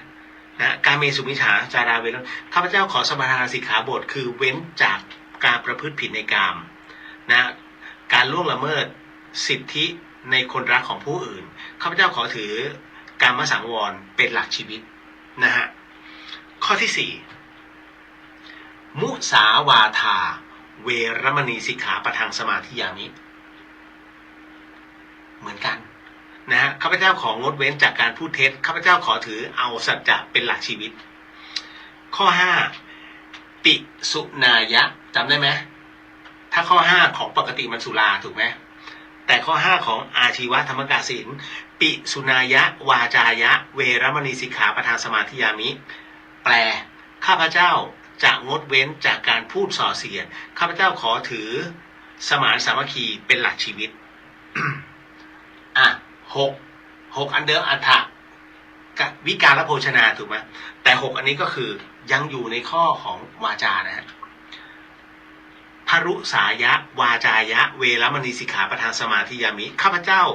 จะงดเว้นจากการพูดคำหยาบข้าพเจ้าขอถือความสุภาพอ่อนโยนเป็นหลักชีวิตข้อ7ฮะ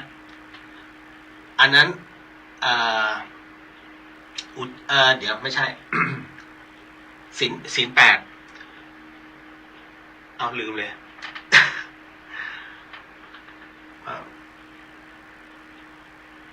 อุ้ยลืมแล้วของศีล 8ที่น่าจะคีตาวาทิตาวิสุกทัศนามาลาคันทวิเลปนะธารณะมณนะวิปูตนะฐานาเวรมณีในเรื่องของดนตรีในเรื่องของเครื่องหอมในเรื่องของการแต่งกายในเรื่องของการละครการดูหนังนั่นแหละฮะแล้วก็เครื่องหอมทั้งหมดทั้งมวลห้ามข้อนี้แต่ข้อ7นะฮะข้อ7ของอาชีวธรรมกะศีลนั้นบอกไว้ว่าสัมผับปลาปานะสัมผับปลาปาเวรมณีสิกขาปทานสมาธิยามิข้าพเจ้าจะงดเว้นจากการพูดเพ้อเจ้อข้าพเจ้าขอถือเอาสาระเป็นหลักชีวิตอันที่8อันนั้นอุจจาสยนะมหาสยนาถูกไหมห้ามนอนพื้นอันนุ่มหนาแต่ข้อ8อันนี้ฮะมิจฉาอาชีวาจะสุราเมรยะมัชฌะปมาทฐานาจะเวรมณีสิกขาปทานสมาธิยามิข้าพเจ้าจะงดเว้นจากมิจฉาอาชีพและการดื่มสุราเมรัยเครื่องดองของมึนเมาอันเป็นที่ตั้งแห่งความประมาทข้าพเจ้าขอถือสัมมาอาชีวะและสติสัมปชัญญะเป็นหลักชีวิตคำถามก็คือถ้าศีล 8อย่างนี้แล้วมันจะได้พระโสดาบันเหรออย่าลืมนะฮะคนที่ปฏิบัติศีล 8เนี่ยนะสามารถไปถึงพระโสดาบันไปจนถึงพระอนาคาได้เลยนะฮะทำไมจึงเป็นเช่นนั้นก็เพราะศีล 8มันมีเป็นศีลพรหมจรรย์ถูกไหมอัฏฐะและทำไมอันเนี้ยไม่เห็นมีเลยนะไม่มีคำว่าอาชีวธรรมกะศีลเนี่ยไม่เห็นมีคำว่าพรหมจรรย์แต่มีกาเมสุมิจฉาท่านฟังดีๆนะฮะ กาเมสุมิจฉาจาราเวรมณีสิกขาปทานสมาธิยามิข้าพเจ้าขอสมาทานสิกขาบทคือเว้นจากการประพฤติผิดในกามการล่วงละเมิดสิทธิในคนรักของผู้อื่นข้าพเจ้าขอถือกามสังวรเป็นหลักชีวิตกามสังวรในที่นี้หมายถึงว่าถ้าเป็นศีล 5ธรรมดาเราท่านมีแฟนใช่ไหมมีภรรยาใช่ไหมอยู่กับแฟนกับภรรยาของเราได้ เอาง่ายๆเสพในส่วนของภรรยาของเราได้ แต่ท่านฟังดีๆ มุสาวาทาเวรมณีต่อจากนี้นะฮะข้าพเจ้าจะงดเว้นจากการพูดเท็จข้าพเจ้าขอถือเอาสัจจะเป็นหลักชีวิตนี่คือแน่นอนที่สุดท่านจะโกหกไม่ได้ท่านต้องมีสัจจะวาจานะฮะและเกี่ยวอะไรกับกาเมไม่เกี่ยวต่อมาข้อที่5ปิสุนายะวาจายะเวรมณีสิกขาประธานสมาธิข้าพเจ้าจะงดเว้นจากการพูดส่อเสียดข้าพเจ้าขอถือความสมานสามัคคีเป็นหลักชีวิตข้อนี้ข้าพเจ้างดเว้นจากการพูดส่อเสียดการพูดส่อเสียดเป็นแบบไหนอะไรก็ตามที่ไปกระทบความรู้สึกของผู้อื่นแม้กระทั่งท่านมีความต้องการสูงมากเธอไม่ได้นะฮะคือชวนเนี่ยถือว่าเป็นการส่อเสียดถึงได้บอกว่ามันมีข้อกันอยู่ อย่าไปตกอันนี้จะบอกอย่าไปตกหลุมไม่ใช่คือมันมีข้อตรงนี้อยู่ฮะเพราะฉะนั้นท่านจะได้แค่กินข้าวเย็น เท่านั้นเลยอาชีวธรรมกะศีลเนี่ยเปรียบเสมือนมันเป็นศีลพรหมจรรย์ไปในตัวแล้วถือครองในเรื่องของวาจาไปในตัวนะและที่สำคัญคือเพิ่มในเรื่องของสัมมาอาชีวะไปในตัวเห็นไหมตอนแรกผมว่าอุ้ย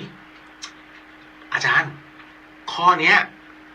ผมก็ถือง่ายท่านบอกว่าถือยากไปอ่านดูดีๆพอผมอ่านดูดีแล้วพิจารณาอ๋อมันมีข้อขัดในเรื่องของกาเมไว้ให้เพราะนั้นท่านเสพกามไม่ได้เลยนะมันเป็นในเรื่องของ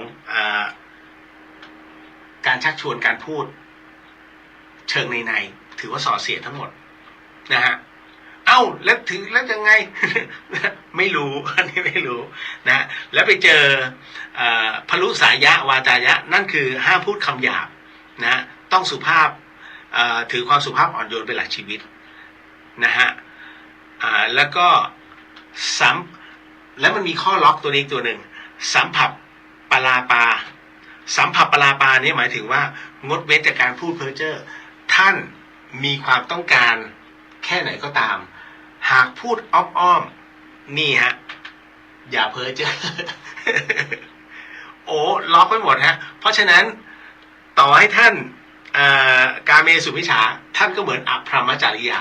เข้าใจยังเพราะฉะนั้น จะสัมผัสสตรีได้ไหมก็ได้ถูกเนื้อถูกตัวได้แต่จิตห้ามคิดวาจาห้ามไปนี่ไงจบเลยเห็นไหม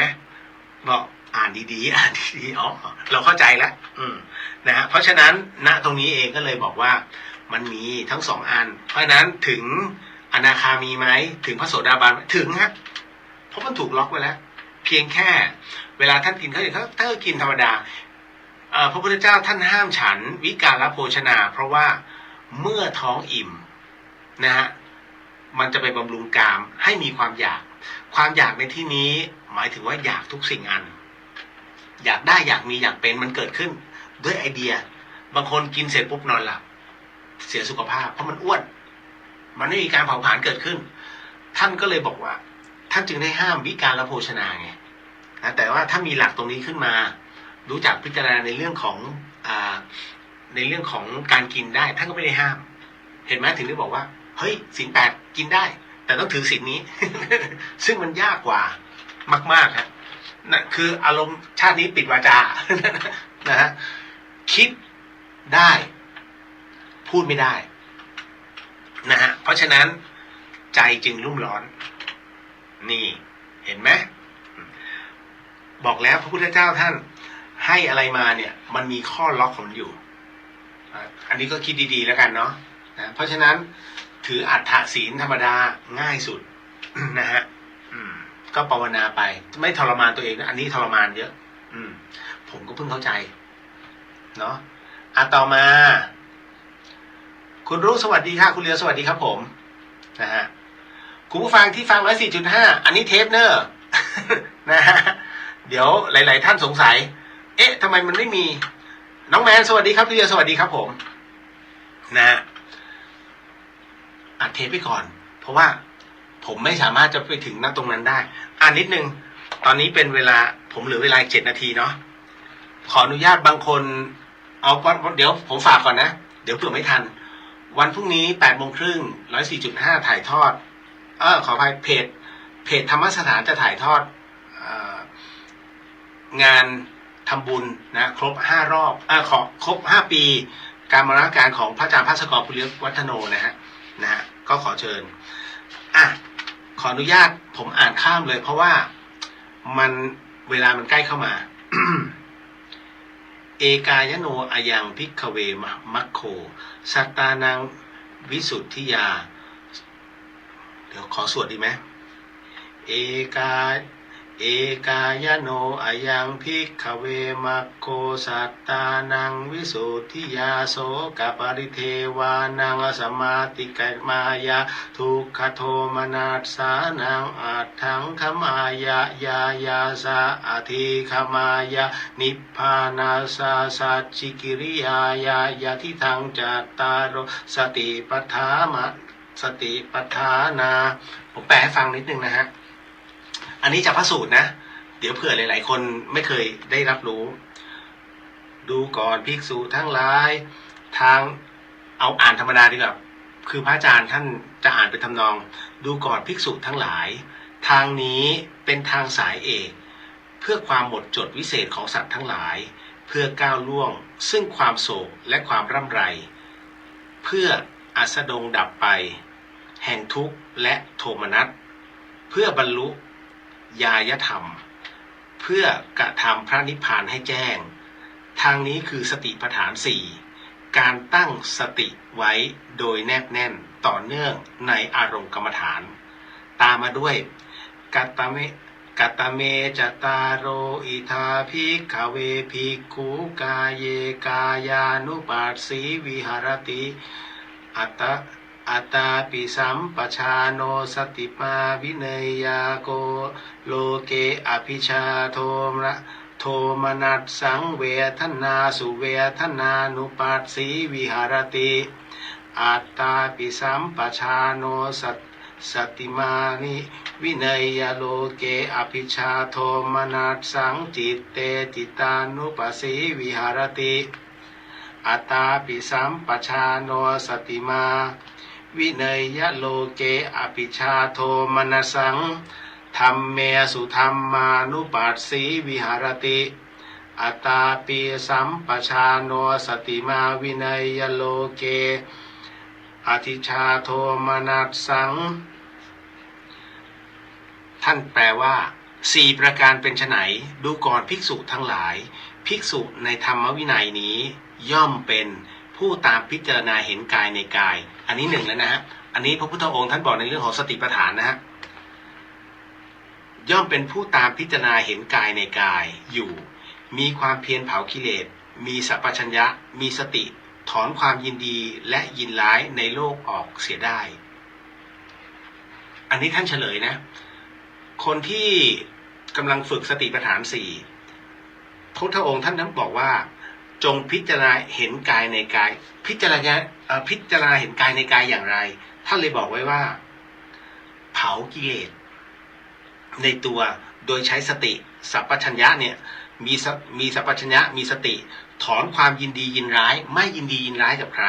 ไม่ยินดียินร้ายกับโลกแค่นั้นเลยนะฮะเพราะฉะนั้นความยินดียินร้ายกับโลกเนี่ยรวมหมดเลยฮะเพราะตัวเราด้วยต่อไปย่อมเป็นผู้ตามพิจารณาเห็นเวทนาในเวทนาอันนี้ท่านบอกแล้วเห็นเวทนาในเวทนามีความเพียรเผากิเลสมีสติมีสัพพัญญะมีสติถอนความยินดีและยินร้ายในโลกออกเสียได้นี่อันนี้ท่านก็เลยบอกว่าแล้วจะเห็นเวทนาไงก็ถอนความยินดียินร้ายเวทนาก็จะไม่เห็นถูกไหมเวทนามันคือความทุกข์ที่เกิดขึ้นต่อมาย่อมเป็นผู้พิจารณาเห็นจิตในจิตอยู่มีความเพียรเผากิเลสมีสัพพัญญะมีสติถอนความยินดีและยินร้ายในโลกออกเสียได้เหมือนกันเลยฮะเมื่อเราถอนทั้งหมดทั้งมวลนะเห็นกายในกายเห็นเวทนาในเวทนาเห็นจิตในจิตนะท่านไม่มีความยินดียินร้ายกับโลกใบนี้ท่านจะเห็นจิตตัวเราเอง อันที่ 4ย่อมเป็นผู้ตามพิจารณาเห็นธรรมในธรรมนี่เลยฮะนะถอนความยินดีและยินร้ายในโลกออกเสียก่อนนะเหมือนกันเพราะฉะนั้นสติปัฏฐาน4นั่นหมายถึงว่า1พิจารณาเห็นกายในกาย2เห็นเวทนาในเวทนา3เห็นจิตในจิต4เห็นธรรมในธรรมนี่คือสิ่งที่พระพุทธองค์บอกหลักของสติปัฏฐาน4แต่คราวนี้นะฮะมาดูกันว่าวิธีทำในเรื่องของกายานุปัสสนานะฮะมันอยู่ในอานาปานะนะอานาปานสติคือลมหายใจเข้าลมหายใจออกทำอย่างไรอันนี้ผมเอามาตามพระสูตรนะไม่มีบิดผิวไม่ได้นะซวยนะฮะขออนุญาตขออ่านทีเดียวนะฮะแล้วเดี๋ยวมาแปลให้ทีเดียวต้องอ่านก่อนเพราะนี่คือบทพระธรรมในสมัยมคธเลยแล้วมันบิดไม่ได้นะฮะสาธุถ้าผมอ่านผิดขออโหสิก่อนนะ นะกลัวมันเศษเสี้ยวมากไม่ได้ลบหลู่แต่พยายามจะคือตาผมไม่ค่อยดีมันจะออกเบลอๆนิดนึงนะฮะกาทันจะพิกขเวภิกขุกาเยกายานุปัสสีวิหารติอิทาภิกขเวภิกขุอารัญญคโตวารุขมูลโตวาสุญญาคารตะสุญญาคารคโตวานิสีทติปัลลังกังอโภชิตวาอุชุงกายังปณิทายะปาลิมุขังสติงอุปัตถเปตวาโสสโตวะอัสสติสโตปัสสติทีขังวาอาสสันโตทีขังอาสสามีติปัฏฐานาติทีขังวาปัสสสันโตทีขังปัสสามีติปัฏฐานาติลาสังวาอาสสันโตลาสังอาสสามีติปัฏฐานาติลาสังวาปัสสสันโตลาสังปัสสสามีติปัฏฐานาติสัพพกายปฏิสังเวทีอาสสีสามีติสิกขติสัพพกายปฏิสังเวทีปัสสสีสามีติสิกขติปัสสัมภยังกายสังขารังอาสาสีสามีติสิกขติปัสสัมภยังกายสังขารังปัสสะสีสามีติสิกขติจริงๆมีอีกนะฮะเดี๋ยวแป๊บหนึ่งแปลให้ดูก่อนท่านบอกว่าอย่างนี้พระพุทธเจ้านะท่านบอกว่าดูก่อนภิกษุทั้งหลายก็อย่างไรภิกษุย่อมพิจารณาเห็นกายในกายเนืองๆอยู่ดูก่อนภิกษุทั้งหลายภิกษุในธรรมวินัยนี้ไปแล้วสู่ป่าก็ดีไปแล้วสู่โคนไม้ก็ดีไปแล้วสู่เรือนว่างก็ดีนั่งคู่บัลลังก์หมายถึงว่านั่งให้นั่งขัดสมาธินะครับตรงนี้ท่านกำลังบอกเคล็ดลับพระพุทธเจ้านะครับตั้งกายให้ตรงนะตั้งกายให้ตรงก็คืออุชุงกายังปณิธายะนะดำลงสติเฉพาะหน้านะนั่นหมายถึงว่าเตรียมครองสติให้อยู่นะเธอย่อมมีสติอยู่หายใจเข้านั่นหมายถึงว่าหายใจเข้าก็ให้ระลึกนะย่อมมีสติอยู่หายใจออกหายใจออกก็ให้สติอยู่กับลมหายใจออกหรือเมื่อหายใจออกยาวก็รู้ชัดว่าเราหายใจออกยาวเมื่อหายใจเข้าสั้นก็รู้ชัดว่าเราหายใจเข้าสั้นหรือเมื่อหายใจออกสั้นก็รู้ชัดว่าเราหายใจออกสั้นย่อมสำเนียกว่าเราจักเป็นผู้กำหนดรู้ตลอดกองลมหายใจทั้งปวงหายใจเข้าย่อมสำเนียกว่าเราจักเป็นผู้กำหนดรู้ตลอดกองลมหายใจทั้งปวงหายใจออกย่อมสำเนียกว่าเราจักผ่อนระงับกายสังขารหายใจเข้าย่อมสำเนียกว่าเราจักผ่อนระงับกายสังขารหายใจออกนี่และท่านยังบอกต่อนะฮะผมไม่ได้บอกนะอันนี้พระพุทธเจ้าท่านบอก นะฮะบอกว่าเสยยถาปิภิกขเวทักโขภมากโรวาพมาตารันเตวาสีวาทีขังวาอัจฉันโตทีขังอัจฉามีติปชานาติรัสสังวาอัจฉันโตรัสสังอัจฉามีติปชานาติเอวเมวะโคภิกขเวภิกขุทีขังวาอัจสสันโตทีขังอัจสมาสามีติปชานาติ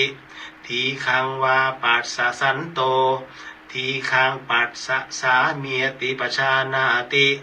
รัสสังวาอัจสสันโตรัสสังอัจสสามีติปชานาติรัสสังวาปัสสะสันโตรัสสังปัสสะสามีติปชานาติสัพพกายปฏิสังเวทีอัสสสีสามีติสิกขติสัพพกายปฏิสังเวทีปัสสะสีสามีติสิกขติปัสสัมภยังกายสังขารังอาสสีสามีติสิกขติปัสสัมภยังกายสังขารังปัสสสีสามีติสิกขติอิทิอัจฉันตังวากายเยกายานุปัสสีวิหารติพหิทาวากายเยกายานุปัสสีวิหารติอัจฉันตพหิทาวากายเยกายานุปัสสีวิหารติสมุทัยธรรมานุปัสสีวากายสมิงวิหารติวรธรรมานุปัสสีวากายสมิงวิหารติสมุทัยวัจธรรมานุปัสสีวากายสมิงวิหารติอาทิกายโยวาปนัสสาสติปัจจุปัฏฐิกาโหติยาวเทวยานมันตายาปฏิสมิติมัตตยาอเนสิโตจะวิหารตินาจกินจิโลเกอุปติตยติเอวามปิภิกขเวภิกขุกายเยกายานุปัสสีวิหารติมาแปลกันนะฮะที่พระพุทธเจ้าท่านได้บอกเอาไว้ก็คือว่าท่านบอกอย่างนี้ดูก่อนภิกษุทั้งหลายแม้ฉันใดนายช่างกลึงผู้ฉลาดหรือลูกมือของนายช่างกลึงผู้ฉลาดเมื่อชักเชือกกลึงยาวก็รู้ชัดว่าเราชักเชือกกลึงยาวเมื่อชักเชือกกลึงสั้นเรารู้ชัดว่าชักเชือกกลึงสั้นท่านกำลังพูดถึงสมาธินะฮะแต่ให้เปรียบเทียบในเรื่องของนายช่างที่กำลังชักเชือกอยู่นะหมายถึงว่ารู้ว่าเรากำลังดึงเชือกยาวแล้วก็รู้ว่าเรากำลังดึงเชือกสั้นนะฮะ ท่านก็บอกว่าเมื่อหายใจเข้ายาวก็รู้ชัดว่าเราหายใจเข้ายาวเมื่อหายใจออกยาวเราก็รู้ชัดว่าเราหายใจออกยาวเมื่อหายใจเข้าสั้นก็ให้รู้ว่าเราหายใจเข้าสั้นหรือเมื่อหายใจออกสั้นก็รู้ชัดว่าเราหายใจออกสั้นย่อมสำเนียกว่าเรารู้จักเป็นผู้กำหนดรู้ตลอดกองลมหายใจทั้งปวงหายใจเข้าย่อมสำเนียกว่าเราจักเป็นผู้กำหนดรู้ตลอดกองลมหายใจทั้งปวงหายใจออกย่อมสำเนียกว่าเราจักผ่อนระงับกายสังขารหายใจเข้าย่อมสำเนียกว่าเราจักผ่อนระงับกายสังขารหายใจออกท่านบอกเคล็ดลับอยู่นะฮะภิกษุย่อมพิจารณาเห็นกายในกายเป็นภายในบ้างย่อมพิจารณาเห็นกายภายในกายเป็นภายนอกบ้างย่อมพิจารณาเห็นกายในกายทั้งภายในภายนอกบ้างย่อมพิจารณาเห็นธรรมดาคือความเกิดขึ้นในกายบ้างย่อมพิจารณาเห็นธรรมดาคือความเสื่อมไปในกายบ้างย่อมพิจารณาเห็นธรรมดาคือทั้งความเกิดขึ้นทั้งความเสื่อมไปในกายบ้างก็หรือสติเธอนั้นที่ตั้งมั่นอยู่ว่ากายมีอยู่เพียงเพื่อญาณคือความรู้เพียงเพื่อเป็นที่อาศัยระลึกเธอย่อมเป็นผู้อันตัณหาและทิฏฐิไม่อาศัยอยู่ด้วยย่อมไม่ยึดถืออะไรในโลกด้วยดูก่อนภิกษุทั้งหลายภิกษุย่อมตามพิจารณาเห็นกายในกายอยู่อย่างนี้พระพุทธเจ้านั้นท่านพูดถึงในเรื่องของการละทิ้งนะในเรื่องของทั้งหมดทั้งมวลที่เกิดขึ้นนะหายใจเข้ารู้หายใจออกรู้หายใจสั้นรู้นะหายใจออกสั้นก็รู้หายใจแล้วก็บอกว่าให้รู้จักกำหนดตลอดกองลมหายใจทั้งปวงในเรื่องของการหายใจเข้าหายใจออกอันนี้รู้แล้วเรารู้จักระงับกายสังขารหายใจเข้ารู้ว่าสังขารของเรากำลังทำอะไรอยู่ แล้วก็รู้ว่ากำลังหายใจเข้ารู้กำลังหายใจออกภิกษุทั้งหลายย่อมเห็นกายในกายเป็นภายในบ้างรู้และข้างในเป็นไรและเห็นกายในกายภายนอกบ้างนั่นหมายถึงว่าเมื่อออกไปแล้วนะฮะกายภายนอกของเรารู้สึกยังไงแล้วบางจังหวะก็ให้รู้ว่าเห็นทั้งภายในและภายนอกนั่นหมายถึงว่าภายนอกของท่านรู้สึกอะไรแล้วข้างในเมื่อเข้าไปแล้วมันรู้สึกยังไง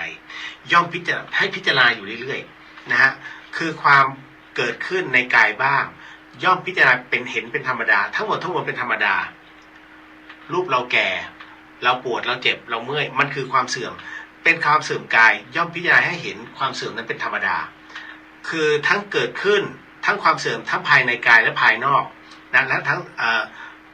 หรือสติของเธอที่ตั้งมั่นอยู่นะให้รู้ว่ากายนั้นมีอยู่ให้รู้ว่า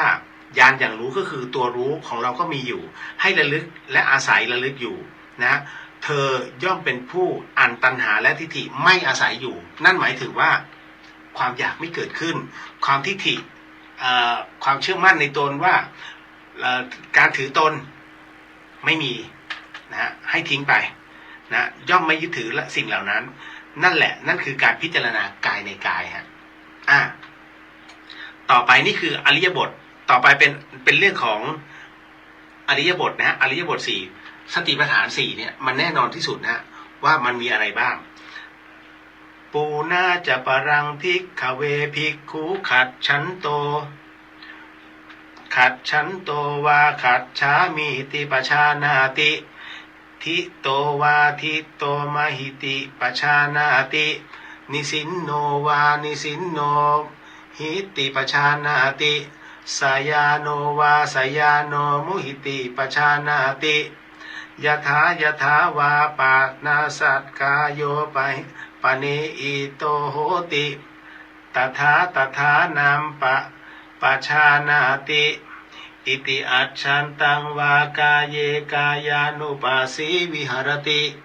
พหิทาวากาเยกายานุปัสสีวิหรติอัจฉันตพาหิทาวากาเยกายานุปัสสีวิหรติสมุทัยธรรมานุปัสสีวากายสมิงวิหรติวรธรรมานุปัสสีวากายสมิงวิหรติสมุทัยทวายาธรรมานุปัสสีวากายสมิงวิหรติอัตถิกายโยติวาปนัสสะสติปัจจุปัฏฐิตาโหติยาวเทวญาณชันตายะปฏิสมิขออภัยฮะปฏิสติมัตตยาอนิสิโตจะวิหรตินาจะกินจิโลเกอุปาทิยาติเอวัมปีภิกขเวภิกขุกายเยกายานุปัสสีวิหรติตรงนี้พระพุทธเจ้าท่านบอกว่าดูก่อนภิกษุทั้งหลายข้ออื่นนะมีอยู่ก็คืออันนี้คือเมื่อเดินอยู่ก็รู้ว่าเราเดินอยู่เมื่อยืนอยู่ก็รู้ชัดว่าเรายืนอยู่เมื่อนั่งอยู่ก็รู้ชัดว่าเรานั่งอยู่เมื่อนอนอยู่ก็รู้ชัดว่าเรานอนอยู่นะนั่นคือ4อริยบทนะยืนเดินนั่งนอนให้รับรู้ว่าเรากำลังทำอะไรอยู่นั่นเองนะนี่คืออริยบท4ก็หมดเวลาเนาะกินเวลาพอสมควร นะก็ขออนุญาตแล้วกันจริงๆก็มีหลายเรื่องแต่ว่าฝากนิดนึงนะในวันพรุ่งนี้นะสำหรับท่านที่อยู่ที่เชียงใหม่ก็ถ้าอยากจะมาร่วมนะครับในส่วนของงานบุญในวันพรุ่งนี้ของพระอาจารย์ภาสกรนะก็ครบรอบ5ปีนะในการมรณการของท่านก็ขอเชิญนะฮะขออนุญาตเนาะสิ่งหนึ่งสิ่งใดที่ผิดพลาดพลั้งไปต้องขอสิกรรมนะที่นี้ไม่ตั้งใจหมิ่นวิเจตนาฮะสิทธิกิจจาสิทธิกรรมสิทธิลาโภนิรันตราสิทธิเตโชชโยนิจังขอให้กิจและกรรมที่ท่านกำลังทำกำลังสร้างนั้นจงเป็นเหตุเป็นพละปัจจัยให้ท่านได้ถึงพระนิพพานในชาติปัจจุบันโดยเร็วพลันเทินสาธุสาธุสาธุแล้วเจอกันนะในวันพรุ่งนี้เนาะสวัสดีครับ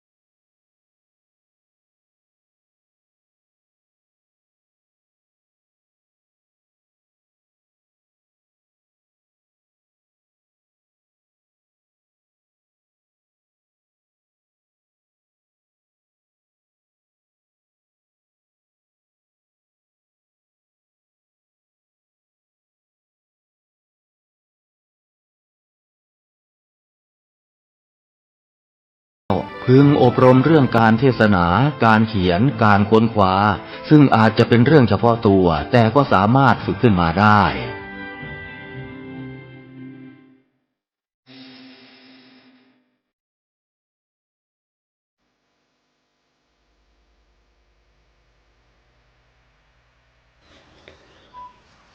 ขอกราบถวายความนอบน้อมแด่พระรัตนตรัยถวายความเคารพพระมหาเถระพระเถรานุเถระทุกท่านขอเจริญสุขญาติโยมสาธุชน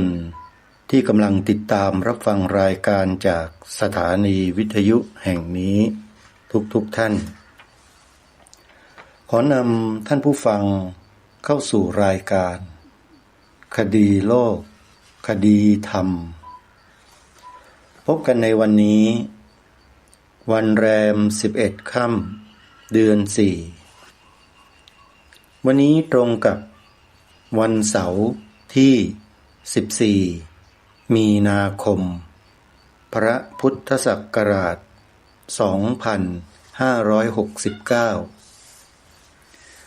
2569รายการคดีโลกคดีธรรมมีให้ท่านผู้ฟังติดตามรับฟังกันเป็นประจำทุกวันทางสถานีวิทยุแห่งนี้ท่านสามารถติดตามรับฟังรายการนี้ทางโทรศัพท์มือถือได้2 ช่องทางช่องทางที่1ผ่านแอปพลิเคชันที่ชื่อว่าวิทยุพุทธศาสนาทั่วไทยช่องทางที่2ทาง YouTube 2 ช่องช่องที่1ชื่อ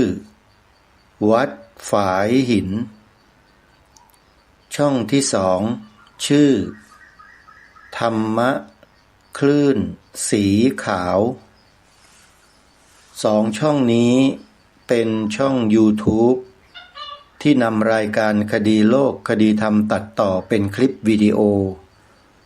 แล้วถ่ายทอดผ่านทาง YouTube ในชื่อรายการว่าคดีโลกคดีธรรมท่านผู้ฟังพิมพ์ชื่อรายการนี้ใน YouTube ก็จะปรากฏช่องของวิดีโอ YouTube 2 ช่องดังกล่าวขึ้นมาให้ท่านได้เข้าไปรับฟังรายการย้อนหลังได้สำหรับช่องวัดฝายหินนั้นนำรายการคดีโลกคดีธรรมออกสดทาง YouTube ทุกวันในเวลา 11 นาฬิกาเวลาเพลพอดีสาธุชนที่ต้องการจะเปิดฟังทาง YouTube ก็สามารถรับชมและรับฟังสดได้ในเวลา 11 นาฬิกาขอกราบขอบพระคุณครูบาอาจารย์ในภาคเหนือที่ได้นำรายการนี้เผยแพร่ออกอากาศให้ญาติโยมชาวภาคเหนือคนเมืองคนล้านนาได้สดับรับฟังรายการนี้เพราะเป็นรายการที่ให้ข้อคิดมุมมอง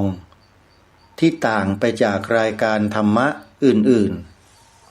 ๆรายการธรรมะอื่นๆนั้นเป็นเนื้อหาที่ให้สาระและประโยชน์โดยตรงส่วนรายการคดีโลกคดีธรรมนั้นเป็นรายการปลุกจิตสำนึกให้พวกเราชาวพุทธทั้งหลายมีความรับผิดชอบต่อพระศาสนาของชาติบ้านเมืองโดยนำประเด็นปัญหาขึ้นมากล่าวขึ้นมาแสดงให้พี่น้องชาวพุทธของเราได้รับทราบ เมื่อรับทราบแล้วเห็นเป็นโทษก็จะเชิญชวนพวกเราเนี่ยได้ช่วยกันแก้ไขปัญหานั้นโดยวิถีทางที่สันติไม่มีการเบียดเบียนทั้งทางกายวาจาและใจต่อกลุ่มคนที่กระทำต่อพระพุทธศาสนาของเราในวิธีการต่างๆวิธีการแก้ปัญหาของรายการคดีโลกคดีธรรมก็คือเราจะร่วมกันแก้ไขในสิ่งผิดเราจะช่วยกันแก้ไขในสิ่งผิดจะรักชาติจนชีวิตเป็นผุยผงจะยอมตายหมายให้เกียรติดำรงจะปิดทองหลังองค์พระปฏิมาสิ่งที่เราทำกันเนี่ยคนที่อยู่ข้างหน้าที่เขาฟังเขามองเราเนี่ยเขามองไม่ออกหรอกว่าเราทำอะไรเพราะว่าปัญญาของคนบางคนเนี่ยเข้าไม่ถึงเขาฟังแต่เสียงแล้วก็สำเนียงเท่านั้นเองแล้วก็ไปตัดสินใจแต่ไม่ได้ศึกษาลงไปลึกถึงเนื้อหาที่นำเสนอว่าคืออะไรมีสาเหตุมาจากอะไรและบุคคลที่กระทำการเช่นนั้นเป็นคนเช่นไร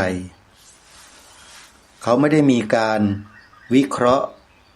และไม่ใช้โยนิโสมนสิการฟังแต่เสียงแล้วก็ตัดสินด้วยสำเนียงแค่นั้นเองพระรูปนี้พูดจาไม่ได้เรื่องไม่เหมือนกับพระรูปอื่นเลยพูดจาดีกูไม่ฟังมันหรอกอะไรอย่างเนี้ยนี่เขาเรียกว่าไม่ใช้ปัญญาใช้แต่สัญชาตญาณและความรู้สึกตัดสินขออภัยด้วยนะถ้าโดนใครที่พูดเนี่ยพูดเพื่อให้ปรับปรุงแนวความคิดของตัวเองสักนิดนึงและมันจะเป็นประโยชน์อย่างมากเลยคนพวกนี้ไม่ใช่ว่าไม่ดีนะเป็นคนดีคนหนึ่งแต่ไอ้ความดีของเขาหรือว่าการเป็นคนดีของเขาเนี่ยมันไม่ละเอียดพอมันยังหยาบอยู่พูดอย่างนี้เดี๋ยวก็หาว่าอีกอันนี้วิเคราะห์โดยหลักธรรมให้ฟังในฐานะที่ศึกษาพระอภิธรรมมาจนครบ9ปริเฉดศึกษาจนกระทั่งถึงชั้นมหาอภิธรรมมิกเอกคัมภีร์มหาปัฏฐานเรื่องปัจจัย24เนี่ยถ้าใครไม่ได้ศึกษาไม่ได้เรียนรู้นะเป็นรองนะไม่มีวันจะเป็นต่อเลยจึงขอฝากญาติโยมสาธุชนทั้งหลายไว้ณที่นี้ด้วยว่าการจะฟังใครก็ตามหรือจะดูใครก็ตามที่เขาพูดเขากล่าวเขาแสดงปฏิกิริยาอาการพฤติกรรมใดๆก็ตามต้องศึกษาให้ละเอียดให้ลึกซึ้งและที่สำคัญก็คือตัวเราเองเนี่ยต้องมีความรู้พื้นฐานพอสมควรความรู้พื้นฐานในที่นี้ก็คือรู้เรื่องจิตเจตสิกรูปนิพพานแค่นั้นไม่พอต้องรู้ด้วยว่าโลกมันประกอบด้วยอะไรสังขารร่างกายของเราเนี่ยมันคืออะไรศึกษาให้เข้าใจเมื่อเราศึกษาเข้าใจในตัวของเราดีแล้วเนี่ยของคนอื่นไม่ต่างจากเราเลยเพราะฉะนั้นใครจะศึกษาใครก็ตามศึกษาที่ตัวเองนี่แหละแล้วมันจะรู้คนอื่นไปด้วยศึกษาให้ดีนะ ไม่ใช่ศึกษาแบบงูปลาเผินขออภัยเถอะอาตมาภาพก็ดีผู้ศึกษาเล่าเรียนจบหลักสูตรพระอภิธรรมก็ดีหลักสูตรเต็มนะไม่ใช่หลักสูตรแบบไปมานะคือต้องไปนั่งเรียนในชั้นเรียนทุกวันไม่เคยขาดตลอดระยะเวลา7 ปี6 เดือน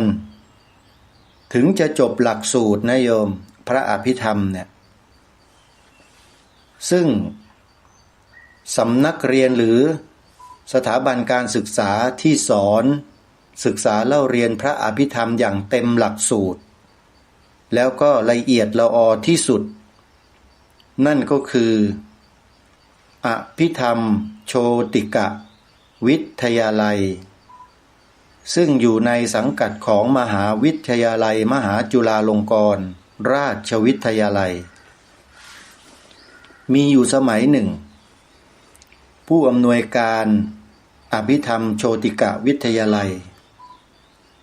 สมัยที่อาตมาภาพยังไปมาอยู่เรียนจบไปนานแล้วแหละ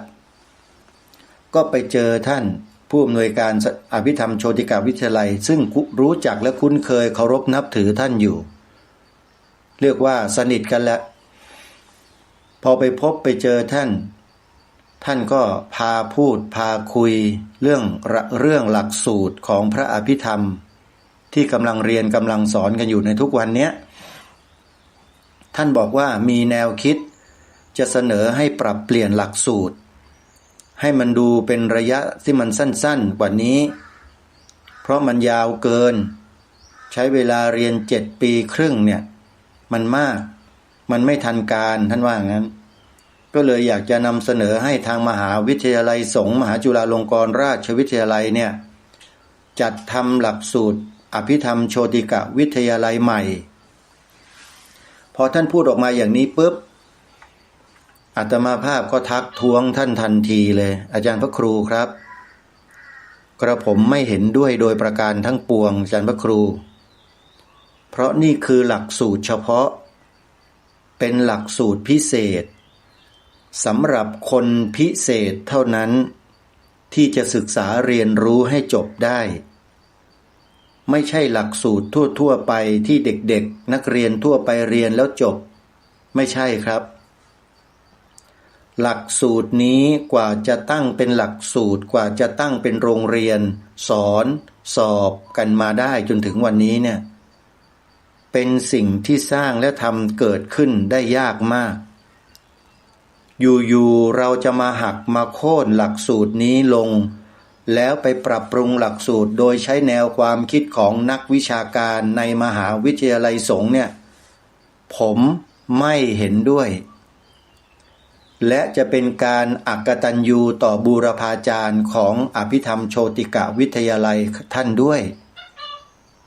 อาตมาพูดกับผู้อำนวยการอภิธรรมโชติกวิทยาลัยแบบนี้จริงๆอดีตท่านยังมีชีวิตอยู่นะท่านเป็นระยะสั้นๆช่วงหนึ่งไม่ขอเอ่ยนามแต่อาตมาภาพคุยกับท่านแบบนี้จริงๆแล้วก็บอกถึงเหตุผลว่าทำไมจึงทักท้วงท่านอาจารย์พระครูผมเป็นผู้สอบผ่านหลักสูตรอภิธรรมโชติกวิทยาลัยจนจบผมขอย้ำว่าหลักสูตรนี้เป็นหลักสูตรพิเศษสำหรับคนพิเศษเท่านั้นที่จะศึกษาเล่าเรียนได้อย่างราบรื่นและจบหลักสูตรได้แต่ก็ไม่ใช่หมายความว่าจะได้ทุกคนจะมีเฉพาะไม่กี่คนเท่านั้นแหละเมื่อจบหลักสูตรแล้วมีความเข้าใจเรื่องของชีวิตของตัวเองและชีวิตของคนอื่นแล้วก็ใช้ความรู้ที่จบหลักสูตรเนี้ยมาบูรณาการใช้กับมนุษย์ด้วยกันด้วยความรักความเมตตาความกรุณาความเอื้อเฟื้อเผื่อแผ่ธรรมะที่เกิดขึ้นในใจหลังจากที่เรียนจบหลักสูตรหรือในขณะระหว่างเรียนหลักสูตรนี้ก็ดีเป็นจิตใจที่ประเสริฐเป็นจิตใจที่เลิศ เพราะผู้เรียนนั้นได้ปฏิบัติธรรมไปในขณะที่ศึกษาเล่าเรียนพระอภิธรรมไปด้วยเรียกว่ามีพื้นฐานการปฏิบัติแล้วใช้ขัดเกลาจิตตัวเองไปโดยลำดับแต่อีกหลายๆคนที่เข้าสู่หลักสูตรนี้แล้วก็กลายเป็นยักษ์เป็นมารผลาญความดีของตนเองก็มีเหมือนกันผลาญยังไงฮะนำเอาความรู้ที่ตัวเองได้เนี่ยไปข่มคนอื่นเขาอยู่นั่นแหละแล้วก็อวดอ้างตัวเองว่าฉันจบอย่างนั้นฉันเก่งอย่างนี้สอบได้ที่หนึ่งบ้างอะไรบ้างแล้วก็ไปอวดไปอ้างกันไปโม้กันอยู่นักอภิธรรมที่กระทำกันอยู่แบบนี้ก็มีนะอาตมานี่พูดนี่ไม่เคยกลัวมนุษย์หน้าไหนนะที่จบอภิธรรมอ่ะที่ไปยกตัวเองแล้วไปข่มคนอื่นเขาเนี่ยมันไม่ได้ผู้ศึกษาธรรมะของพระสัมมาสัมพุทธเจ้าเนี่ยจิตใจจะต้องอ่อนโยนไม่แข็งกระด้างต่อผู้คนที่เขาทำความดีแต่สำหรับรายการคดีโลกคดีธรรมแล้วแข็งกับคนที่ไม่ดีเท่านั้นนะขอพูดเอาไว้ประสบการณ์ของชีวิตที่ผ่านมาทั้งทางโลกแล้วก็ทางธรรมเนี่ยมันพอที่จะเป็นครูชี้หน้าตำหนิคนทั้งหลายทั้งปวงได้อันนี้พูดอย่างนี้ก็แล้วกันโยมนี่ไม่ได้ยกหัวชูหางตัวเองนะพูดตามสภาวะความเป็นจริงอย่างนั้นชีวิตมันผ่านมาแล้วโยมทางโลกเนี่ยก็จบหลักสูตรทหาร2 ปีเนี่ยเป็นผู้ช่วยครูอีกสองรุ่นนะถ้าใครที่เคยเกณฑ์ทหารมาก่อนก็จะรู้ดีว่าเป็นยังไงนะฮะแล้วเมื่อเป็นผู้ช่วยครูแล้วก็เป็นหัวหน้าหมวดเขาอีกพูดง่ายๆว่าเป็นประธานรุ่นน่ะโยมก็ลองคิดดูแล้วกันว่าไอ้คนแบบเนี้ยอย่างอาตมาเนี่ยมันพอที่จะบอกจะสอนมนุษย์ในโลกนี้ได้ไหมในเรื่องของการดำรงชีวิตอยู่ร่วมกันของความเป็นมนุษย์ด้วยกันเพราะฉะนั้นรายการคดีโลกคดีธรรมโดยอาตมาภาพเนี่ยจึงพูดจาในลักษณะเช่นนี้เพื่อปรามคนที่เห็นแก่ตัวเนี่ยให้มันเบาๆหน่อยให้เห็นแก่บ้านเมืองแก่ประโยชน์ส่วนรวมแก่เพื่อนมนุษย์ด้วยกันเพื่อนมนุษย์ที่อยู่กันอย่างพอเพียงอยู่กันอย่างมีความสงบร่มเย็นเนี่ยเห็นแก่เขาหน่อยแล้วก็ช่วยกันมาปรามไอ้คนที่เห็นแก่ตัวกันหน่อยอย่าทำตัวให้เป็นคนเห็นแก่ตัวตามคนพวกนั้นเลยอันนี้คือสรุปกันแบบง่ายๆไม่ต้องลงไปในรายละเอียดลึกเพราะมันเสียเวลาโยมอาตมาภาพนี่พูดมาเยอะแล้วว่าบ้านเมืองเราเนี่ยมันมีพฤติกรรมที่มีคนกระทำอย่างนั้นอย่างนี้อยู่แล้วก็มาชวนพวกเราที่เป็นลูกหลานคนไทยด้วยกันมาช่วยกันรักษาสืบสารต่อยอดไม่ได้ให้ไปทำลายคนพวกนั้นนะไม่ให้ไปด่าไม่ให้ไปว่าไม่เคยพูดเลยแต่ให้เรามาช่วยกันสืบสารรักษาต่อยอดสิ่งที่บรรพชนเราได้สืบสารรักษาต่อยอดมาให้แก่พวกเราในที่นี้ทางรายการย้ำมาโดยตลอดว่าเราเป็นคนไทยแท้ๆแต่ไม่รู้จักความหมายธงชาติซึ่งเป็นสัญลักษณ์ของชาติบ้านเมืองตัวเองนะมันน่าอายเขาไหมถามจริงเหรออายไหมเขาถามมาปุ๊บตอบคืนเขาไม่ได้อะความหมายธงชาติพวกคุณน่ะยูสมมติชาวต่างประเทศเข้ามาเมืองไทยนะยูช่วยบอกหน่อยสิว่าความหมายคืออะไรตอบได้เลยนะในประเทศไทยนี่ทั้งประเทศตอบเหมือนกันหมดสีแดงคือชาติ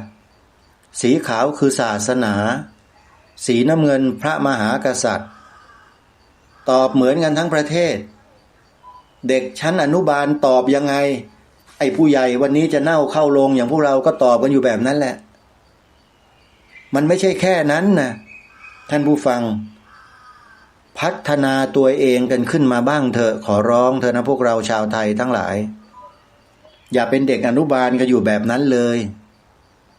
อันนี้พูดเฉพาะประเด็นธงชาติและความหมายธงชาตินะไม่ได้พูดเรื่องอื่นนะฮะอย่าเอามาปนนะโยมใช้ปัญญาพิจารณาแล้วคิดให้ดีรายการนี้ไม่ได้ไปว่าใครแต่ย้ำเตือนพวกเราคนไทยว่าต้องช่วยกันนะ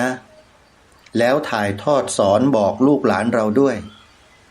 ให้อัญเชิญบทพระราชนิพนธ์ความหมายธงไตรรงค์มาท่องเป็นอาขยานก่อนหลับก่อนนอนก่อนอะไรก็แล้วแต่เถอะท่องกันให้ได้ทางรายการได้จัดทำเป็นบทเพลงเอาไว้ประจำรายการเพื่อเทิดทูนพระองค์ท่านคือองค์พระบาทสมเด็จพระมงกุฎเกล้าเจ้าอยู่หัวรัชกาลที่6ที่พระองค์ทรงสร้างธงไตรรงค์3 สีนี้ขึ้นด้วยพระหัตถ์ของพระองค์เองแล้วก็ทรงพระราชนิพนธ์ด้วยพระหัตถ์ของพระองค์เองเป็นความหมายธงไตรรงค์มาถึงทุกวันนี้แต่เจ้านายหรือผู้นำของพวกคุณน่ะที่เขาสมมุติว่าเป็นนายกรัฐมนตรีคณะรัฐมนตรีเนี่ยไม่เอาใจใส่สิ่งนี้กันเลยไอ้หัวเนี่ยมันไม่ใส่แล้วหางอย่างพวกเรามันจะกระดิกไหมล่ะมันไม่มีหรอกคุณไม่ใส่ไปในหลักสูตรท่องเป็นอาขยานกันไว้ตั้งแต่เด็กอนุบาลเนี่ยขอรำพันบรรยายความคิดเครื่องหมายแห่งสีทั้ง3งามถนัดคุณก็ไปแต่งทำนองกันเองดิเป็นครูเนี่ยทีนี้ครูก็ไม่ได้ทำเพราะอะไรเพราะในหลักสูตรไม่มีก็ผู้นำไม่ทำให้อ่ะแล้วครูจะไปสอนเด็กได้ไงปัญหามันอยู่แค่ตรงนั้นจะให้อาตมาไปทำมันทำได้ไหมหลักสูตรอ่ะมีอำนาจอะไรที่ไหนล่ะก็ต้องให้พวกรัฐมนตรีนั่นแหละเขาเป็นคนกำหนดวิชาประวัติศาสตร์ชาติไทยก็ยกเลิกวิชาศิลธรรมก็ยกเลิกวิชาหน้าที่พลเมืองก็ยกเลิกวิชาสังคมศึกษาก็ยกเลิกวิชาภูมิศาสตร์ก็ยกเลิกหลักสูตรนั้นดีๆเป็นพื้นฐานของชาติบ้านเมืองทั้งนั้นอาตมานี่ยังนึกถึงลูกศิษย์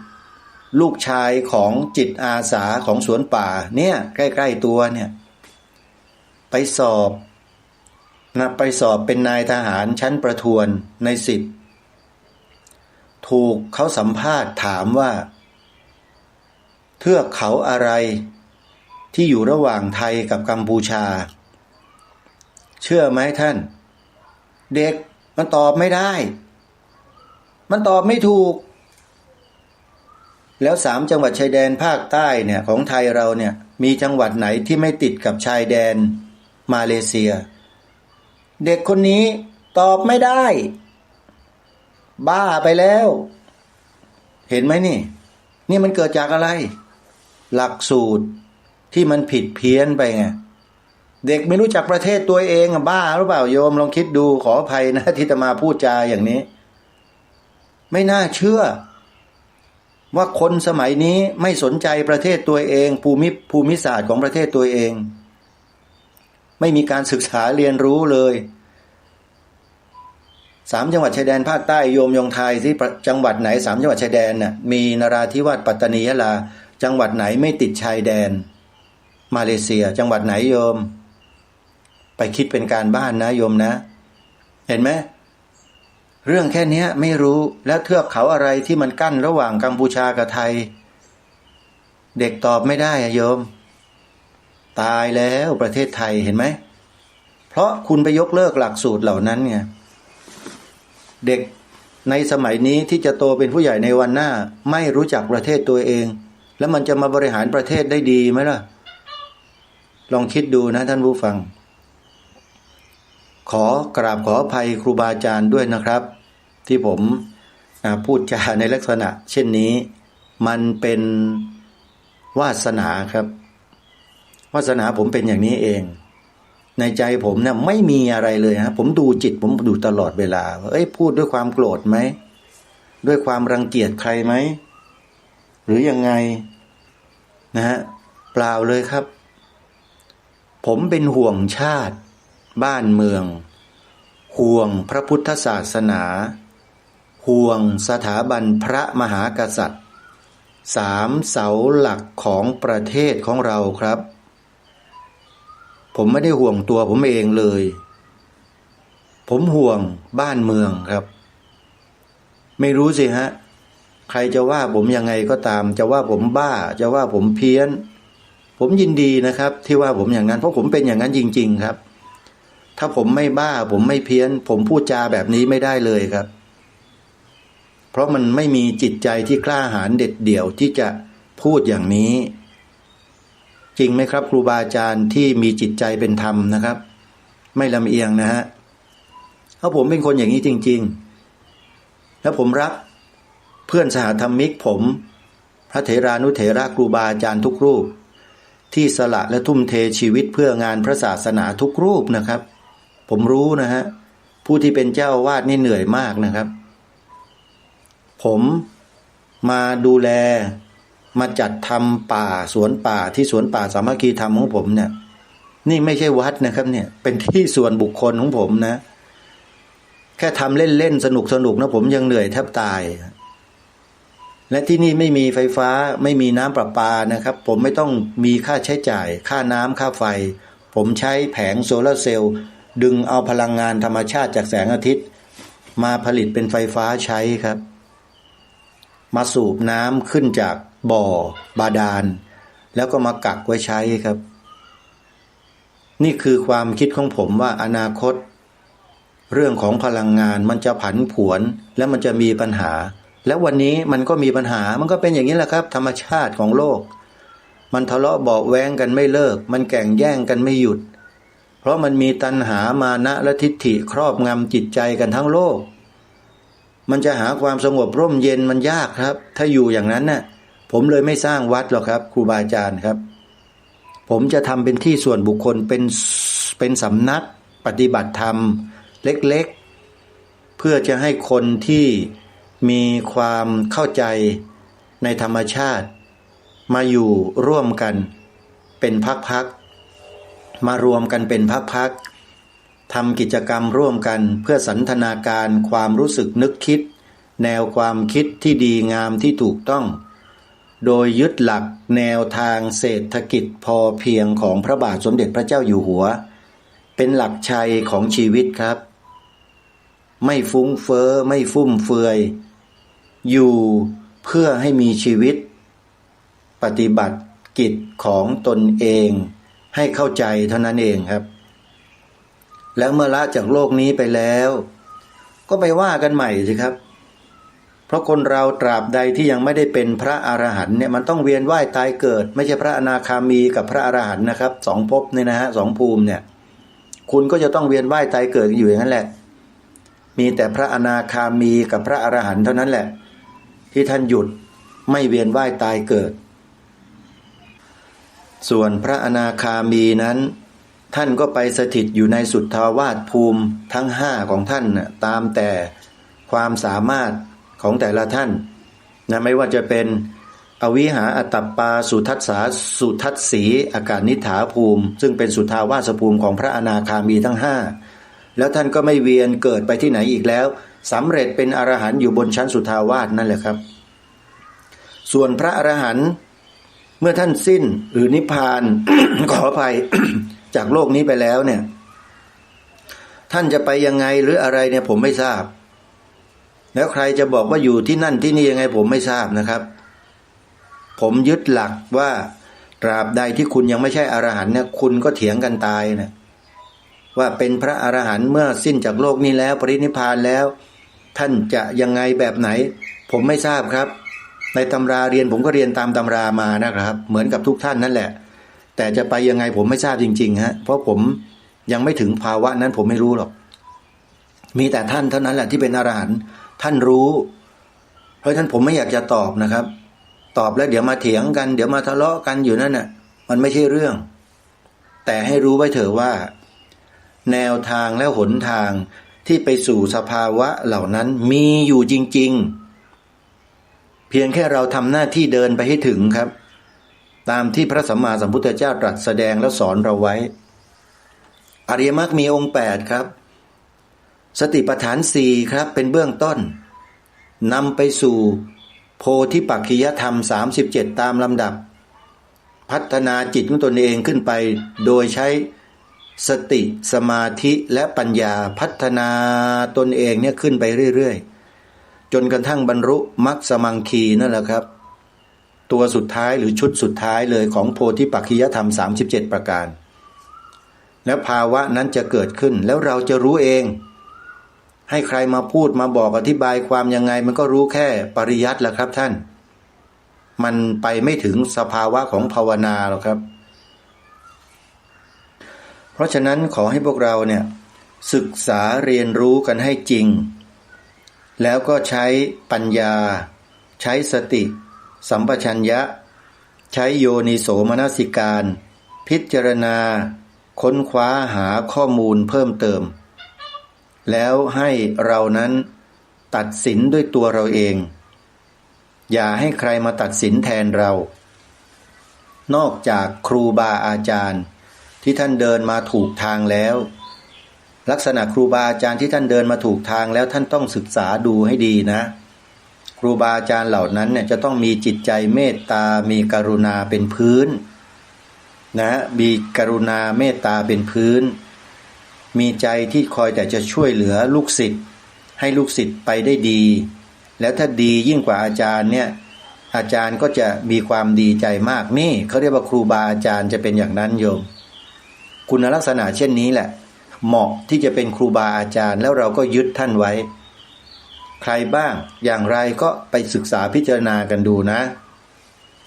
เอาล่ะญาติโยมสาธุชนพูดมาก็เยอะจะหมดเวลาอีกแล้วประชาสัมพันธ์ข่าวบุญให้พวกเราร่วมกันสักนิดหนึ่งในวันนี้วันเสาร์ที่14มีนาคมทางสถานีวิทยุพระพุทธศาสนาแห่งหนึ่งประกาศเชิญชวนพวกเราให้ร่วมทำบุญทอดผ้าป่าเพื่อบำรุงส่งเสริมสถานีวิทยุพระพุทธศาสนาแห่งนี้มาเป็นระยะเวลาแรมเดือน2 เดือนแล้ววันนี้อาตมาภาพมาร่วมงานที่นี่ใครที่อยู่ในละแวกใกล้เคียงได้ยินเสียงนี้แล้วหรือไม่ได้ยินก็ตามขอให้โยมมาร่วมบุญกันนะโยมนะที่นี่จะจัดงานทอดผ้าป่าสถานีวิทยุในวันนี้เริ่มงานมาตั้งแต่ช่วงเช้าใครที่จะร่วมบุญย้อนหลังก็ยินดีนะโยมช่วยสถานีวิทยุแห่งนี้ให้มีกำลังไว้เพราะอยู่ห่างไกลจากพวกเราเยอะจะต้องเดินทางเข้าไปสู่พื้นที่ธุรกันดารภายในใกล้ทุ่งกุลาร้องไห้นะโยมแล้วท่านผู้อำนวยการสถานีวิทยุมีความภาคเพียรมีความพยายามวิริยะอุตสาหะรักษาสืบสารต่อยอดงานเผยแผ่พระพุทธศาสนาด้วยสถานีวิทยุนี้เอาไว้ได้เป็นอย่างดีแล้วพระอย่างเนี้ยโยมไม่สนับสนุนไม่ส่งเสริมไม่ช่วยเหลือท่านน่าเสียดายนะโยมวันนี้มีงานจัดทอดผ้าป่าเพื่อสนับสนุนงานเผยแผ่พระพุทธศาสนาแล้วขอเรียนเชิญเจริญพรญาติโยมร่วมทำบุญเผยแผ่ธรรมด้วยกันที่วัดบ้านปลาคูนตำบลท่าหาดยาวอำเภอโพนทรายจังหวัด101เดี๋ยวมีเบอร์โทรศัพท์ให้พวกเราได้จดเพื่อโทรศัพท์เข้ามาร่วมบุญกับท่านวัดบ้านปลาคูนแห่งนี้เป็นวัดที่เผยแผ่พระพุทธศาสนาเป็นสำคัญไม่ได้เน้นวัตถุไม่ได้เน้นอะไรอย่างอื่นนอกจากให้ความรู้ธรรมะให้กับผู้คนในสังคมละแวกนั้นโดยใช้เครื่องมือที่ทันสมัยสถานีวิทยุกระจายเสียงและก็ใช้ระบบในการออกอากาศ ตามที่มีอยู่ในปัจจุบัน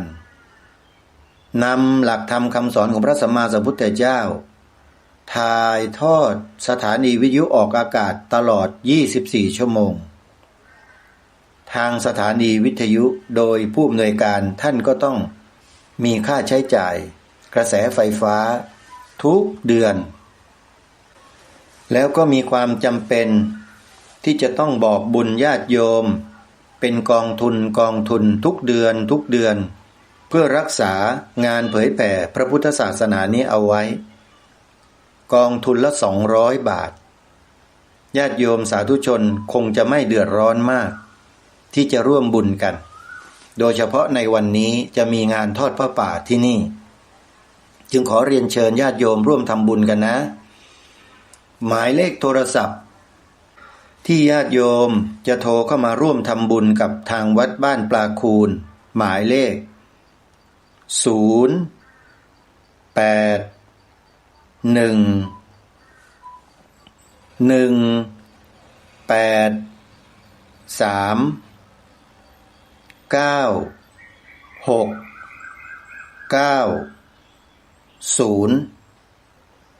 ขออภัยครูบาอาจารย์แล้วก็ขอเข้ามาญาติโยมที่บอกหมายเลขโทรศัพท์ช้าที่สุดในโลกเพราะมีประสบการณ์ในเรื่องนี้อาตมาภาพในขนาดเขียนเร็วเขียนเก่งบางทีฟังหมายเลขโทรศัพท์ของบางรายการนะจดไม่ทันญาติโยมสมมุตินะเวลาเขาบอกเบอร์โทรศัพท์เนี่ยญาติโยมโทรมาได้ที่หมายเลข0811839690นะโยมนะจดทันไหมโยม0811839690ถ้าสัญญาไม่ดีจำไม่ได้มันจำไม่ได้เลยนะฮะและจดมันก็ไม่ทันเพราะฉะนั้นอันเนี้ยสำคัญมากบอกเบอร์โทรศัพท์ไวๆแล้วใครจะโทรหาคุณได้บอกช้าๆให้ญาติโยมเนี่ยจดแบบสบายๆแล้วจิตใจเขาก็อยากจะทำบุญกับเราด้วยอาตมาภาพเวลาบอกเบอร์โทรศัพท์ของครูบาอาจารย์เนี่ยนะฮะบอกช้าๆ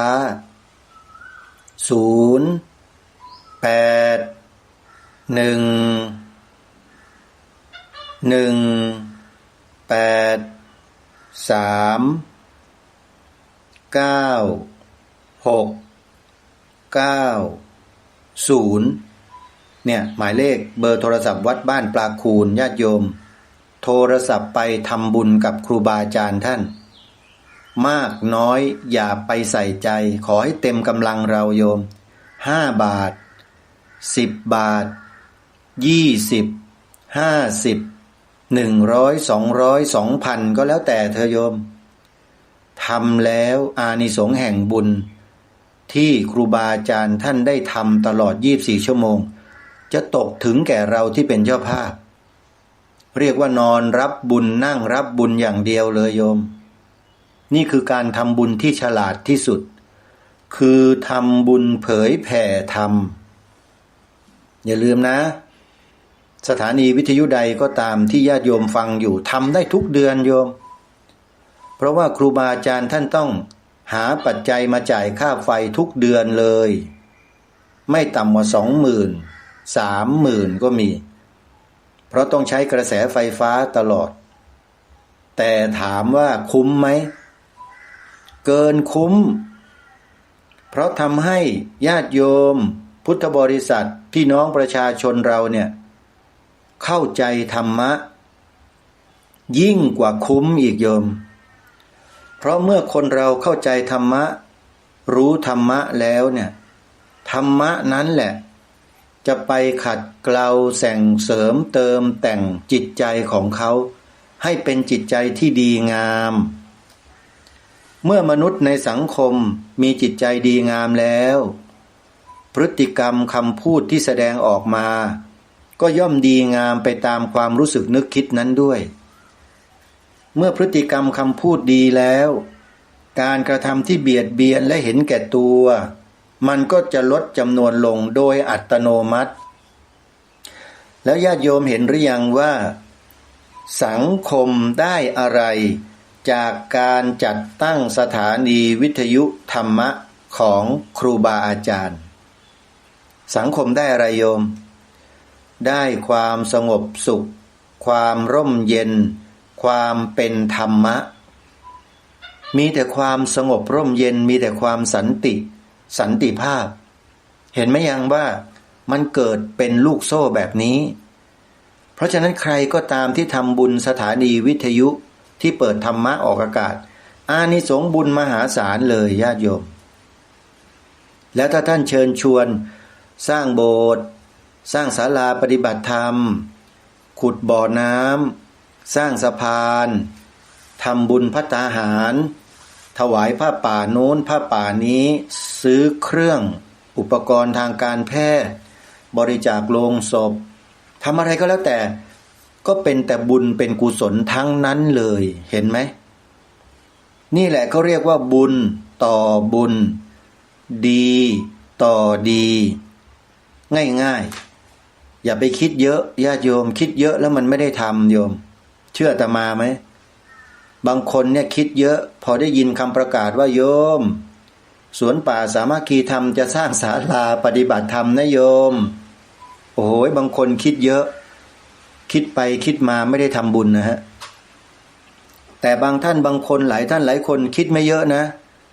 ทำเลยเนี่ยอย่างแม่จันทิพย์แสงทองแม่ฟองจันปัญญาตุ้ยแล้วก็คณะชาวอำเภอสารพีจังหวัดเชียงใหม่นี่อย่างโยมอิทธิชัยนิสภักกุลนางสาววนิดานายมาโนดนิสภักกุลนางวันวิภาปีกขาวนายจักริดวงกาญจนกุลอยู่อำเภอสารพีจังหวัดเชียงใหม่นี่ฟังรายการอยู่โยมอิทธิชัยนี่เป็นผู้นำบุญโอนปัจจัยมาทำบุญให้อาตมาเนี่ยทั้งหมดเนี่ย 1,000 บาทโยมลองคิดดูเนี่ยคนที่มีจิตใจมั่นคงแล้วเข้าใจแล้วทำเลยเห็นไหมนะอย่างแม่จันทิพย์เป็นผู้นำบุญเนี่ยนะเดี๋ยวโยมแม่จันทิพย์บอกว่าเดี๋ยวจะไปหาเจ้าภาพมาเป็นเจ้าภาพเสาศาลาตกลงอาตมาคุยกับช่างรับเหมาตกลงกันแล้วนะโยมทำแน่นอนภายในสัปดาห์หน้านี่แหละเดี๋ยวอาตมาภาพจะถ่ายภาพของการทำงานของช่างในหน้างานเนี่ยให้ทุกท่านได้เห็นใน Facebook นะโยมนะใครที่ยังไม่ทราบว่าอาตมามี Facebook อยู่ชื่ออะไรก็ขอแจ้งบอกโยมนิดนึงญาติโยมสามารถติดตามความเคลื่อนไหวการสร้างศาลาปฏิบัติธรรมที่สวนป่าสามัคคีธรรมได้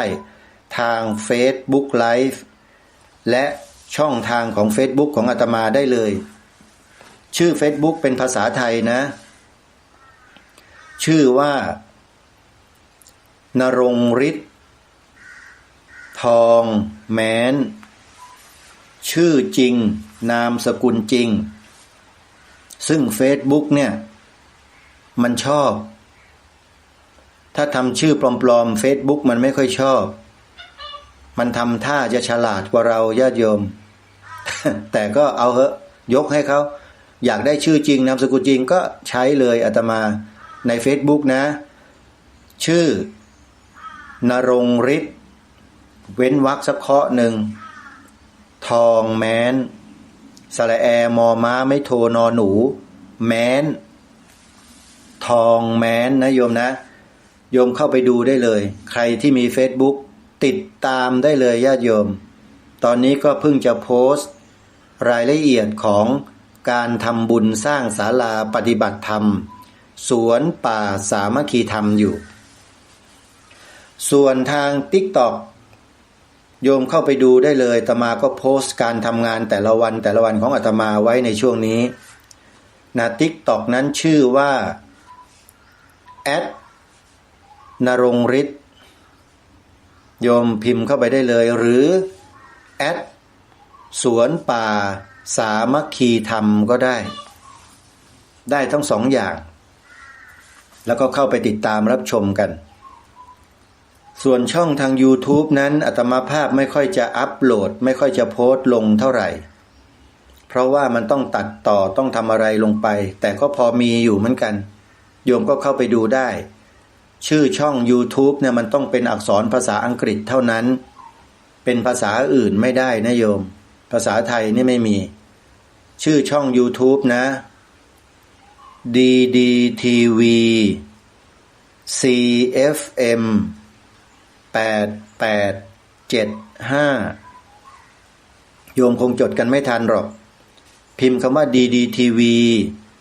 CFM 8875ถ้าเห็นเลข8875ข้างหลังแล้วก็นั่นแหละช่องอาตมารูปโปรไฟล์ของช่อง YouTube นะช่อง YouTube ของอาตมามีรูปเป็นสิงโตนั่งอยู่บนยอดเสาอโศก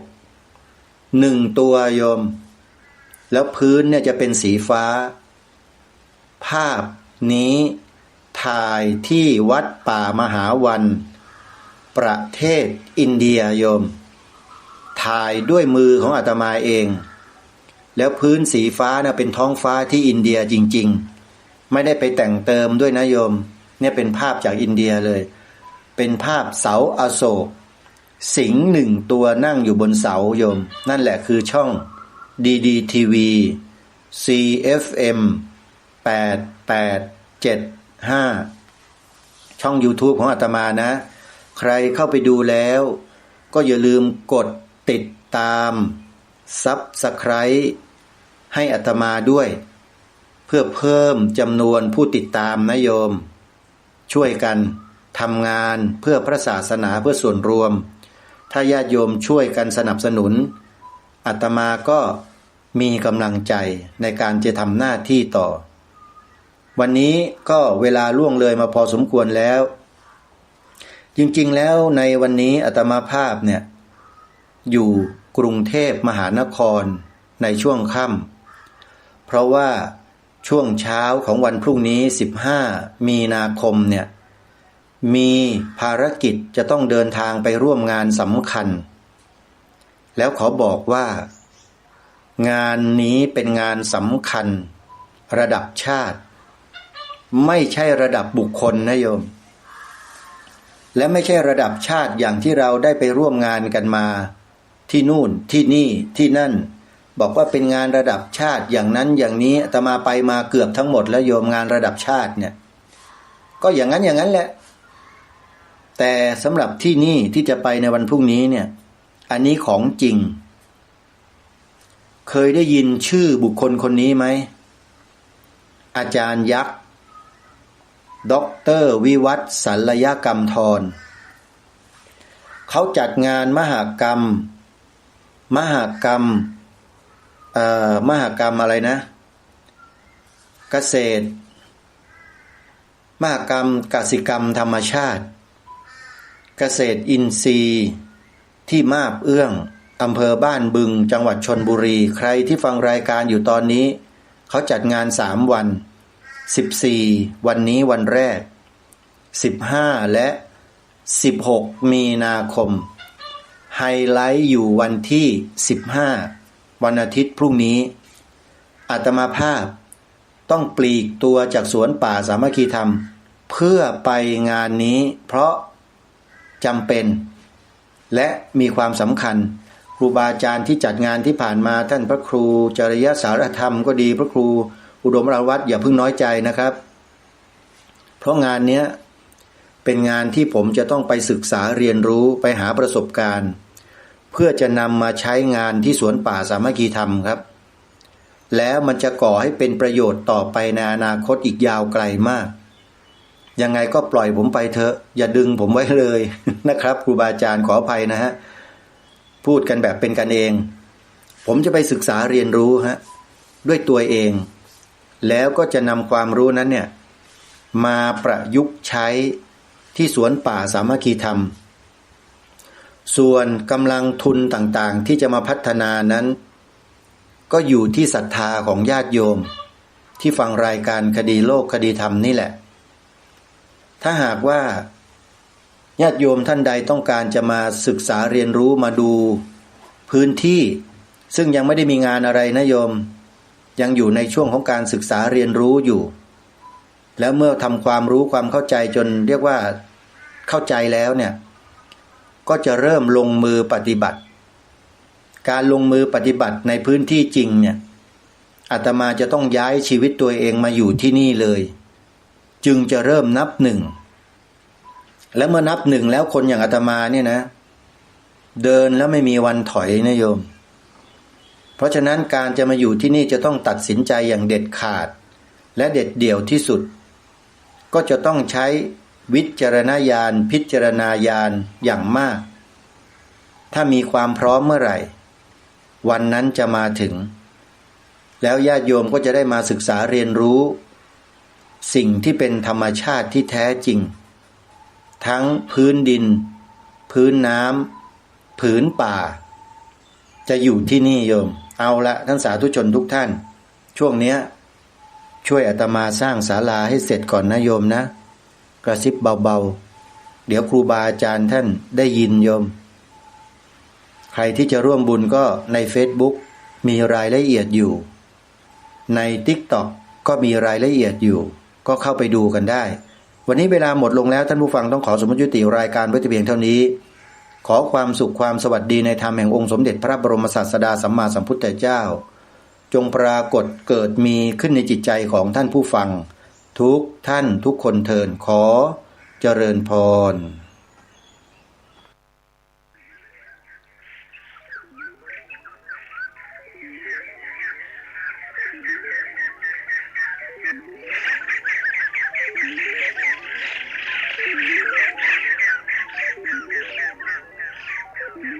ชีวิตในราวป่าไม่มีสิ่งประดิษฐ์สวยงามแต่มีธรรมชาติเช่นพฤกษาระดาวันและสัตว์ป่าทำให้ท่านผู้เคยอยู่ในราชสำนักได้ประสบความสดชื่นอย่างใหม่ที่ง่ายๆและเบาสบายไม่มีเรื่องวุ่นวายโกลาหลเป็นชีวิตที่ดูเพียงผิวเผินก็คล้ายกับไม่มีความหมายไม่สนุกสนานร่าเริงแต่ประหนึ่งมีแสงสว่างจุดไว้ภายในจิตมีความสงบเย็นมีความพร้อมที่จะช่วยปลอบประโลมผู้กลัดกลุ้มร่มร้อนทั้งหลายว่าที่ต่างคนต่างดิ้นรนเกลือกกลิ้งอยู่ในความทุกข์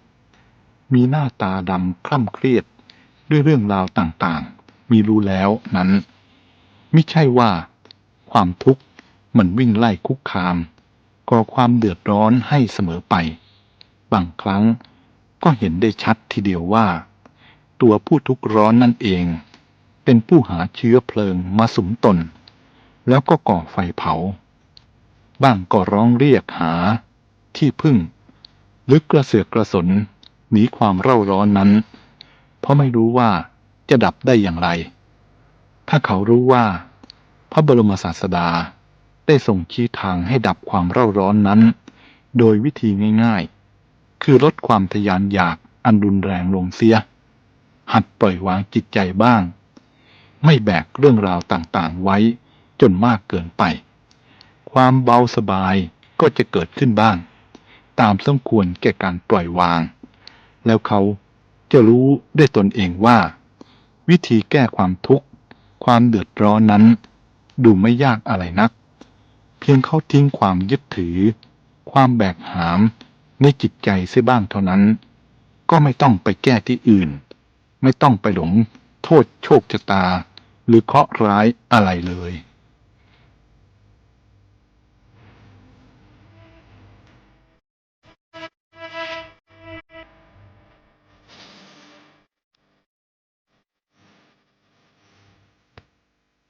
กระท่อม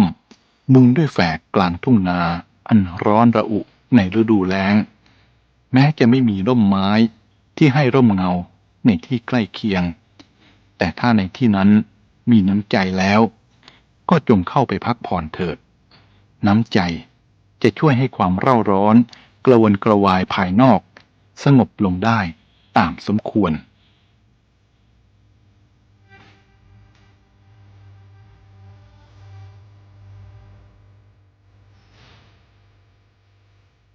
คนเหล่านั้นถ้าไม่ด่วนทอดอะไรในชีวิตไม่คิดว่าเสียหายจนหมดทางแก้เมื่อผิดพลาดอะไรลงไปก็อาจกลับตัวได้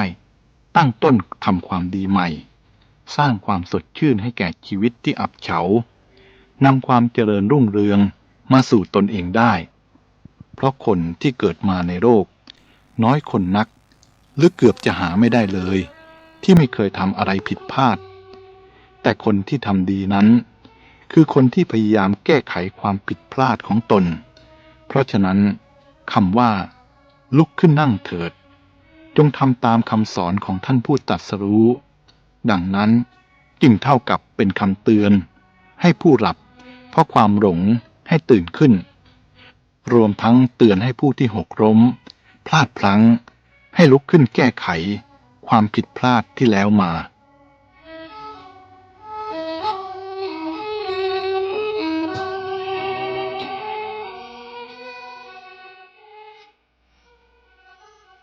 ความผ่อนคลายกลัดกลุ่มรุ่มร้อนทำให้เห็นว่าเมื่อไม่ตกอยู่ใต้อำนาจของความทะยานอยากแล้วก็จะหาความสุขได้ในทุกสถานที่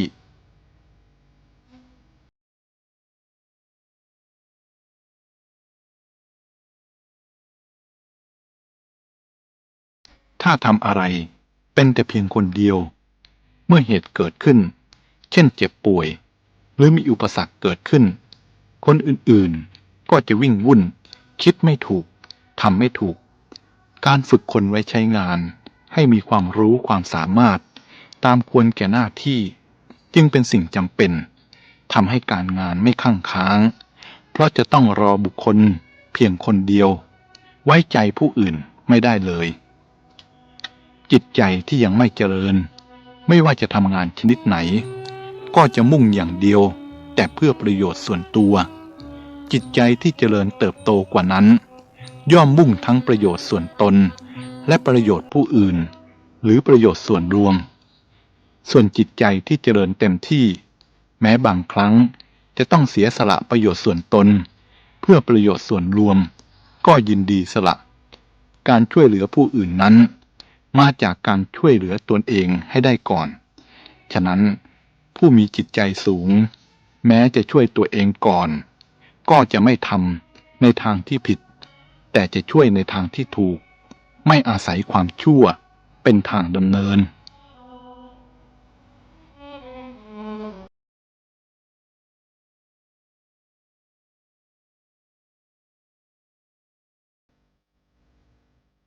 ผู้เบียดเบียนผู้อื่นนั้นคือผู้เบียดเบียนตนเองผู้สงเคราะห์อนุเคราะห์ตนเองนั้นก็คือผู้สงเคราะห์ผู้อื่นคนเรามิได้เป็นคนถอยเพราะชาติมิได้เป็นคนประเสริฐเพราะชาติคนเราจะเป็นคนถอยหรือคนประเสริฐก็เพราะการกระทำของตนการทำบุญก็คือการชำระจิตใจของผู้กระทำคือตัวเราเองให้บริสุทธิ์สะอาดการได้บุญก็คือการทำจิตใจให้บริสุทธิ์สะอาดไม่ใช่การนั่งทวงผลบุญหรือมุ่งหมายจะให้เกิดสิ่งตอบแทนตั้งร้อยตั้งพันเท่า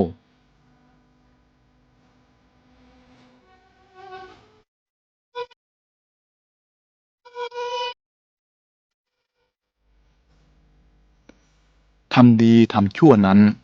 ผลดีชั่วปรากฏแล้วตั้งแต่วาระแรกที่ลงมือทำเปรียบเสมือนตราประทับเครื่องหมายลงไปบนแผ่นดินเหนียวถ้าเป็นการกระทำความดีก็ชื่อว่าประทับตาฝ่ายดีลงไปในจิตใจของเราถ้าเป็นความชั่วก็เท่ากับประทับตราฝ่ายชั่วลงไปแล้วส่วนผลที่จะตามมาภายหลังอีกนั้นเป็นสิ่งที่เนื่องมาจากตราแห่งความดีความชั่วที่ประทับลงไปในจิตใจของเราในคราวแรก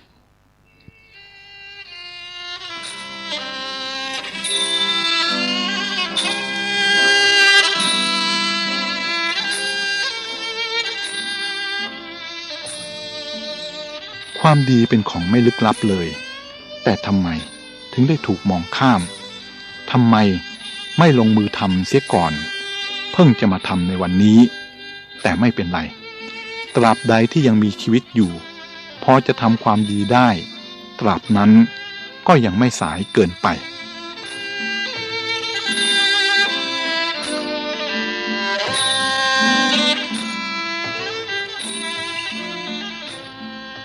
พระพุทธศาสนาไม่ได้สอนให้ใช้วิธีอ้อนวอนบวงสรวงสิ่งศักดิ์สิทธิ์หรือการรอคอยพึ่งแต่ผู้อื่นเพื่อให้ผู้อื่นดลบันดาลหรือช่วยเหลือแต่สอนให้พึ่งตนเองช่วยตนเองผู้อื่นแม้จะเป็นคนสำคัญสักแค่ไหนก็เป็นเรื่องของผู้อื่นถ้าเรางอมืองอเท้าไม่คิดทำอะไรให้ดีงามสำหรับตนเองบ้างเลยก็ไม่ผิดอะไรกับยาจกที่มองดูสมบัติของเศรษฐีด้วยความกระหยิ่มยินดีแต่เขาก็คงเป็นยาจกอยู่นั่นเองเมื่อใดเขาพยายามทำมาหากินสะสมทรัพย์สมบัติที่หาได้ยากยกฐานะของตนให้สูงขึ้นโดยลำดับเมื่อนั้นจึงชื่อว่าเขาได้ประโยชน์อย่างแท้จริงจากการพึ่งตนเอง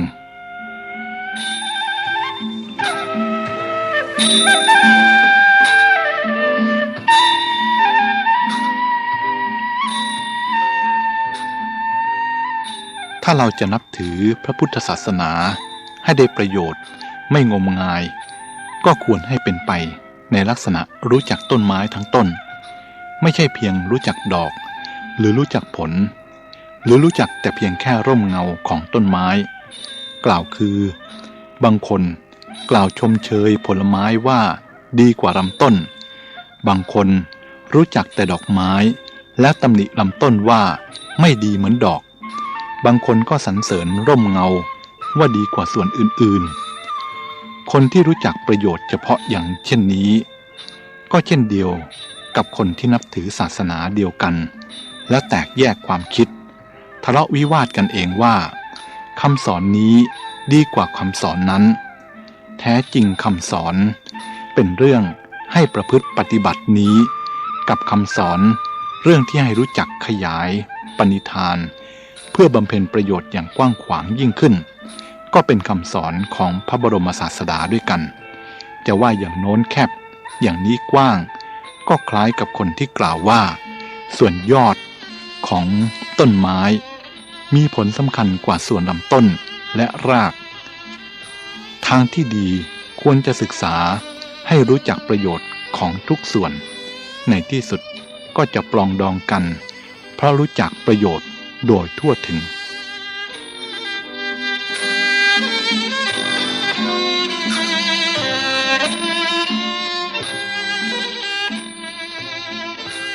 ร่างกายทุกส่วน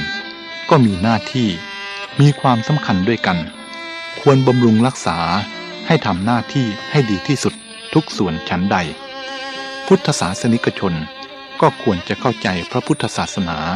ให้ถี่ถ้วนทุกส่วนแห่งคำสอนและมีความสามัคคีกลมเกลียวกันทุกฝ่ายเพื่อทำประโยชน์ร่วมกันคือการช่วยกันเผยแพร่หลักแห่งความร่มเย็นเป็นสุขหลักธรรมแห่งความเมตตากรุณาและหลักธรรมแห่งการใช้ปัญญาพิจารณาเหตุผลให้เพื่อนมนุษย์ทั้งหลายได้มีส่วนร่วมลิ้มรสพระธรรมนั้นโดยทั่วกันความเกี่ยงแย้งกันเรื่องใครเป็นญาณอะไร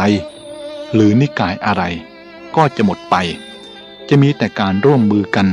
ทำประโยชน์ให้กว้างขวางออกไป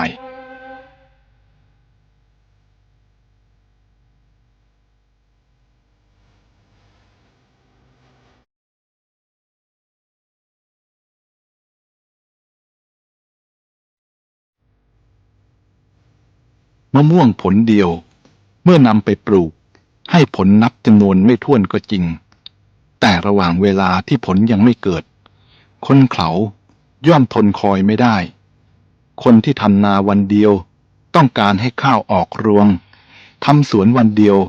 ต้องการให้เก็บผลไม้ได้นั้นมีอยู่มากคนเหล่านี้เมื่อได้ผลอะไรไม่ทันใจก็ทอดทิ้งความเพียรเสียโดยมาก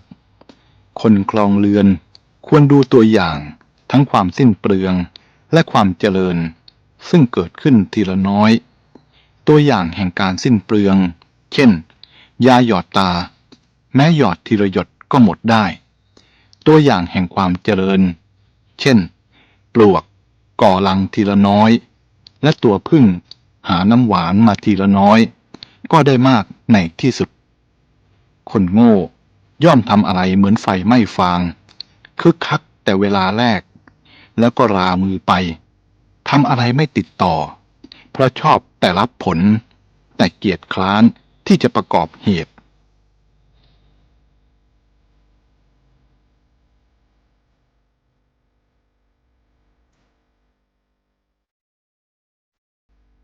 ดูก่อนโคกระบือทั้งหลายเจ้าทำงานหนักโดยไม่ปริปากบ่นแต่คนเขาจะบ่นตั้งแต่ยังไม่ลงมือทำอะไรเพราะเขาอยากจะให้ฝนเงินฝนทองตกลงมาเต็มบ้านเต็มเรือนของเขามากกว่าการที่จะต้องลำบากทำงานเลี้ยงปากเลี้ยงท้องความเพียรเป็นประหนึ่งศัตรูในตอนแรกแต่เป็นญาติสนิทในตอนหลังส่วนความเกียจคร้านเป็นญาติสนิทในตอนแรกแต่เป็นศัตรูในเบื้องปลายท่านจะเลือกคบใครก็ครบเถิดจงรู้จักเหตุรู้จักผลรู้จักตนรู้จักประมาณรู้จักการเวลาจงรู้จักบริษัทคือประชุมชนและจงรู้จักบุคคลผู้ใดใช้ความรู้ทั้ง7นี้ให้เป็นประโยชน์แก่ตนได้ผู้นั้นย่อมอยู่อย่างมีความสุขได้ในที่ทั้งปวง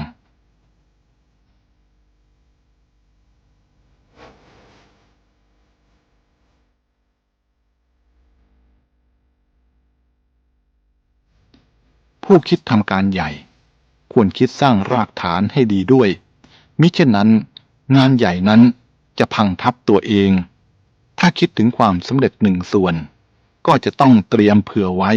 สำหรับอุปสรรคต่างๆ3 ส่วนด้วย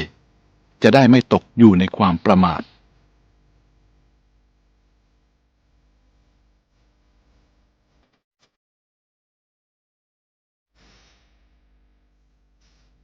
อย่านั่งนอนคอยโชควาสนาให้ลอยมาหาเองเพราะจะเป็นเหมือนราชสีห์นอนหลับคอยให้เนื้อเข้าไปอยู่ในปากแต่จงมีความอุตสาหะพยายามถ้าลงมือทำตั้งแต่บัดนี้ก็ได้ชื่อว่าเดินทางไปสู่ความสำเร็จอย่างมีเหตุผลอย่าดูหมิ่นความเจริญที่เกิดขึ้นทีละน้อยและก็อย่าดูหมิ่นความเสื่อมที่เกิดขึ้นทีละน้อยเช่นกันถ้าน้ำหยดลงตุ่มทีละหยดทำให้ตุ่มเต็มได้น้ำที่ไหลออกจากช่องรั่วทีละน้อยก็ทำให้หมดตุ่มได้เช่นเดียวกันสหายเอ่ยจงเก็บเล็กผสมน้อยไม่ว่าจะเป็นวิชาความรู้หรือทรัพย์สมบัติจงตัดความสิ้นเปลืองที่ไม่จำเป็นและไม่มีประโยชน์จะก่อสร้างฐานะให้ยิ่งใหญ่สักเท่าใดก็ได้ถ้าท่านรู้จักทำงานเหมือนตัวปลวกอย่าลืมตนคิดแต่จะฝึกจะจัดระเบียบให้แก่คนอื่นเท่านั้นจงมองดูตัวเองบ้างว่าได้รับการฝึกดีแล้วหรือมีระเบียบดีแล้วหรือหายเอ่ยถ้าท่านมีคนรับใช้จงลองหัดนึกว่าคนเหล่านั้นเป็นลูกหลานท่านเองแล้วความเกรี้ยวกราดจะเอาแต่ได้เอาแต่ใจตนของท่านจะบรรเทาลงได้หรือมิฉะนั้นจงลองนึกกลับกันให้ตนเองเป็นผู้ถูกเขาใช้บ้าง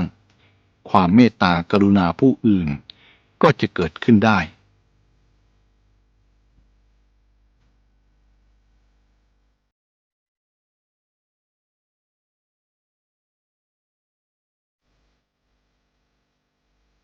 คำว่าพอคำว่าอิ่มคำว่ารู้จักประมาณไม่มีในจิตใจของผู้ใดผู้นั้นชื่อว่า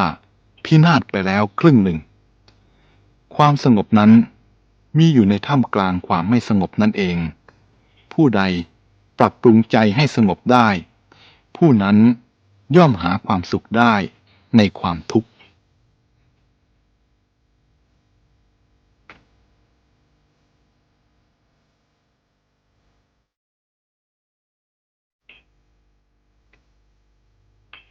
จงพลอยยินดีเมื่อผู้อื่นได้ดีอย่าเปิดโอกาสให้ความริษยามาครอบงำจิตใจท่านได้เพราะความริษยาทำให้โลกพินาศรวมทั้งทำลายตัวผู้ริษยาลงด้วย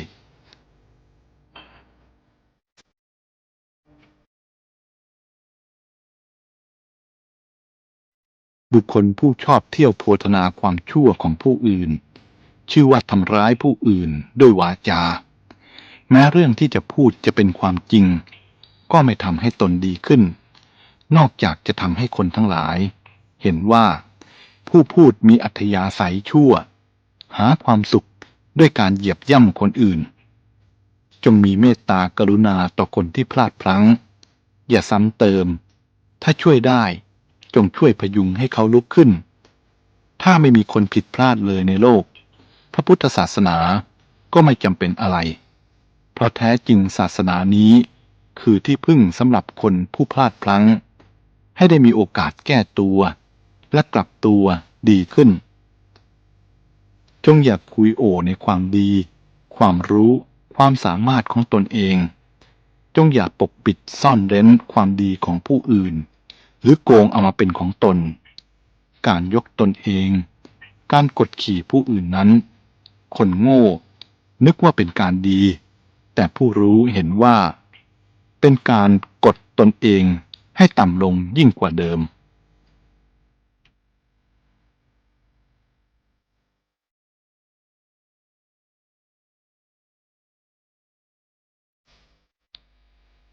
ถ้าเห็นชีวิตเป็นเพียงกระแสน้ำซึ่งไหลไปไม่หยุดนิ่ง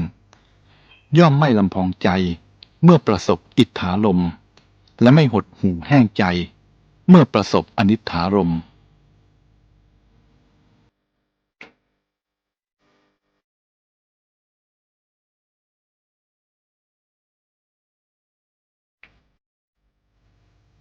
ผู้ใด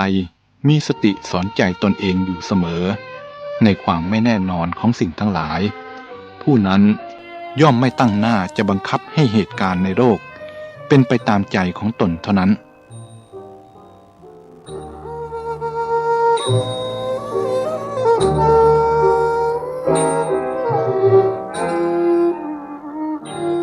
สู่ทั้งหลาย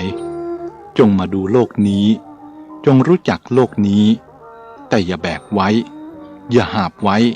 อย่าหามไว้เพราะการแบกหรือการหามก็ตามจะไม่ช่วยให้โลกดีขึ้นนอกจากจะก่อทุกข์ให้แก่ผู้แบกเป็นต้นเท่านั้นเอง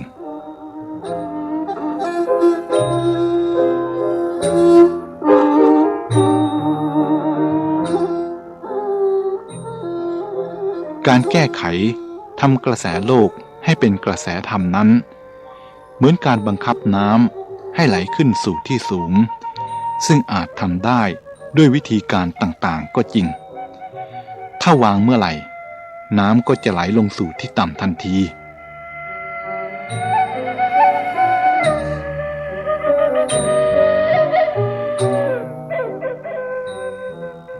คนที่ไม่ฉลาดสามารถแม้จะมีเครื่องมือมีคนรับใช้นับไม่ถ้วนก็จะไม่อาจใช้ประโยชน์จากสิ่งเหล่านี้ได้อย่างสมบูรณ์บุคคลทุกคนในโลกนี้แม้เบื้องต้นจะตกต่ำยากแค้นแสนเข็ญถ้ามีความเพียรพยายาม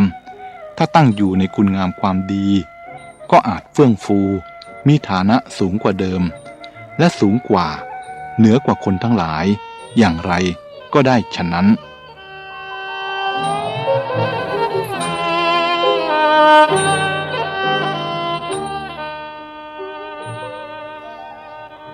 ในโลกนี้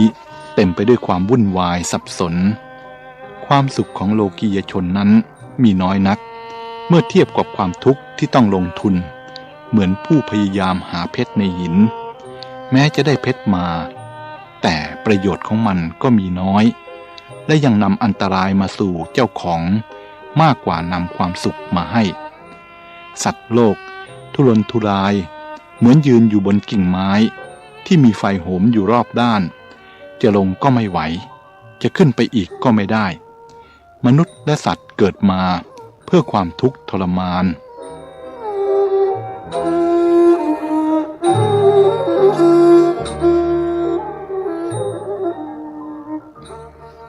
สาระของชีวิตนั้นอยู่ที่ความดีชีวิตที่ไร้ความดีจึงเป็นชีวิตที่ไร้สาระเป็นโมฆะชีวิตว่างเปล่าและน่าเสียดายความทุกข์ และความไม่สมหวังเป็นสิ่งที่มีค่าต่อชีวิตเพราะมันทำให้บุคคลรู้จักคุณค่าของความสุขถ้าไม่มีความหิวรบกวนมนุษย์จะรู้จักคุณค่าของอาหารได้อย่างไร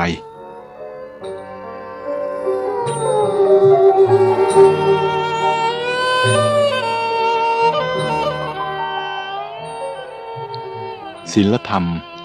ควรจัดปนไว้ในวิชาทั้งหลายเพราะจะเปรียบวิชาทั้งหลายเป็นดิน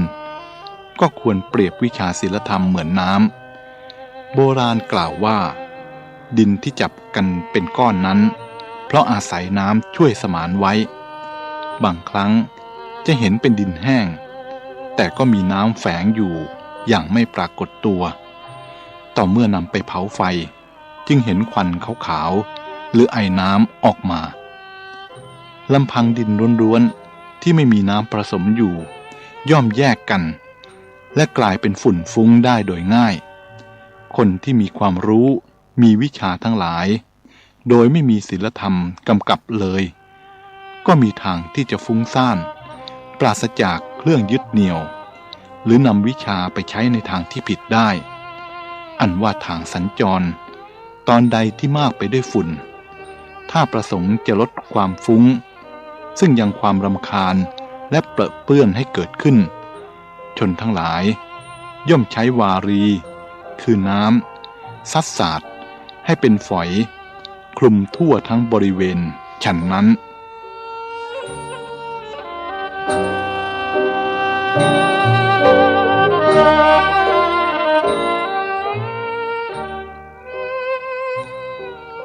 การเคารพอาจารย์นั้นเป็นสิริมงคลแก่ตัวอย่างน้อยที่สุดอาจารย์ก็เป็นผู้ที่มีวัยสูงกว่าศิษย์และมีน้ำใจเปี่ยมด้วยความหวังดีต่อศิษย์แม้ศิษย์จะเก่งกว่าสามารถกว่าอาจารย์ก็ไม่เคยคิดลิษยามีแต่ความภาคภูมิใจว่าเป็นศิษย์ของตนและศิษย์เป็นคนดีมีความสามารถศิษย์ควรคำนึงถึงเรื่องนี้ไว้ให้มากศิษย์ที่คลายความเคารพอาจารย์ลงนั้นมีแต่ความเสื่อมเป็นเบื้องหน้าภายใต้สิ่งอันดูเหมือน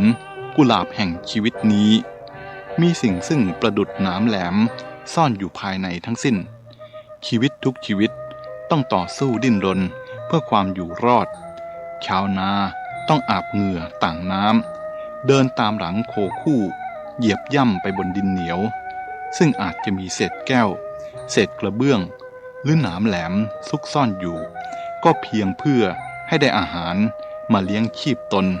เลี้ยงบุตรเลี้ยงภรรยาและบริวารชนอื่นๆเขาจึงต้องทนเหยียบย่ำไปตามรอยไถตามกลางแสนแดดกล้าโคเล่าก็ต้องจำยอมลากแอกและไถไปฐานะเป็นสิ่งอันตนสลัดให้หลุดไม่ได้ซึ่งคอนั้นก็ถลอกปอกเปิกเพราะการครูดแห่งแอกบางทีก็ต้องถูกตีด้วยไม้เรียวถูกแทงด้วยประตักจนขนหลุดร่วงมีเลือดไหลซึมออกมาแม้จะร้อนและหิวหญ้ากระหายน้ำก็มิอาจพูดจาขอร้องวิงวอนใดๆมีบางครั้งที่ผานไถฉลับไปเสียดเอากับน่องเลือดแดงสดไหลซึมออกมาบางทีก็เป็นรอยลึกน่าเวทนาบางตัวเดินน้ำตาไหลมันอาจจะได้ยินเสียงลูกน้อยที่ยังไม่อดนมเรียกร้องหาแม่เพื่อที่จะดื่มนมหัวใจที่กรุณาต่อลูกอยากให้ลูกได้ดื่มนมนั้นท่วมท้นแต่จะทำอย่างไรได้เล่าในเมื่อแอกอันแข็งแรงหนาอยู่บนคอครอบคออยู่มีสายเชือกระยงระยางร้อยจากจมูกโยงไว้กับงอนไถอย่างมั่นคงมันต้องถูกจองจำทุกครั้งที่คนใช้งานจะเหน็ดเหนื่อยเมื่อยล้าอย่างไรก็ไม่อาจจะขอร้องวิงวอนเพื่อพักผ่อนจนกว่าชาวนาจะเหน็ดเหนื่อยเหลือทนปลดปล่อยมันถึงกระนั้นก็ยังมีเชือกร้อยจมูกนำไปผูกไว้กับหลักไม่เป็นอิสระแก่ตนบางตัวก็เป็นแผลลึกเน่าเปื่อยบนหลังและสีข้างจะกินจะนอนก็ไม่เป็นสุขต้องคอยใช้หางพัดวีแมลงวันซึ่งคอยรบกวนสูบเลือดสูบเนื้อ และยังเป็นสาเหตุให้เกิดหนอนช่วยกัดกินเนื้อของมันอีกด้วยช่างน่าสงสารน่าสังเวชอะไรเช่นนั้น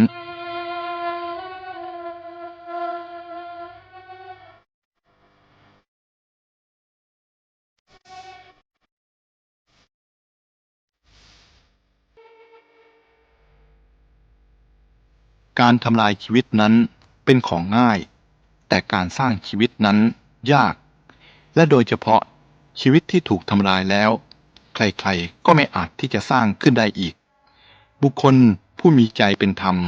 จึงไม่ควรทำลายสิ่งที่มีชีวิตซึ่งตนไม่สามารถทำคืนได้ดังเดิมสัตว์มีชีวิตทั้งปวงย่อมสะดุ้งหวาดเสียวต่อความตายย่อมรักชีวิตของมันจะเป็นแพะแกะสุกรไก่หรือโดยที่สุดแม้แต่แมลงตัวเล็กๆก็ย่อมจะดิ้นรนขวนขวายเพื่อความปลอดภัยและเพื่อดำรงชีพอยู่ฉันเดียวกันกับมนุษย์เมื่อเป็นชะนี้เหตุไฉนมนุษย์ผู้รักตนรักชีวิตของตนจึงต้องทำลายสัตว์ผู้ไม่มีกำลังต่อสู้เพียงเพื่อบำบัดเคราะห์กรรมของตน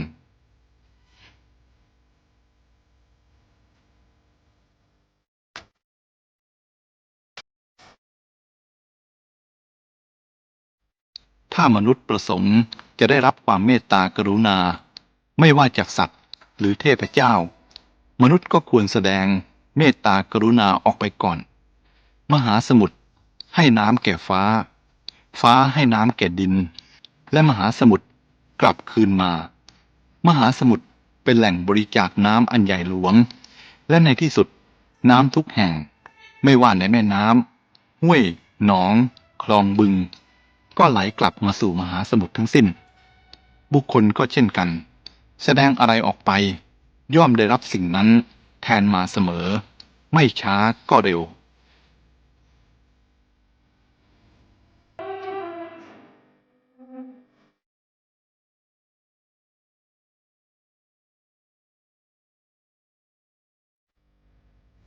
เสียงปลุกให้ลุกขึ้นเพื่อทำความเพียรมาด้วยเวลาพอสมควรแล้วขอความสุขสวัสดีจงมีแก่ท่านผู้ฟังโดยทั่วถึงกันทุกท่านทุกคนเทินเจริญธรรม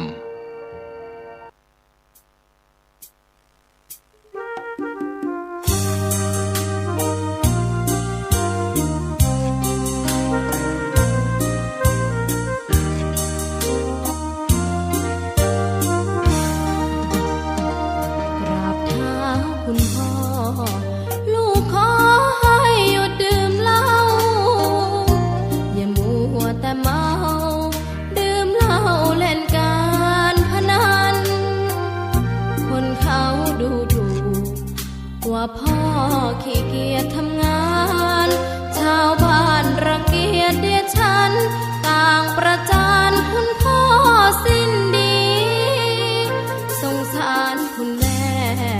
ลำบากแท้หาเงินมาให้ได้มาเท่าใดก็ใช้จนหมดไม่มีขัดสนจนยากลำบากคนแค้นเต็มทีอนาคตของลูกริบหรี่ความหวังที่มีมืดมนพ่อดื่มสุราเหมือนกินน้ำตาของแม่พ่อจ๋าฐานะเราแย่หากไม่แก้ความจนแม่เตือนพ่อด่าตบตีแม่ชอกช้ำระกำมองมนซ้ำถูกคนเขานินทากราบเท้าคุณพ่อลูกขอให้หยุดดื่มเหล้าหากมัวแต่เมาคนเขาย้ำหมิ่นเรื่อยมากลับตัวเสียใหม่กลับใจมาพัฒนาพ่อจะมีคุณค่าเลิกดื่มสุราเลิกการพนัน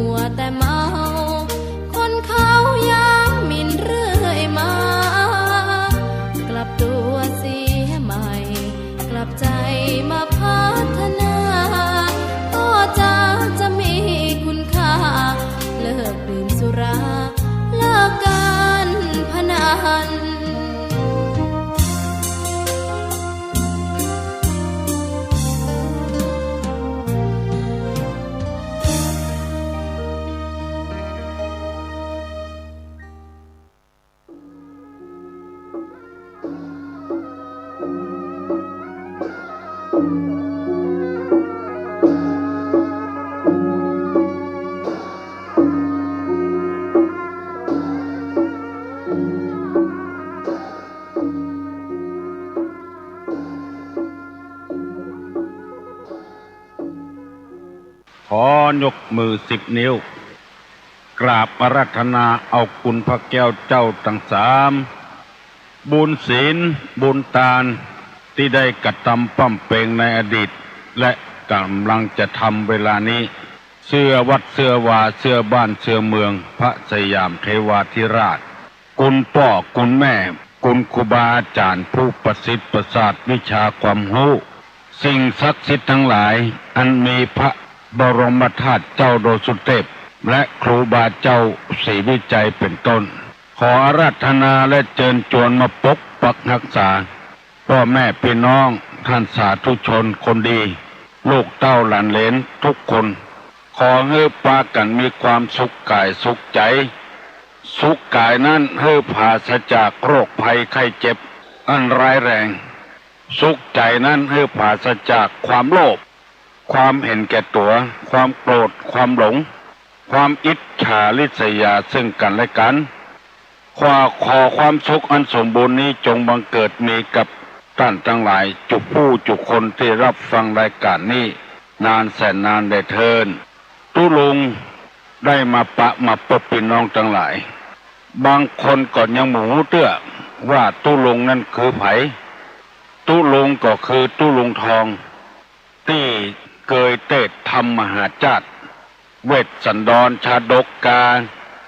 ทำจุจกมหาราชนครตะกอนมีโอกาสได้ออกไปเทศตำวัดตำวาตำบ้านตำจองก็บอกให้ทำกรรมว่าตุลุงทองตนเก่าที่เคยเทศมหาจารย์เทศจุจกที่คนหุมคนชอบว่าม่วนที่คนบ่หุมบ่ชอบก็ว่าบ่ม่วนมาทำหน้าที่เป็นผู้ที่ศึกษาเราเรียนพระธรรมวินัยปฏิบัติแล้วเอามาเผยแพร่ให้แก่พี่น้องวงศาคณาญาติคนเก่าคนเดิมนั่นแหละม่วนใจดีใจที่ได้พบออกไม่ออกทำกรรมหนึ่งเพราะได้ห่างเหินกันเป็นเวลา10 กว่าปีมาแล้วก่อนที่จะได้นำรายการนี้ออกเสนอพี่น้องทั้งหลายจะได้ปาพี่น้องลูกเต้าหลานเหลนไหว้พระเหียก่อนเพื่อให้บังเกิดความเป็นสิริมงคลกับตัวกับครอบครัวเพราะว่าเฮาบ่ได้ไปด่าไปว่าไปเล่าหน้าจากขวัญไผไหว้พระเจ้าเป็นสิ่งที่เป็นมงคลพร้อมใจกันว่าโดยตุลุงเนออะระหังสัมมาสัมพุทโธภควาพุทธังภควันตังอภิวาเทมิ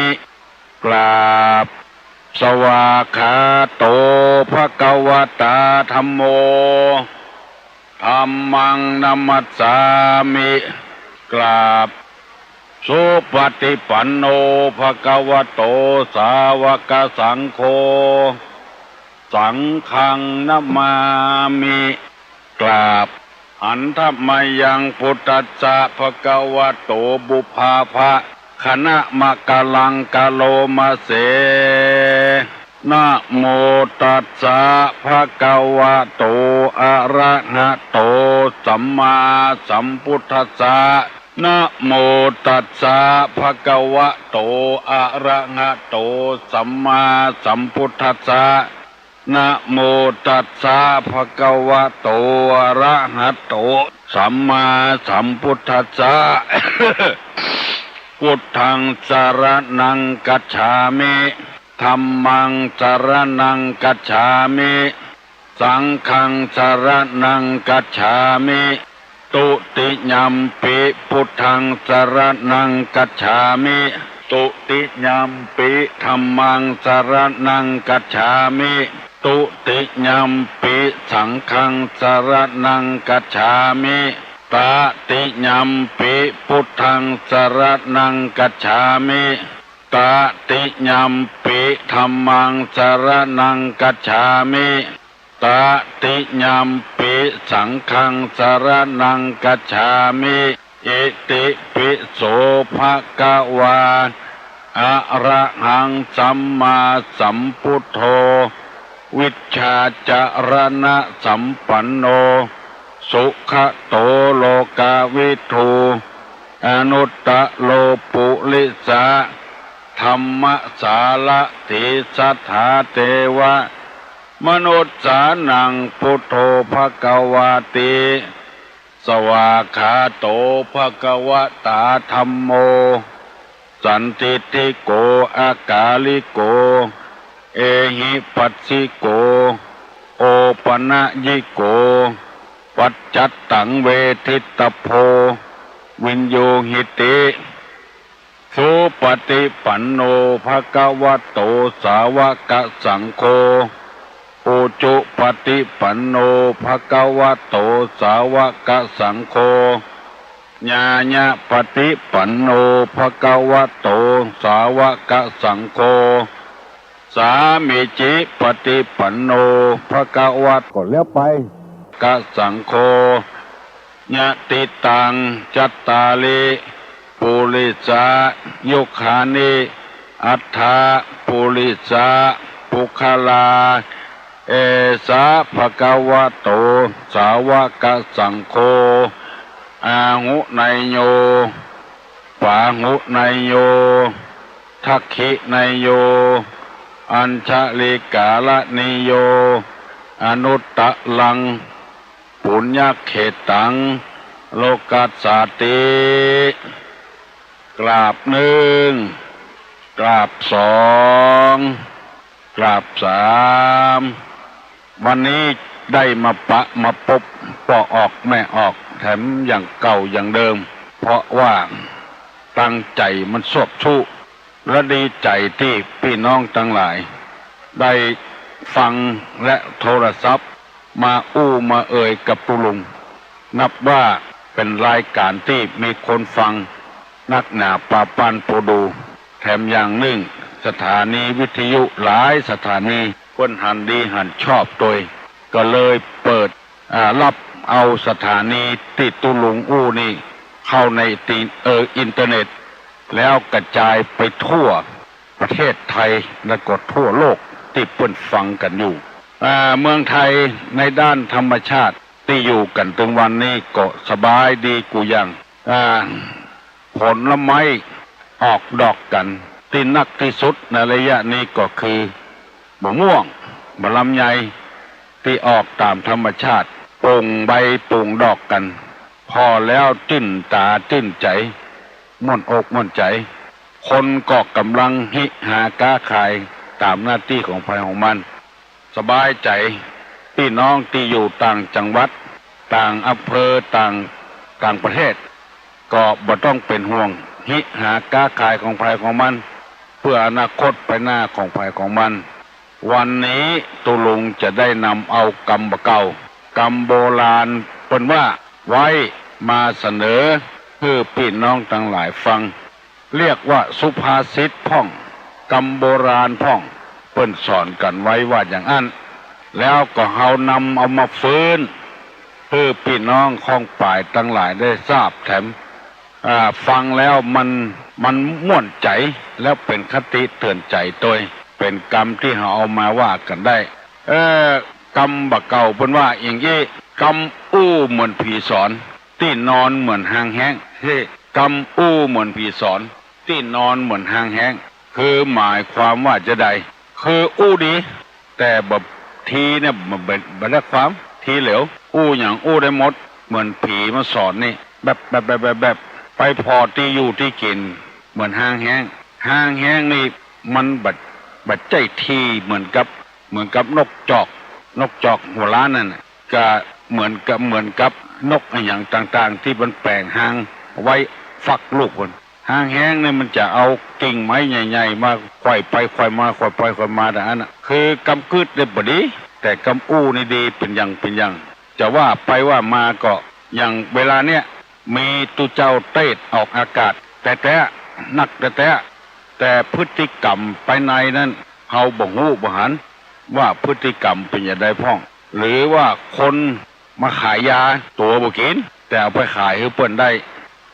อันนี้เปิ้นบอกไว้ว่าจะไปฟังกำไผ่ง่ายๆจะไปหูเบาเอาง่ายฟังแล้วพิจารณาเหี่ยก่อนแล้วก้อยปฏิบัติตามนั้นบางทีก็เอาตำรามาอ่านให้กันฟังก็มีพฤติกรรมการปฏิบัติตามบ่ถูกต้อง จะดีจะร้ายต้องอยู่ร่วมกัน มีพุทธภาษิตรับรองบทนี้ไว้ว่าศีลจะรู้ได้เพราะอยู่ร่วมกันคนจะดีจะร้ายต้องมาพ่อมาฟัง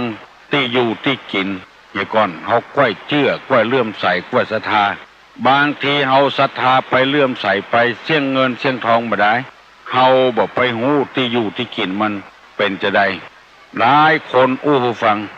บางคนนี่ย่างเหล้าบ่กินเหล้าเพราะไปหั่นโรงงานทำเหล้าไปหั่นแล้วบันมันบ่น่าดีกินก็เอาอย่างก็ใส่พ่องก็ตุลุงก็ได้ยินเขาอู้หูฟัง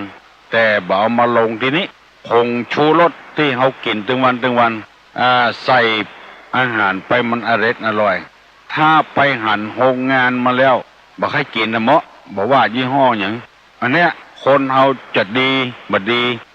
ก็อยู่เพราะอยู่ร่วมกันบางทีอู้ดีแต่ตั้งเบื้องหลังบ่ดีหมู่นี้เป็นต้นเปิ้นสอนไว้ว่าให้เฮาพิจารณาเหียก่อนอย่าไปฟังเชื่อลงไหลไปตกลงกันเนี่ยก่อนแล้วก้อยไปว่าตัดสินใจเชื่อลงไปศรัทธาเชื่อลงไปเตื้อมันก็ดีตั้งเปลือกนอกตั้งในมันบ่ดีแต่อีก็มีหอมก็ตั้งนอกตั้งในบ่หอมก็มีวัดบ้านใดไอ้หยังก็ตามเด้อถ้าว่าคนตั้งในมันดีก็แสดงว่าคนตั้งนอกก็ต้องตั้งนอกก็ต้องดีคนที่มีชื่อมีเสียงตั้งนอกตั้งปากดีแต่โอ้ต่ำใกล้ๆนั่นบ่ชอบแต่เหมาะอย่างอี้ก็มีเนี่ยกำอู้เหมือนปีสอนที่นอนเหมือนหางแห้งบางวัดบางวาสังเกตพอคนตั้งนอกตั้งป้างไกลคนหมเหมารถบัดกันมาเป็นยาวจะเป็น10 วา20 วายายเป็นแลบไปถามบ้านใกล้เฮือนเคียงนั้นไผบ่ชอบอีก็มีอันเนี้ยที่อยู่กำปากมันปีสอนที่นอนเป็นเหมือนหางแห้งในนี่เป็นสอนให้คนเขาว่าเมื่อไปสอนคนอื่นได้ตัวเองก็จะต้องสอนตัวเองได้แล้วไผ่ไข้หูก็ลองถามบ้านใกล้เฮือนเคียงหมู่นี้ต้นบางทีดีตั้งนอกตั้งในบ่หอมก็มีอย่างใดก็มีสะพะสะปืนให้ใจปัญญาพิจารณาเนี่ยก่อนแล้วจึงจะเชื่อลงไปเลื่อมใสลงไปศรัทธาลงไปมีนักหนาป้าป้านคนที่โดนหลอกโดนลวงเตื้อเฮามานั่งฟังคนเอายามาขายเฮาอู้ใดอู้ดีหมอนั่นก็หายหมอนี่ก็หายแล้วหมอกินแล้วตายก็บ่หายก็บอกมาอู้อันเนี้ยบอกมาอู้เอาคนที่หายมาอู้บัก3 คนตายไปเป็น10 คนบอกมาอู้เอาคนที่หายมาอู้หมู่นี้เป็นต้นอยู่ในระหว่างพินิจพิจารณาใจสมองใจปัญญากำอู้เหมือนผีสอนที่นอนเหมือนหางแห้งวันนี้จะเอาทำที่สาเหตุที่ทำให้คนไปตกมรณะมีสู่5 อย่างสาเหตุที่ทำให้คนไปตกนรกบ่ยากจะให้ไผไปตกมรณะเพราะนรกนี้เป็นหนทางที่ไปสู่บัดดีตังดีบัดดีบัดดักมันจะตกใจทำไปแล้วมันตกใจเมื่อลุนเดือดร้อนถึงตัวเองเดือดร้อนถึงคนอื่นสาเหตุที่ทำให้คนไปตกนรกมีอยู่5 อย่าง 1. ไม่มีศรัทธา 2. ไม่มีหิริ 3. ไม่มีโอตตัปปะ 4. เกียจคร้าน 5. ด้อยปัญญา 5 อย่างนี้เป็นเหตุให้คนไปตกมรณะนรกแปลว่าหนทางไปสู่ความไม่เจริญอยู่ก็บ่เจริญไปก็บ่เจริญเป็นลูกน้องคนก็บ่เจริญ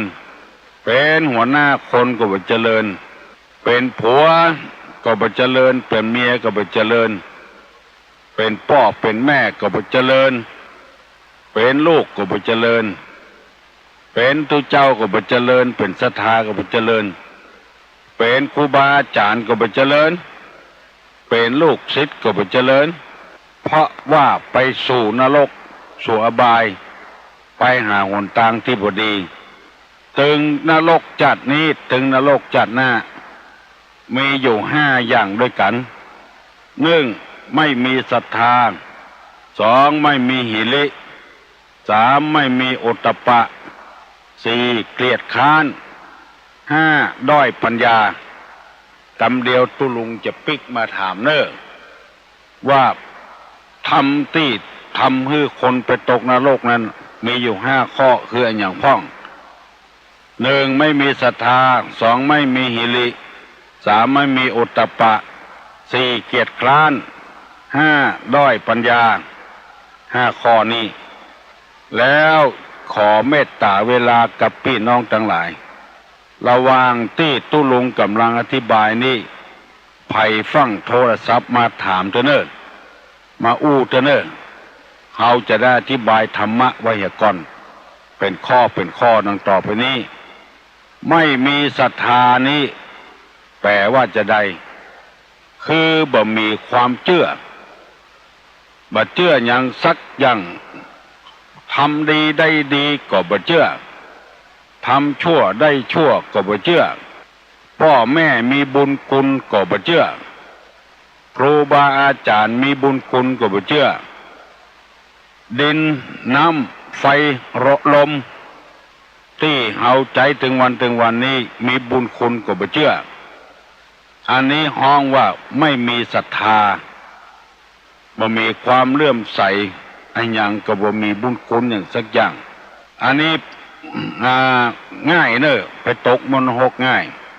เพราะเหตุว่าทำดีบ่ได้ดีทำชั่วบ่ได้ชั่วแล้วแถมอย่างหนึ่งทำดีเพื่อตัวเองนักลำไปหวังผลประโยชน์นักลำไปเมื่อบ่ได้ดีมาก็เดือดร้อนทำดีบ่ได้ดีหมู่นี้เป็นต้นอย่างที่เฮา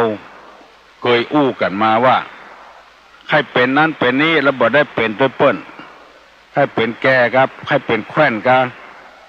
เปิ้นบ่เลือกตัวเก่าแล้วก็เลยโคตรเคยจ่วยวัดจ่วยว่าจ่วยบ้านจ่วยเมืองมาแล้วมาลูนมาเปิ้นบ่เลือกตัวเก่าสักกรรมโคตรเลยเนี่ยอันนี้หมิ่นเมต่อมนหกโอกาสที่จะทำให้ตัวเดือดร้อนก็เลยบ่ค่อยทำมาอย่างสักอย่างทำไปแล้วบ่หันผลเฮาไปหวังอย่างอันเกินไปมันจึงบ่เกิดผลอันนี้เรียกว่าบ่มีความเลื่อมใสบ่มีศรัทธาอย่างพระพุทธเจ้าพระธรรมพระสงฆ์บ่มีคุณไม่มีบุญอย่างกับคนหมู่นี้เป็นต้นอันนี้บ่ศรัทธาอันนี้หมิ่นเมต่อมนรกเพราะฉะนั้นเป็นหนทางที่ทำจะให้คนตกมนรกบางสิ่งบางอย่างที่มันเกิดผลขึ้นมาเขาต้องศรัทธาต้องเลื่อมใสปฏิบัติช่วยกันแต่เปิ้นขึ้นเอาล่องเปิ้นล่องเขาขึ้นหมู่เนี้ยเรียกว่าบ่มีศรัทธาอย่างซักอย่างแล้วก็จะกล้าแต่ทำแต่ความชั่วเพราะว่าความชั่วก็บ่ได้ชั่วทำแต่ความชั่วต่อไปอันนี้ขออธิบายย่อๆ 2. บ่มีหิรินี่แปลว่าความละอายส่วนตัวละอายใจอย่างเงี้ยอันนี้หมิ่นเมต่อนรกต่อตารางต่อคุกต่อคอกบ่มีอย่างสักอย่างแล้วไปเอาหลักฐานของเปิ้นที่ให้ที่นาของเปิ้นไปยืมเงินเอามาจ่ายแล้วตังใดก็บ่ใช้ตังเจ้าของให้เจ้าของสวนก็บ่ใช้เงินกองทุนหมู่บ้านก็บ่ใช้บ่มีความกลัวต่อเปิ้นจะฟ้องจะร้องอะไรอย่างบ่มีหิริบ่มีความกลัวต่อเจ้าของเงินที่มาเป็นการันตีให้เอาหมู่นี้เป็นต้นอันนี้ก็หมิ่นเมต่อมนหกบ่มีความละอายแก่ใจสักน้อยเนี่ยอย่างลงไปทำอย่างลงไปเกินตัวเปิ้นหูเรื่องเฮาเปิ้นลวกเรื่องเฮาเปิ้นฉลาดกว่าเฮานักกว่าเฮาบ่ได้คิดเฮานึกว่าเฮาหูคนเดียวลวกคนเดียวทำลงไปละเป็นอันตรายมากอันนี้ก็เป็นหนทางหนึ่งบ่มีหิริบ่มีความละอายอย่างลงไปทำอย่างลงไปบ่นึกถึงวันหน้าจะเดือดร้อน 2. บ่มีโอตตะ 3. บ่มีโอตตัปปะคือความเก่งกลัวต่อบาปกลัวเพิ่นจะเล่าหน้าจากขวัญกลัวถูกโทษถูกด่ากลัวเสียชื่อเสียเสียง ดำเนินงานมาได้บ่ฮู้กี่ปีไปแล้วไม่เสียอย่างน้อยเดียวเพราะบ่มีความกลัวเฮาจะหันว่าหมู่ที่เป็นโรคภัยไข้เจ็บก่อนที่กำหนดจะเป็นต้นว่าโรคตับแข็งในกาโรคปอดบวมในกาหรือว่าเป็นโรคเอดส์โรคเอิดเนี่ยเพราะบ่มีความกลัวพอมันคันขึ้นมาแล้วความกำนัดยินดีขึ้นมาแล้วบ่กลัวอย่างซะอย่างที่เขาจังข่มขืนกันกาอย่างหมู่เนี่ยข่มขืนกันกาเปล่าก็จ่ายไปเอี่ยวไม่ยิงบ่เกี่ยวหมู่เนี่ยมันก่อนกำหนดทั้งนั้นแทนที่จะตายอายุ70-80ไปตายอายุ20-30หรือว่าพอเป็นแล้วเนี่ยอย่างนักก็บ่ได้ละเนี่ยอย่างนักก็บ่ได้ละเพราะเป็นโรคภัยไข้เจ็บมาเบียดเบียนก็เกินกำหนดลงไปคือบ่มีความอายและบ่มีความกลัวต่อสิ่งที่ทำลงไปกล้าได้กล้าเสียเกินไปโดยบ่มีเหตุบ่มีผลบ่ว่าจะเป็นคนบ้านบ่ว่าจะเป็นตู้เจ้าพนายอันใดก็ตามเถอะลองกล้าลงไปเถอะโดยที่บ่มีความกลัวต่อบาปต่อกรรมคฤหัสถ์นินทาอันนี้ก็อันตรายเหมือนกันขอฝากฝังลูกเต้าหลานเหลนพี่น้องวงศาคณาญาติไว้เฮาจะต้องปรึกษาหารือกับคนอื่นที่มีความรู้กว่าเฮาหรือว่าความรู้น้อยแต่ว่าประสบการณ์เพิ่นนักก็ควรจะศรัทธาควรจะเลื่อมใสกับคนหมู่นี้แล้วบุคคลที่สี่เรียกว่าคนเกียจค้านคนขี้ค้านอันนี้ยังจ้อยยังบ่ได้แต่คนขี้ค้านนี่บอกว่าจะเป็นอะไรยังก็ตามเด้อเป็นสิงสารสัตว์ก็ดีเป็นคนก็ดีเป็นนักเรียนขี้ค้านไปเรียนเป็นครูขี้ค้านไปสอนเป็นนักบวชขี้ค้านสูดโยโกงห้องขี้ลูกขวายบ่ปฏิบัติธรรมอยู่กินหมู่นี้หนทางที่จะไปสู่มรณะหกนี่โว้ยต้องเป็นคนมั่นขยันถึงจะอยู่ได้ขี้ค้านขี้ค้านหาขี้ค้านกล้าค้านขายปลูกผักปลูกไม้ว่าขี้ค้านไปใจขี้ค้านเอาหญ้าขี้ค้านกุ่นเก้าขี้ค้านใส่ปุ๋ยขี้ค้านหดน้ำอันนี้ก็อันตรายหมดหนทางไปสู่มรณะหกคือปุตตื่นก็มาร้องห่มร้องไห้กันและอันสุดท้ายว่าด้อยปัญญาบ่มีสติปัญญากับเพิ่น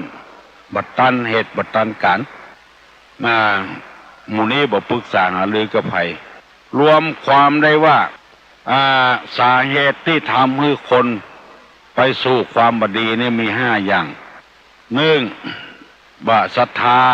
บ่เลื่อมใสกับอันหยังเขาจะหันว่าคนนี่ส่วนมากไปหาที่จังที่พึ่งไปพึ่งต้นไม้พ่องพึ่งเทวดาพ่องอันอย่างที่มันแปลกออกมานั่นความจริงมันเป็นของธรรมชาติทั้งนั้นหลักของพระพุทธศาสนานี่เป็นหลักของธรรมชาติกฎหมายกฎเกณฑ์ต่างๆที่เฮาวางกันขึ้นมานั่นมันเป็นกฎเป็นเกณฑ์ที่เฮาสมควรที่มันวางกันเป็นธรรมชาติอย่างกลางภาษาเนี่ยเปิ้นบ่มีปอยสักเทื่อคนใดไปแปลงปอยกลางภาษาเนี่ยภัยบ่มาหาเพราะฝนมันตกแต่ก่อนนี่มีป้าน้อยเตจาควายหายว่ะอยู่ทางใต้เนี่ยทางสัมปะตองจอมตองเนี่ยแม่ขานไม่วางเนี่ยมันเนี่ยเพิ่นซอลงแปลงปอยเดือน10บ่เต้าอยู่จิบน้ำแม่ขานจับใส่วันหมานได้วันคอง2ข้องจับใส่วันมันประมาณจำปญานต้องกองนี่ความจริงไม่ใช่จำอันอย่างก็ได้สุดแล้วแต่จะว่าเอาคนเดียวคือมันผิดที่มันไม่ใช่ที่การนี้เป็นเรียกว่ากฎหมาย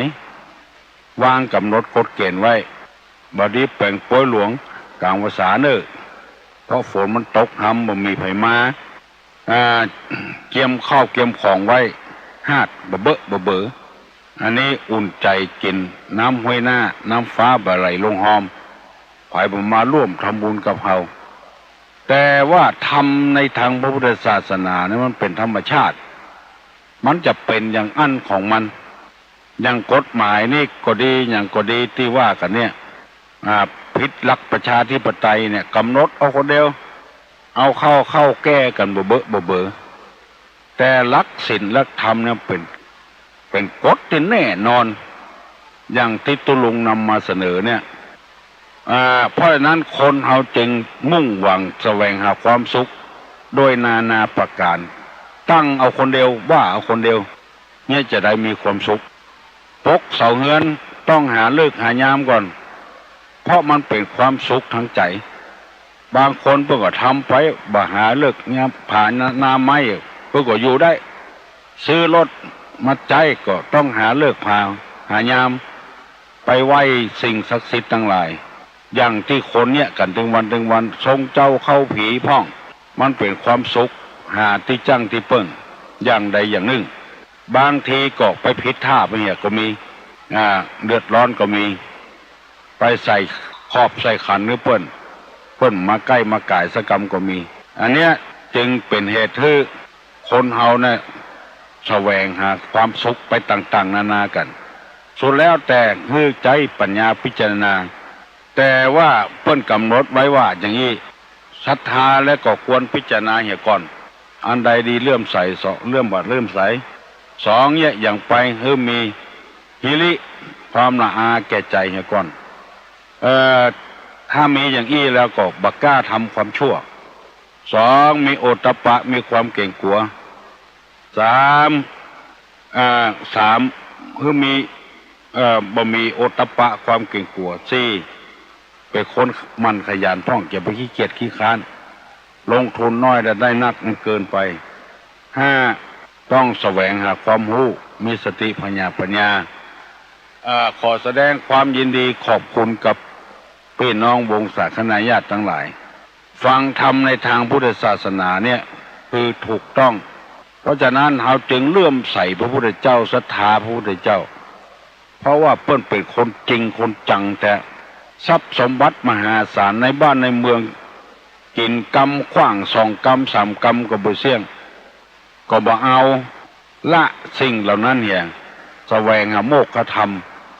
เป็นเชื้อชาติมหากษัตริย์ปุ่นเขาจึงเลื่อมใสเปิ้นว่าอันใดมามันถูกต้องบ่สงวนลิขสิทธิ์กับไผ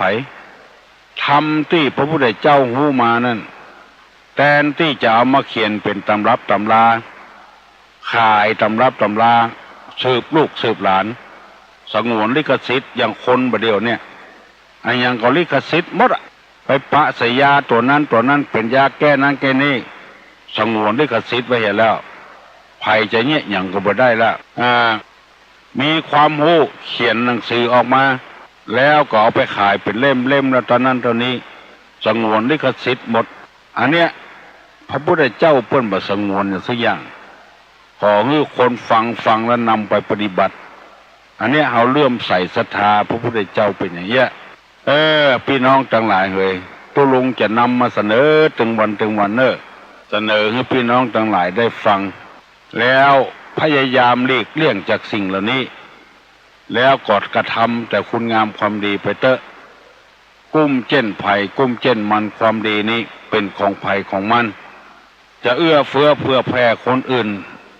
นั้นมันเป็นเพียงแต่บารมีบ่ได้บารมีบ่ได้ว่าอยู่พรรคนั้นศรัทธาพรรคนั้นอยู่พรรคนี้ศรัทธาพรรคนี้แต่อันบ่ได้แต่ความดีความชั่วนั้นไผ่เอาฮื้อไผ่บ่ได้ลูกจะฮื้อพ่อฮื้อแม่ก็บ่ได้เพียงแต่มีหน้ามีตาน้อยเดียวตัวแท้ๆเพิ่นก็บ่ใจพ่อใจแม่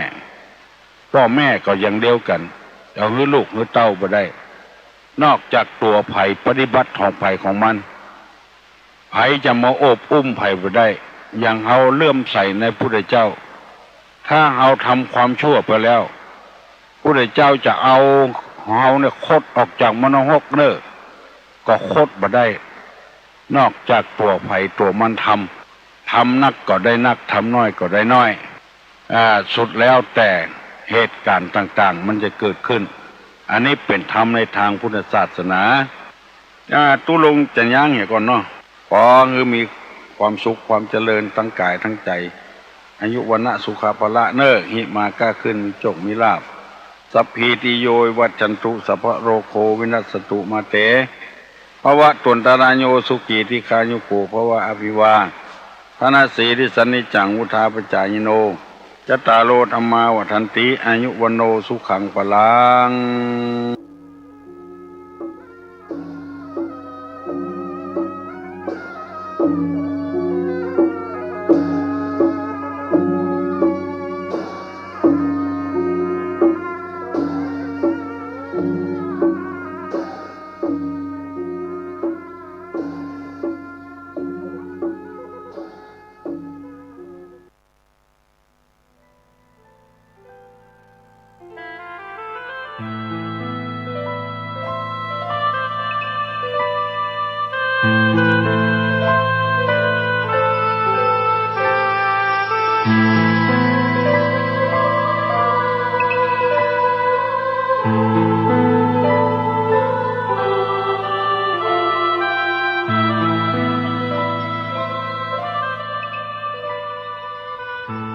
งานเผยแผ่เป็นหัวใจสำคัญของพระพุทธศาสนา พระพุทธเจ้าอุบัติขึ้นมาบนเป้าหมายแห่งการเผยแผ่ความดีนำความดีไปแทรกไว้ในจุดที่มีความดีไม่มากค่อยๆเจือจางจนกระทั่งความไม่ดีนั้นหายไปเหลือแต่ความดีหรือมีดีมากกว่าไม่ดี